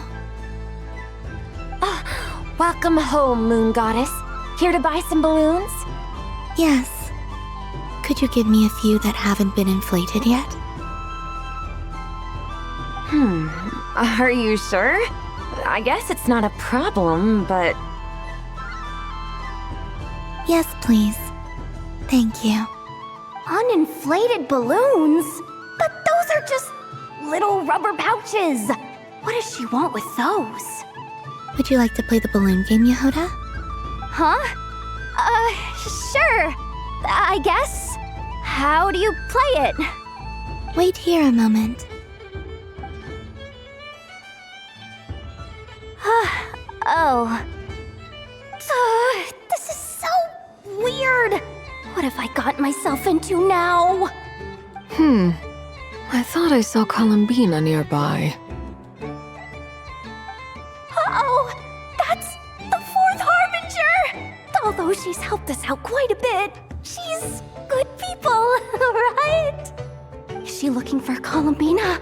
Oh, guess that's my ticket out of here. I'm not sure my heart can take being sandwiched between two Harbingers.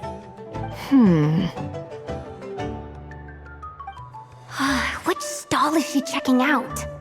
Oh, it's that other Frost Moon Scions one. Try on the headgear, see what it's like having antlers or animal ears for a day. Oh, I wouldn't be caught dead wearing that stuff. So embarrassing. I have enough gear to carry as it is. Wait, what? She put it on? How peculiar. This would take some getting used to. I wonder if this is what it's like for Lynette. It really suits you, ma'am. What is this? She was so intimidating a moment ago, but now, dang, she's really rocking those ears. How does she make them look so cool? I suppose I may as well keep them on for now. All part of the festive experience. She's coming this way. How do you do, Miss Yehoda? Oh, jeez. Don't talk to me while wearing that thing. Where am I supposed to look? Oh, hey there. I'm looking for Columbina. Have you seen her? She just... Huh?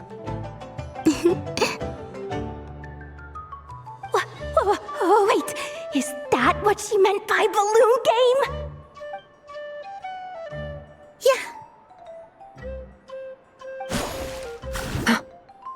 Huh? No fair! How come I get caught in the crossfire? An ambush from the rear?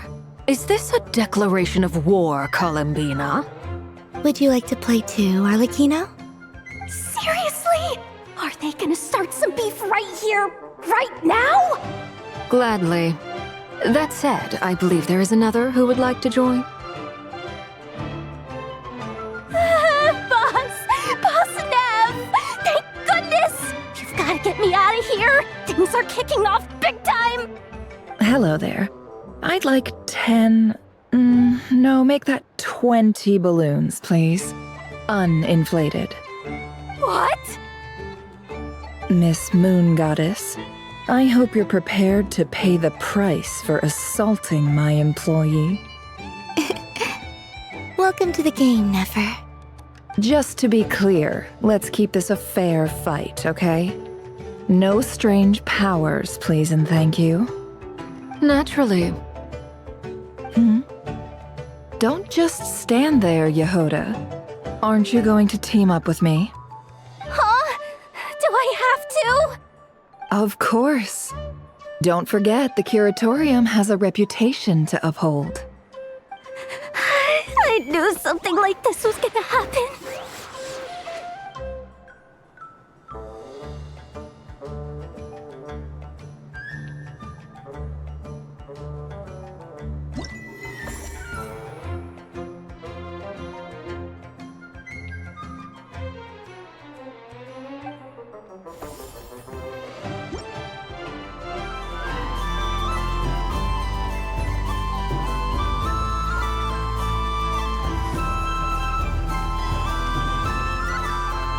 Sunny days! I prefer sunny days. Ah, well, you are as warm as the sun itself, Moon Goddess. Very well. I believe your spirit animal has to be this most adorable chic badger. Wow! Thank you, Mr. Talking Magic Lamp! Have a very happy festival, Moon Goddess. Flint's? That's you, isn't it? Shh. It's our little secret, my dear traveler in Paimon. Okay, sure, but why are you here selling sugar sculptures? Everyone celebrates in their own way. After gazing into the abyss and spending time around gravestones all year, what better way to relax than to see sunny smiles on the faces of the living? Besides that, I like to think of myself as a fair judge of character. I dare say matching personalities to confection suits me rather well. That's not what Paimon was talking about. Aren't you afraid that your true identity might be exposed? Should I be? There is all manner of magic in the air this moon prayer night, thanks to the work of the great mages. I see Miss Columbina is hiding in plain sight. Why should I not do the same? Why miss this rare opportunity to enjoy a special evening in my true form? Fair enough. You got a point there. People who don't know you will probably think you're just a talking lantern. Well, now that we see eye to eye, what brings you here? Not a search for your spirit animal, I presume? Ah, well, actually... Here, see for yourself! Oh, this is... How wonderful. A beautiful idea. Yeah! We just met Barka, and he said that having everyone draw their own section was kind of boring. So, he did your bit for you. Varka. Ever the maverick. I see his artistic skills are truly one of a kind. In that case, I shall paint something on Mr. Albedo's behalf in a short while. What? Why not now? Ahem. Welcome home, Moon Goddess. Whew, that was close. Hello, Flins. She recognized you right away! What keen eyes you have, Miss Columbina. Especially considering they are shut. I did not see you. Rather, I sensed you. I can sense the fluctuations in Kuvaki all around me. One would expect no less of the Moon Goddess. Might I interest you in some candy? Yes, please. Excellent. I shall make some for you right away. Something the matter, Miss Columbina? What about my spirit animal? All the other children carrying sugar sculptures are talking about it. Wait, is she taking the test seriously? My apologies. How could I neglect that? You are quite right, Miss Columbina. Every one of us has a magical creature living in their heart. Would you permit me to help you find yours? Yes, please. Do you prefer the day or the night? Night. Which of the 4 seasons is your favorite? Winter. Think of a perfect day. What is the weather like? Sunny, rainy, or perhaps cloudy? Rainy in the morning, sunny at night. What kind of answer is that? Forests, lakes, and open seas. Which do you prefer of these? I like them all. Imagine you opened your very own shop. What would you sell there? Moonlight, I think. Wow! Paimon would totally shop there. It wouldn't cost anything. You'd just need to visit. Aha! I believe I know what your spirit animal is.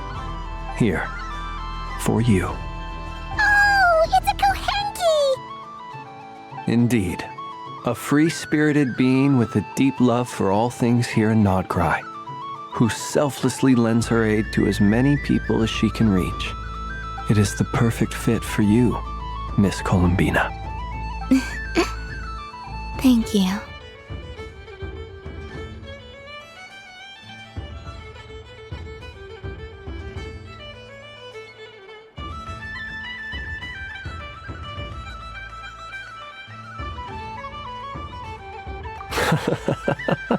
It would be my honor.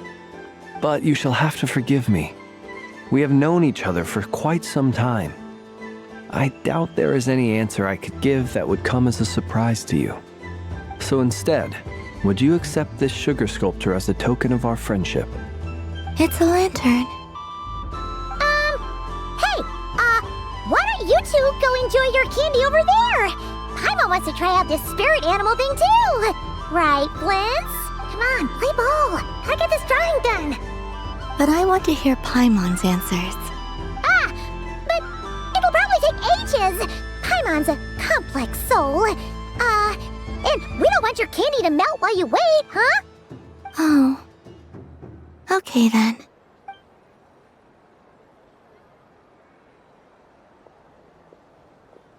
Phew. Nice excuse, Lady Paimon. That was some quick thinking. Yeah, no thanks to you. A little help next time?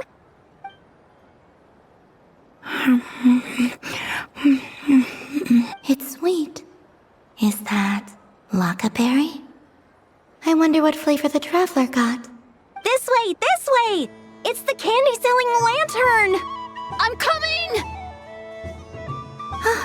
Of course. Traveler, maybe we can share? Yes. I found out recently that people share their food sometimes, so I'd like to try it. Or is that a no?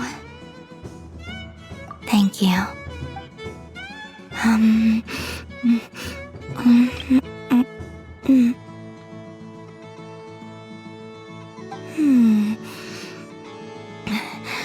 Yours is a little more sour than mine. Amazing. My sugar sculpture has shrunk, yet my heart is filled with feelings of sweetness. I will remember this feeling. Sure.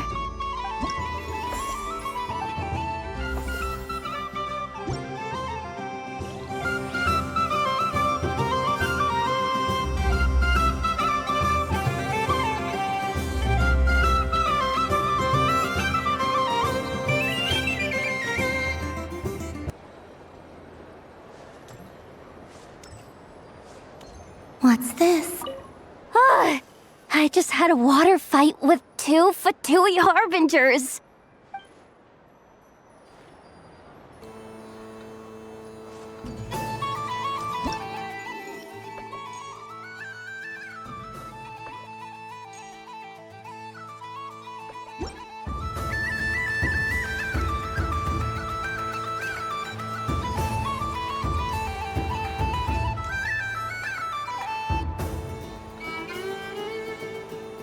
I wish for a never-ending supply of laka berries.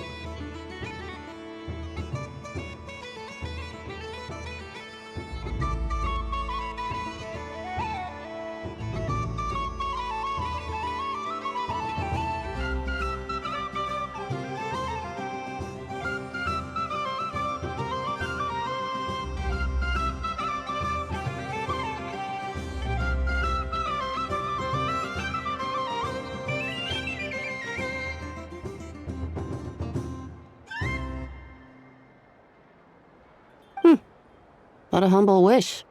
Probably written by a child. Hmm? Is that Lauma the Moon Chanter?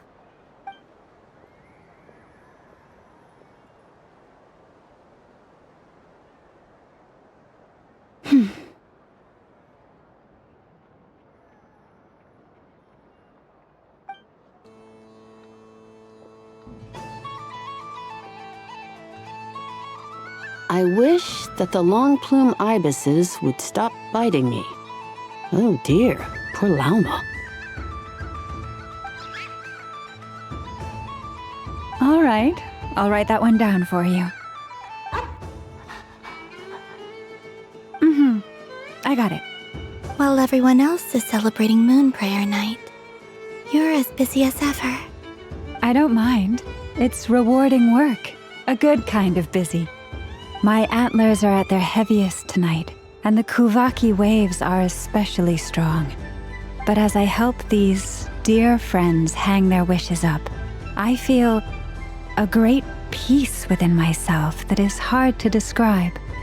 You see, they are all such beautiful wishes, and they are ones that we can fulfill by our own strength. Do you blame me, Llama? I want to hear your honest answer. It is by the help of so many people that I can return to the moon. But I feel as though I've hardly done anything in return. You've done plenty, Columbina. I say this in earnest, both as someone who knows your history, and also as a friend who has seen what you've been through. What about as a moon chanter? I feel proud to honor our moon goddess's wish, and I'm sure any moon chanter in history would have felt the same way. Thank you for your kind words, Llama. But... Since you asked for my honesty, I won't lie to you. My feelings are mixed right now. Besides pride, I also feel... I suppose it's a reluctance to let go. Once you return to the moon, we will be far apart and separated by a false sky. I'm sure those of us left behind will gaze up at that sky, yearning for the moon once in a while, just as you used to do. I will miss you, Llama. I will miss you all. I hope to stay in touch. I will try and find some way to send messages down from the moon. Perhaps you could use Kuvaki. I've heard Yehoda say that signals can be sent using long and short waves, or strong and weak lights. That sounds a little complicated. What if we forget what the signals mean? We could prepare a codebook beforehand, but... You're right. It wouldn't really suit you. Still, whatever happens, I believe that you will find your own unique way of communicating with us. And now that I think about that, my heart feels lighter. Because you trust in me? Yes. I have faith in you, and in the power of truth. In my experience, the truth tends to be difficult. But that's what makes it stand out from what is false. So I'm confident that your thoughts and your love will shine through the curtain of lies. We will know it when we see it. Thank you. Now, could you help me hang up my wish? Is this... I wish that all who dwell in this moonlit world can find a place to belong. And I wish that I shall one day see my friends again. It's 2 wishes. I hope that's not too greedy of me. Not at all. And I think you speak for us all with the second one.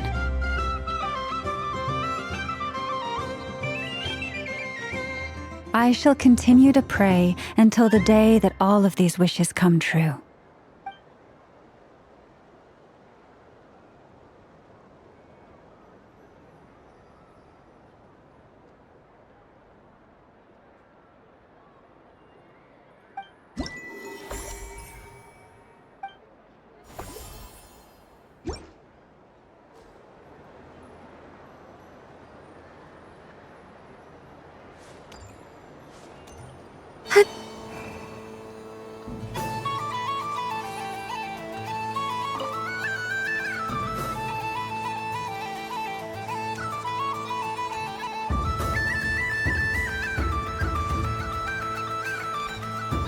There are so many attractions here. Since I rarely get out, I might as well make the most of it.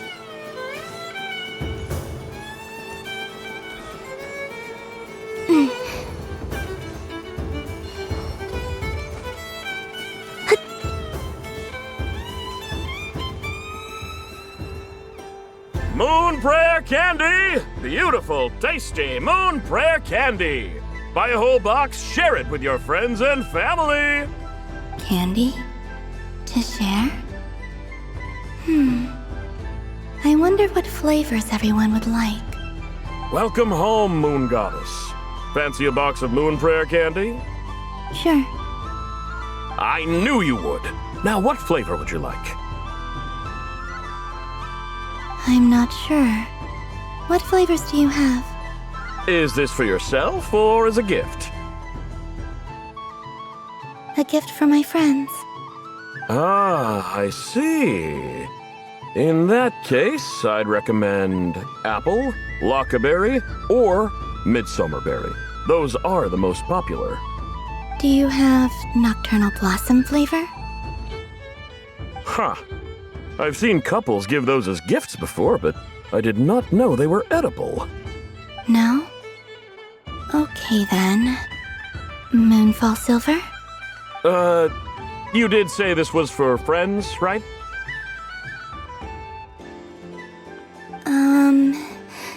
Maybe smetana then. Hey, now that's a creative idea! I've never tried it before, but if you're happy to wait, I can see about whipping up a batch on the spot.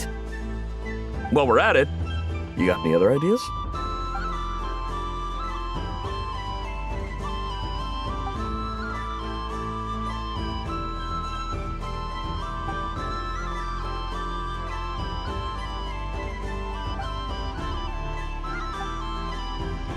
Here you go. Every flavor you asked for is in there.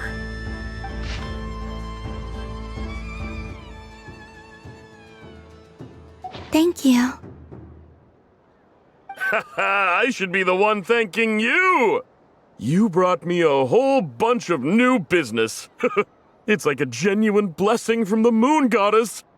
I hope you and your friends have a lovely night.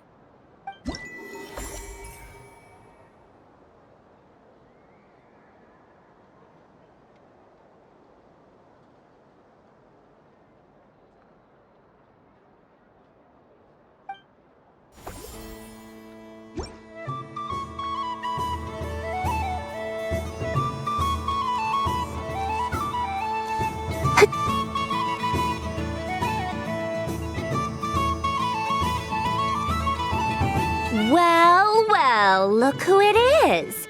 I heard someone went and disappeared on us the moment we let her out of our sight. They looked all over for you.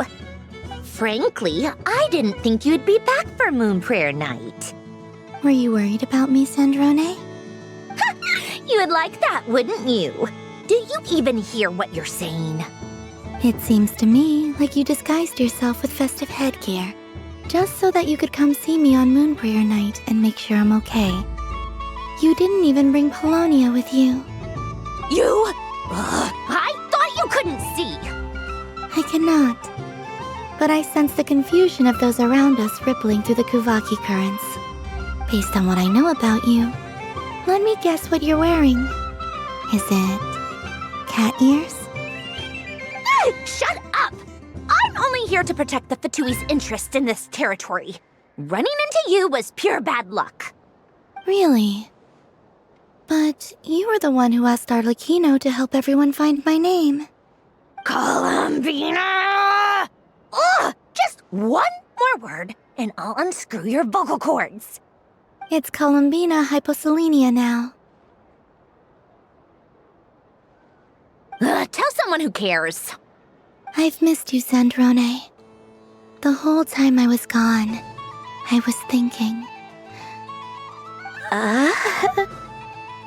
I hope I get a chance to say some ugly words to you. Is that supposed to be a joke? Anyway, let's go play that game. What? You mean that frostfin whale? Yes. It's some kind of game where you get bitten if you step on the wrong tooth. Seems like fun. Who in their right mind would wanna? Because you're not a scaredy cat. Gah! Fine! You wanna play? Let's play. Don't complain when I kick your sorry butt. Lovely. You old geezer! I'm gonna beat the pants off you! Just you watch! I almost forgot. Sandrone? What is it now? You'd better not lose, or I'm going to beat your head in. What? Allow me to demonstrate since I'm feeling so nice. You just step on the teeth, like this.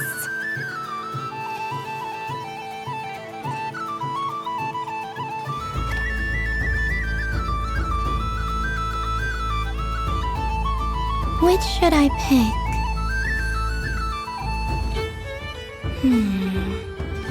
I'm getting a bad feeling from this one. Sensing Kuvaki doesn't count as cheating, right? I want to switch your turn, Sandrone.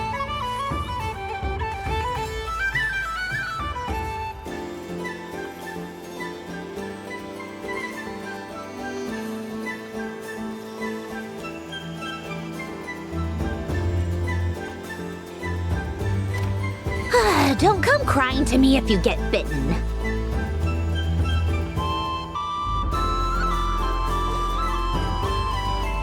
There are less and less teeth remaining.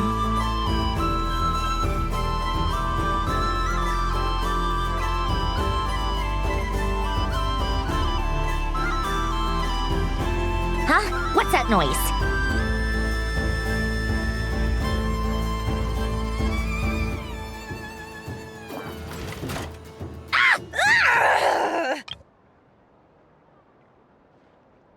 I think you might have picked a bad tooth, Sandrone. Shut it! Do you need any help? It seems like you're stuck. No! It's just a blasted toy! How is its grip this strong? Stop laughing! All right. Well, you lost. So just like I promised. Hey! What are you doing? Are you seriously? Hiya! Why, you... Oh, just you wait! Rematch! Are you all right, Sandrone? That was quite a strong bite. Are your clockwork parts? Quit your fussing! I don't need it! All right. I'll go first this time.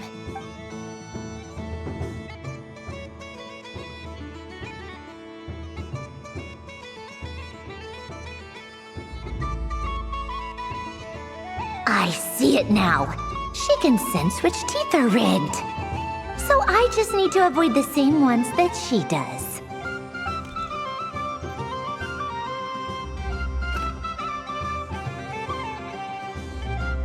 This one... Seems fine.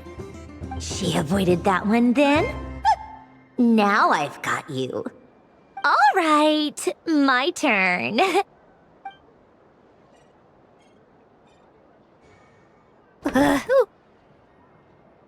What?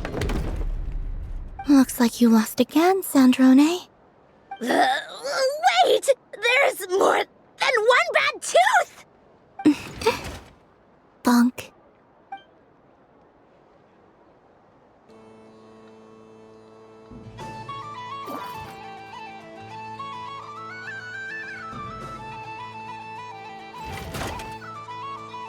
Stupid game! What idiot came up with this?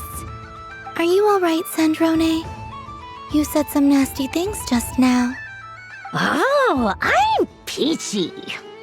Should I let you bonk me on the head as well? Ah, forget it. Come on, bonk away. It can be your consolation prize for losing so badly. I told you, forget it! Gah, you've always been so annoying.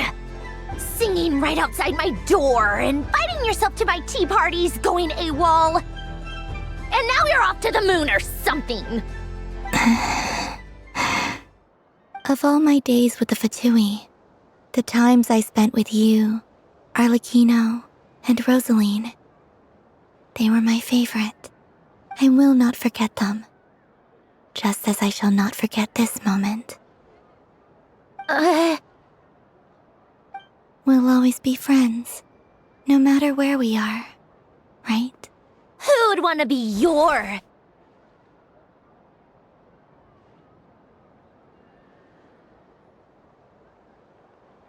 I'll miss you, Sandrone.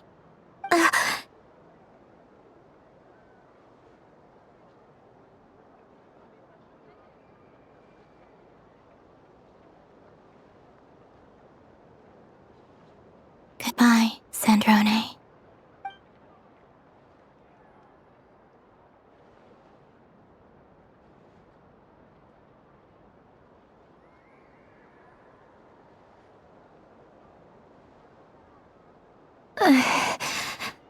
I'll miss you too, Columbina.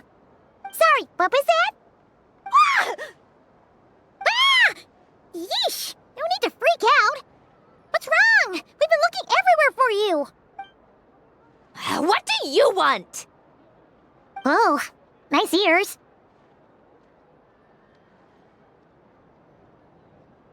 What do you want? This. Huh? It's your turn to draw something. You're one of her friends too, aren't you?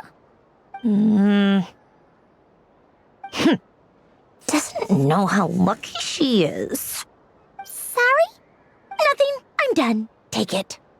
Oh, that was fast. Oh, and one more thing. Last time we spoke, you mentioned you were interested in the Narcissan Kreuz Ordo's research, remember? There were too many people when we last met, so we didn't get the chance to do this. What are you talking about?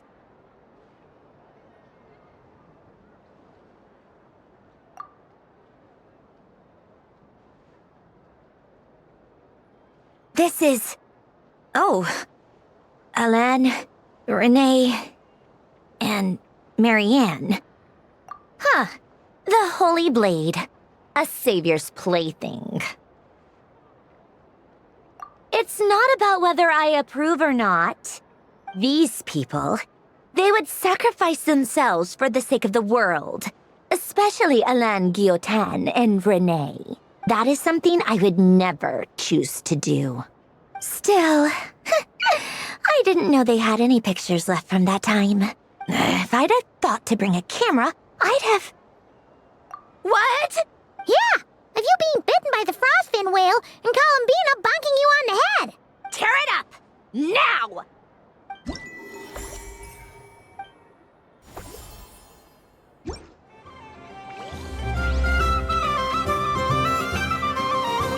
What's there to see on that moon anyway?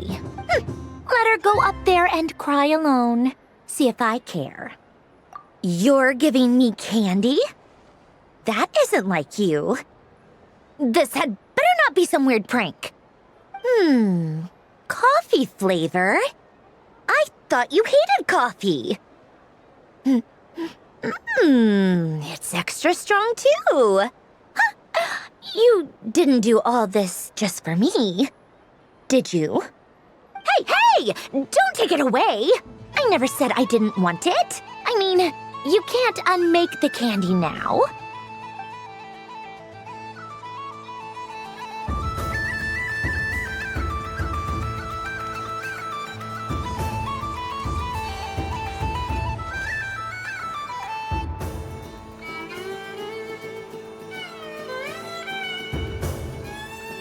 Doesn't make any sense. How am I losing every single time? Wait, Inefa, you're cheating, aren't you?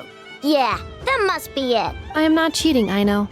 Uh-oh, sounds like Inefa's turning into a big baloney bot. I think it's time for some serious maintenance. Moon Goddess, help me. Miss Columbina, I know, is attempting to cheat. What the?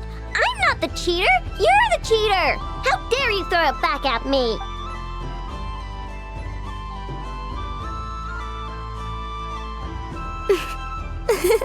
All right, fine. Let's all laugh at I know. Just you wait till I get home, because I'm gonna make a game bot that can win 100% of the time. Let's see you laugh when I come back and beat your butts. You'll all have your heads covered in stickers when I'm through with you. We came to check everything was okay after all that yelling, but,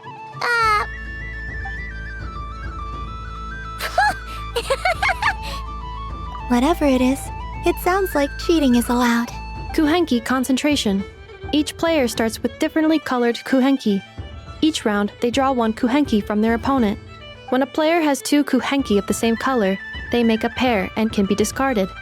Any that can't form a pair must be kept. The round ends when a player can't form any more Kuhenki pairs, and that player gets a sticker. ooh, can 4 people play as well? That is fine, so long as the turn order is fixed beforehand. Alrighty then. In that case, the 2 of us will join as one team. Okay, but if you lose, you're both getting stickered. I don't want to hear any excuses. Sure. And if we win? If you win, only one of you gets to sticker someone else. I have taken to calling this. I know logic. Hey, lay off me, all right? Okay, so we're starting the game from scratch again, which means all my stickers so far don't count. Looks like Luonatar is the Kuhenki of honor for this game. Anyway, let's go clockwise, starting from Inefa.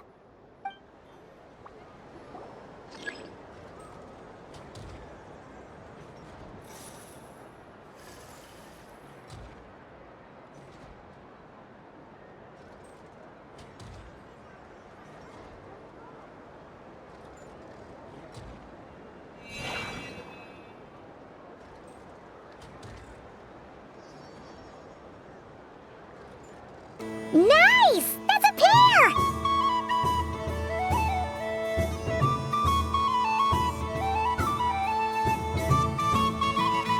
Go, go, fly!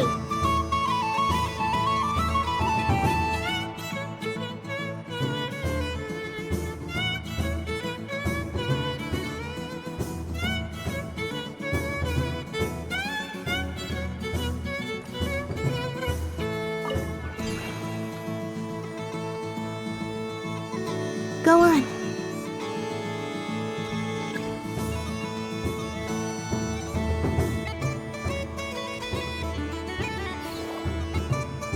I have a pair.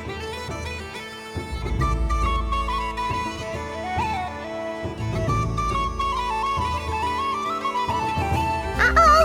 We gotta pick up the pace!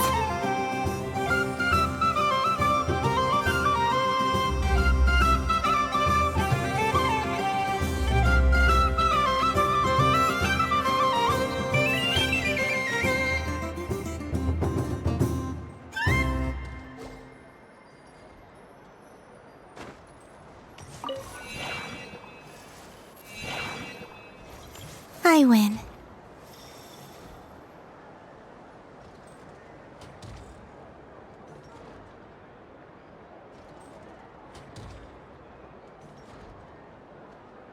Phew, that was too close. I thought I was gonna lose. Good luck, everyone. Aw, we're out!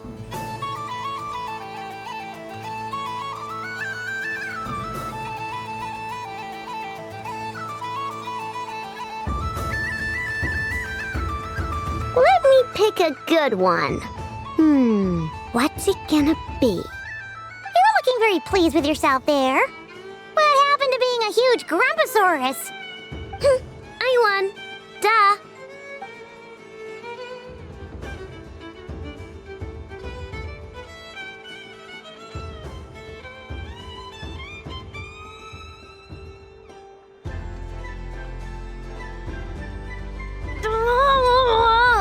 Don't fidget too much, I know, or the sticker's going to fall off. I don't care. If it falls off, it falls off. If a pair of Kuhenki get discarded, why not a pair of stickers? Huh? Huh?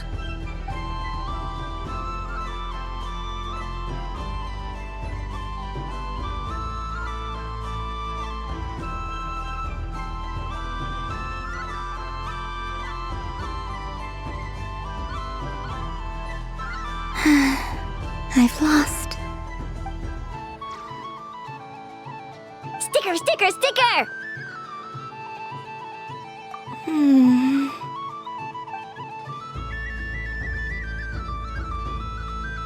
Cute! You think so? Shame. I can't see it for myself.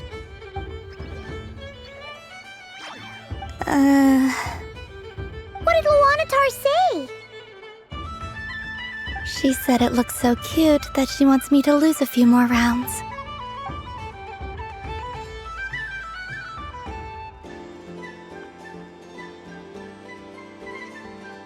Who put these stickers on Paimon's eyebrows? Ugh, she can barely see! Alright, now, I think we got enough evidence to prove that there's a serious problem here. Yes, I agree as well. The culprit is... Inefa! Culprit? What did I do? Quit acting dumb, Inefa! You're not wriggling your way out of this one. I've been watching you. Not only did you remember whose side Luanatar started at, but every time someone drew a Kuhenki, you were logging it and calculating every last possibility. Which Kuhenki pairs were gone, who had what color Kuhenki in their hand, even our facial expressions. You were keeping track of it the entire time. Exactly! Why I no said? Putting aside the fact that running calculations is not against the game rules, do you have any evidence to support your allegations? But that's not against the rules either. So she admits it. She certainly does. Alright, everyone grab a sticker. It's time to get Inefa back. But... Take that!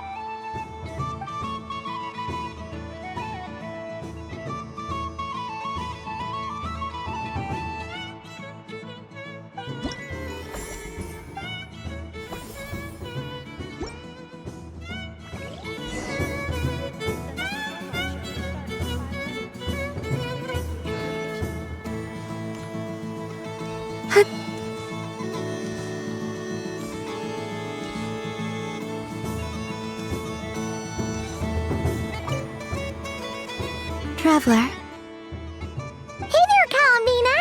Are you done checking out the festive amusements already?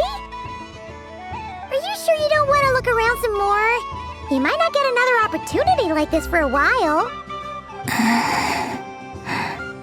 Right now, what I'd like to do is...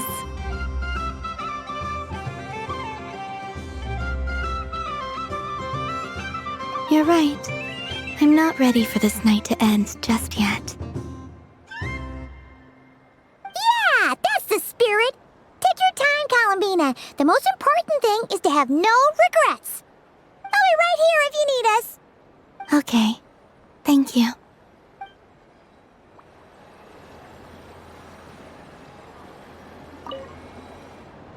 Traveler. Paimon. Columbina! Finished with the festival already?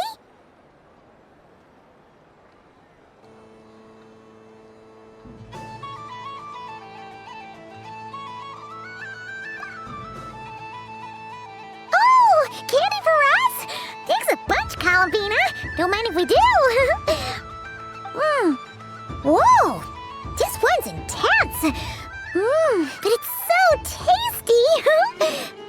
What about you, Traveler? How does yours taste?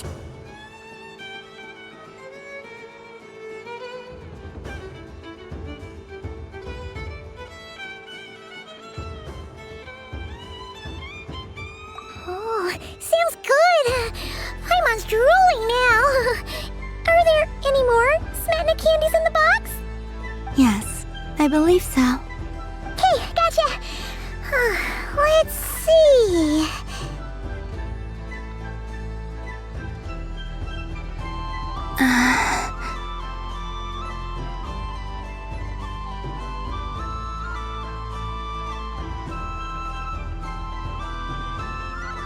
Sure. This one, and yep, this one looks right too. Okay, that's 3. Here we go. 1 per person.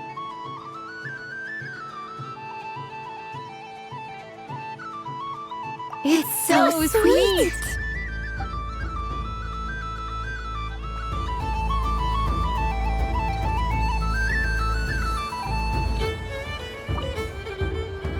Traveler, Columbina!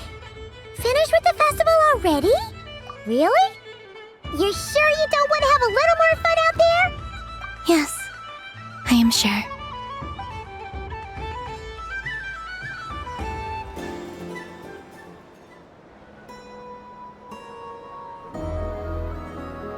This was the most fun I've ever had on a moon prayer night. Everywhere I went, people were saying, "Welcome home," and there were friends at every turn. I only wish it could last longer than one night. Oh.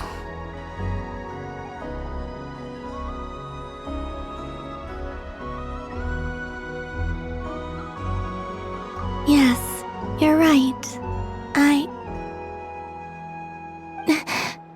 The moon prayer blossoms. Ooh, look! Look! Moon prayer night has come.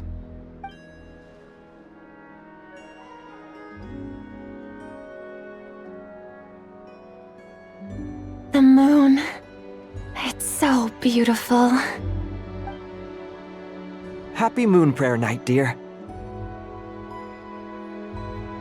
Happy Moon Prayer Night.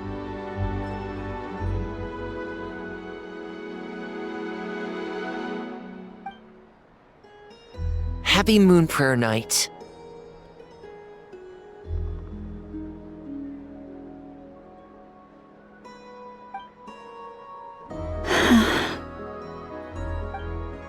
Aww. Huh.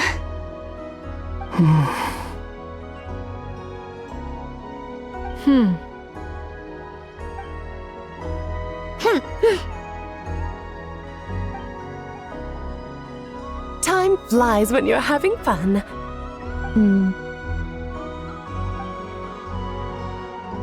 Oh. Looks like the time has come. Columbina. You're heading off then? Yes, to the ruins you mentioned, and from there, back home to the moon. Wait! I know? At least... Take one of our craft shop's crumb cookies up to the moon with you. You know, for a snack. Sure, why not? The Curatorium of Secrets believes in proper farewells. No story should be left without a satisfactory endnote. Never. Farewells are an important affair for the Ratniki, too. We never know when we might meet again. Haha! And here I thought grand farewells wouldn't suit tonight's mood. But I suppose friendly passion is not to be stopped, eh?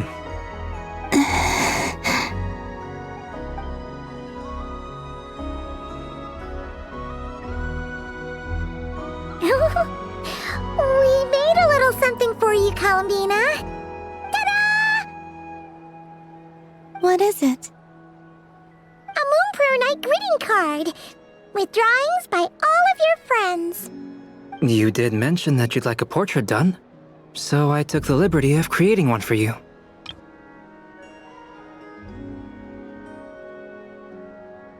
I, meanwhile, did the portrait of Mr. Albedo, and Mr. Varka did the same for me.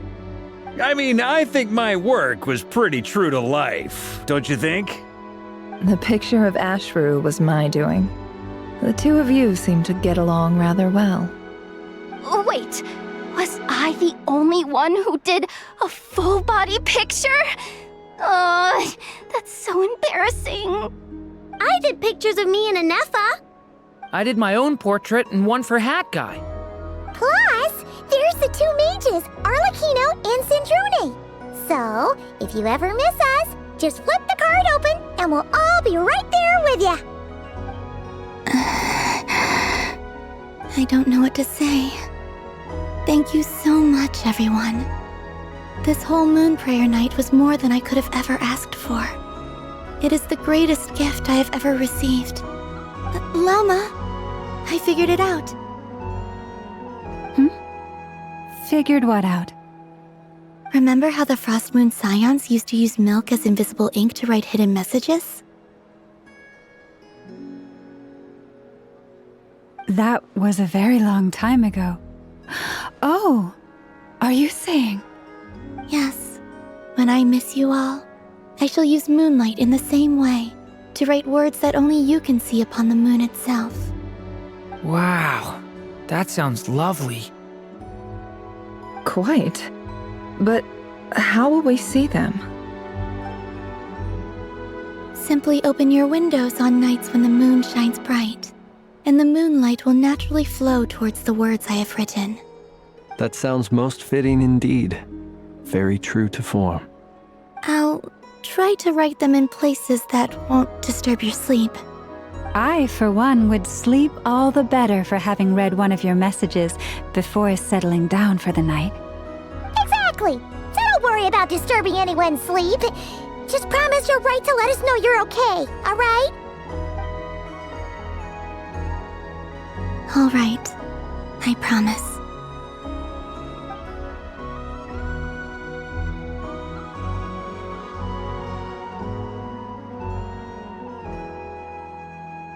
In that case, Columbina?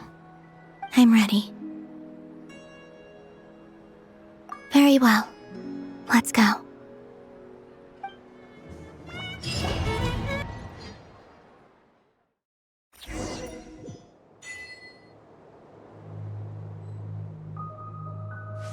In just a few moments, I will be gone. I still don't know what to expect on the moon. Will I really be able to send messages to my friends? The Kuhenki, the animals of Not Cry. I'll never get to see them again. I wonder where I'll be when the next moon...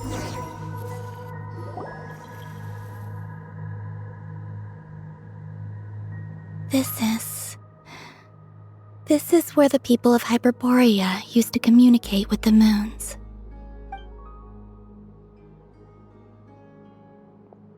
Eternal moon, frost moon, iridescent moon. When the power of all three converge, the gate to the moons shall open. Moon marrow preparations are complete.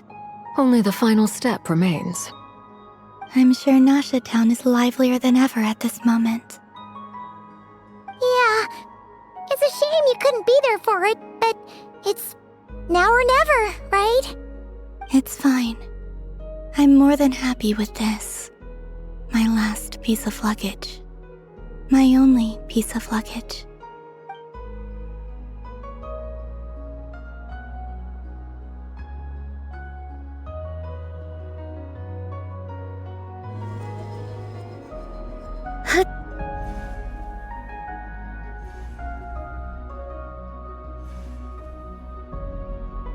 I can already feel the moon calling to me.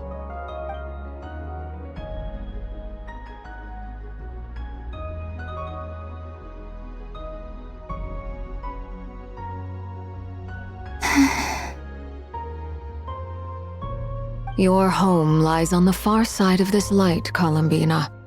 From now on, we will at last have a reason to pray to the true moon. Columbina. Yes? I'm listening.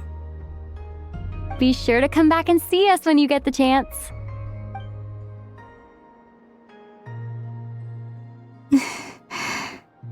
Of course. But if that chance doesn't come, then remember that you have friends on this planet. People who will miss Columbina. Yes, I will. Thank you for everything you've done for me. And remember, come night or day, the moonlight shall always connect us. Well then, farewell, my friends.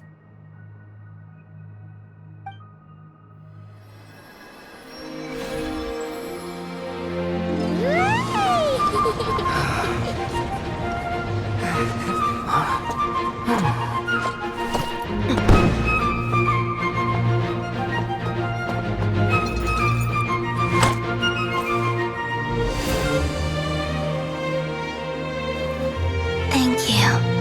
This was my happiest night in Tevat. Farewell, Columbina.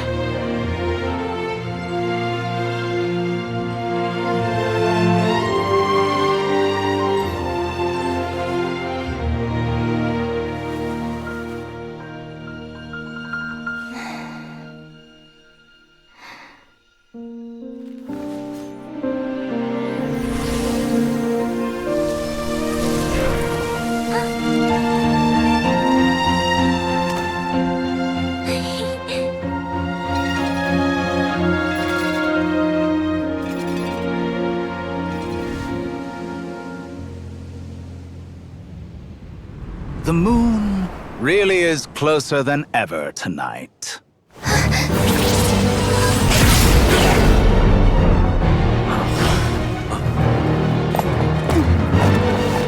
Columbina. All 3 moons in one place. Time for one final experiment. Reason, life, death, time, and space. They all believed I would fail.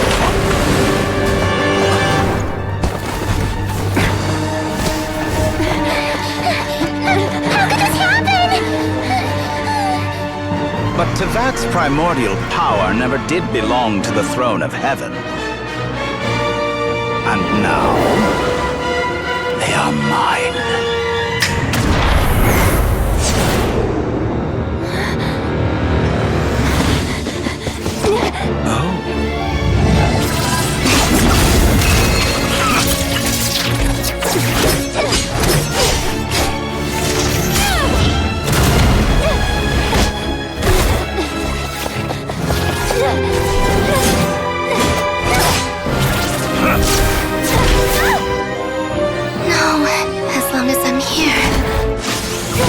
Is free to wield the 3 moons' power.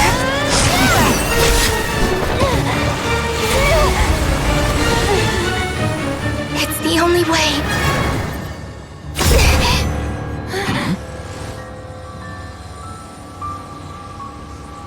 I guess I won't be going home today. Columbina! No!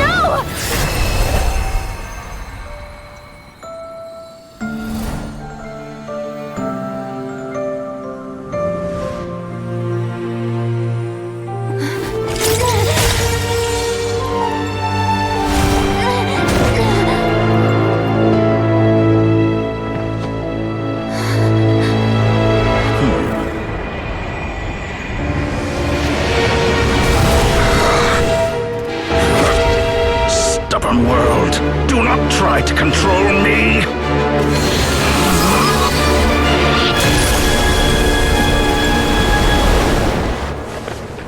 Columbina.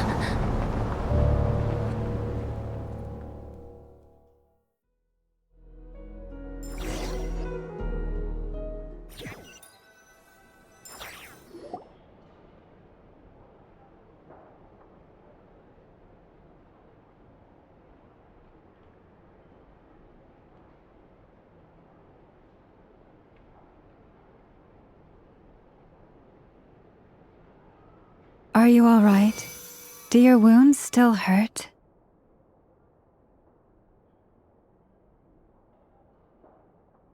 I had someone prepare a little medicine that could prove effective. Take it if you need to. In that case, let me relate the contents of the call we made to Alice after the incident occurred. That Dottore is a crafty one. He distracted the Hexen Circle by creating a huge fuss at Tevat's borders. I'd assumed that the cause was an abyssal intrusion from the outside world, which in fairness is a rather common occurrence. But after learning that you managed to influence the phantoms in Nordcry, I realized that perhaps this interference could have come from within Tevat instead. But we weren't able to change their fates. True, you couldn't change how their stories ended, but you did build some variables around yourself. Variables? Yes, things you heard that you could not otherwise have learned, ideas that would otherwise have never crossed your mind. All these things are variables. Of course, most variables usually pale into insignificance with the myriad of possibilities floating around. But the moment you start treating them as building blocks and intentionally stacking them, that changes things. That's what Dottore did, and it's how he created the necessary conditions so that when you activated the portal tonight, it played right into his plan. However, we have no way of knowing exactly what he did. Yeah, we also need to ascertain Columbina's status. And that about sums it up. As I suspected, Dottore has disappeared completely. If it's any consolation, he wasn't able to control Columbina as he might have wished to. Oh no! What? She did what? All we saw was Dottore appeared and used some kind of power. The next thing we knew, he and Columbina were gone and you were falling into the sea.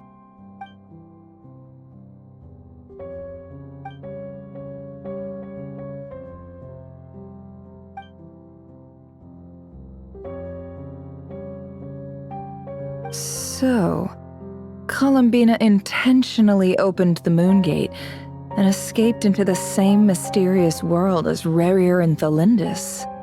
Sounds like bad news.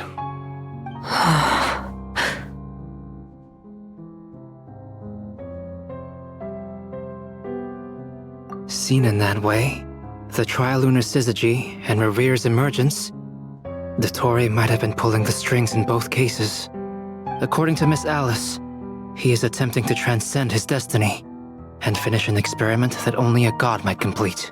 An utter lunatic. Wait a sec, where's Hat Guy? Seems like he'd want to be here for this. He took off with the Dodo communication device after we spoke to Alice. He said he had a hunch that he wanted to investigate by himself. The look on his face was terrifying. I've never seen him like that before.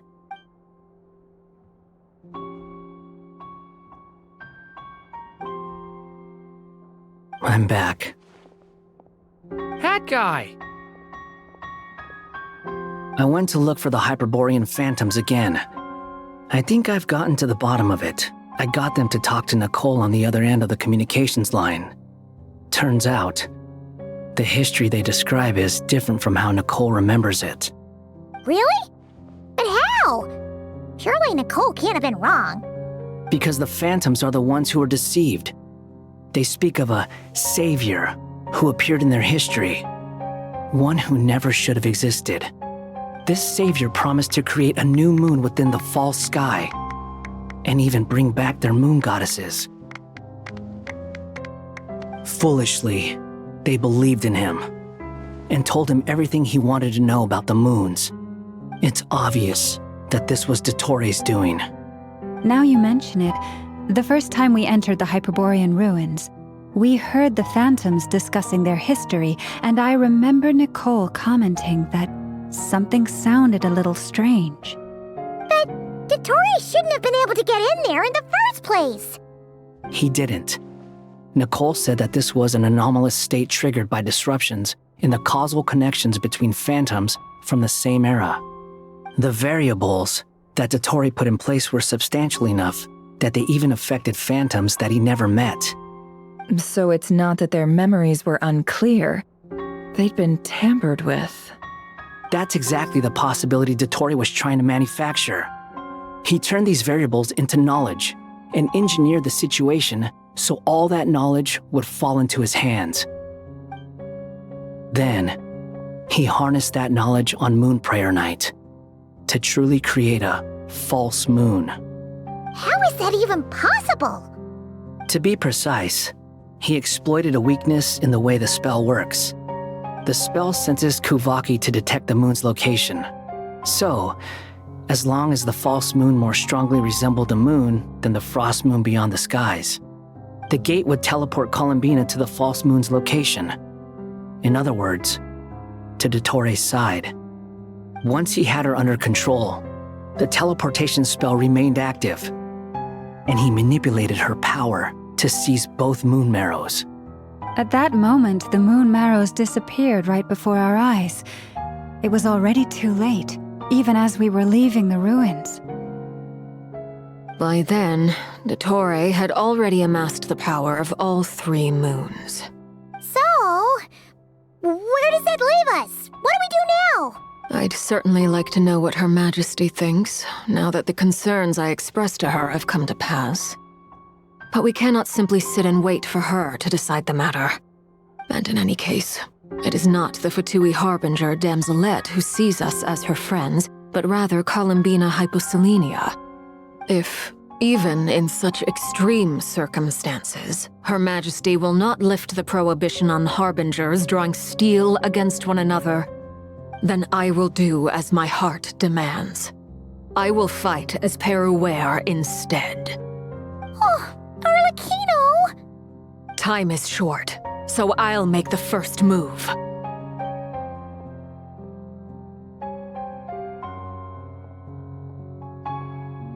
Whew.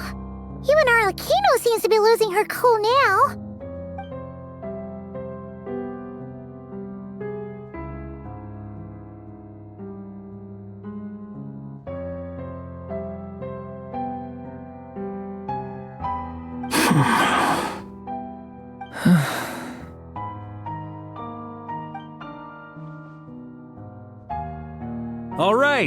All right. Lose those dejected looks for a moment and let me get a word in. It looks bad, I won't lie. Very bad, in fact. So Dottori's pulled some real dirty tricks to gain the upper hand. For now. And yeah, it's to the point where even the mages say that his variables have affected destiny. I'm not so sure, though. Many have told me that Tevat's destiny is fixed, and that does appear to be the case. Well, what makes Dottori so sure he'll be the exception? And since he was able to stack these variables up, who's to say we can't do the same? You of all people should not be discouraged, traveler from afar. This isn't over yet.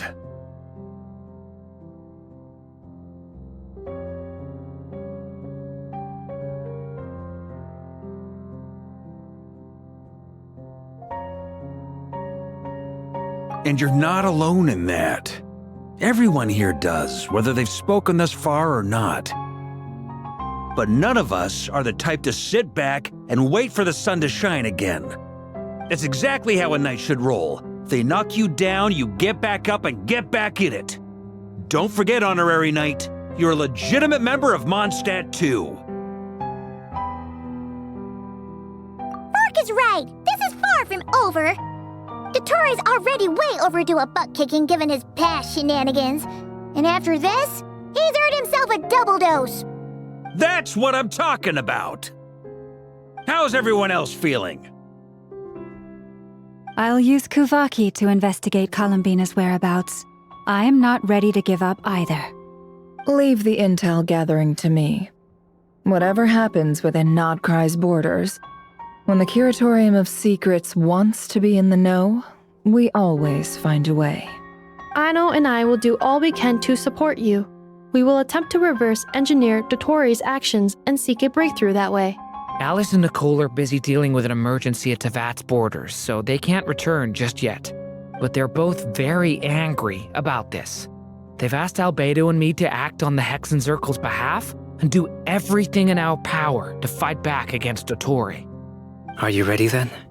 We're going to have to conduct a lot of research, even in the early stages. I'll do my best. As for me, I'm pretty familiar with Dottoro's way of doing things, so I can try to predict his next move. I'll help with your investigation. Nice! Looks like we have our basic division of labor. I'll get in touch with Flints and Eatlua, get them to have a chat with their Starshina. It couldn't hurt to bring the Lightkeepers on board as well. At the same time, I'll pass on instructions to the Knights present in Nodcry to assist the Lightkeepers and other organizations in ensuring the safety of those living here. Yeah! We'll show him!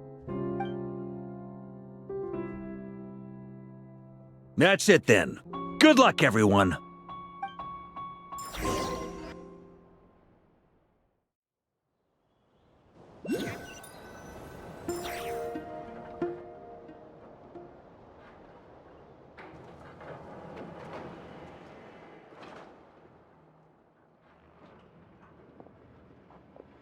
I never thought that Columbina would become my real name.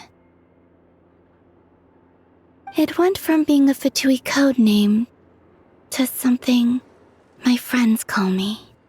And remember, come night or day, the moonlight shall always connect us.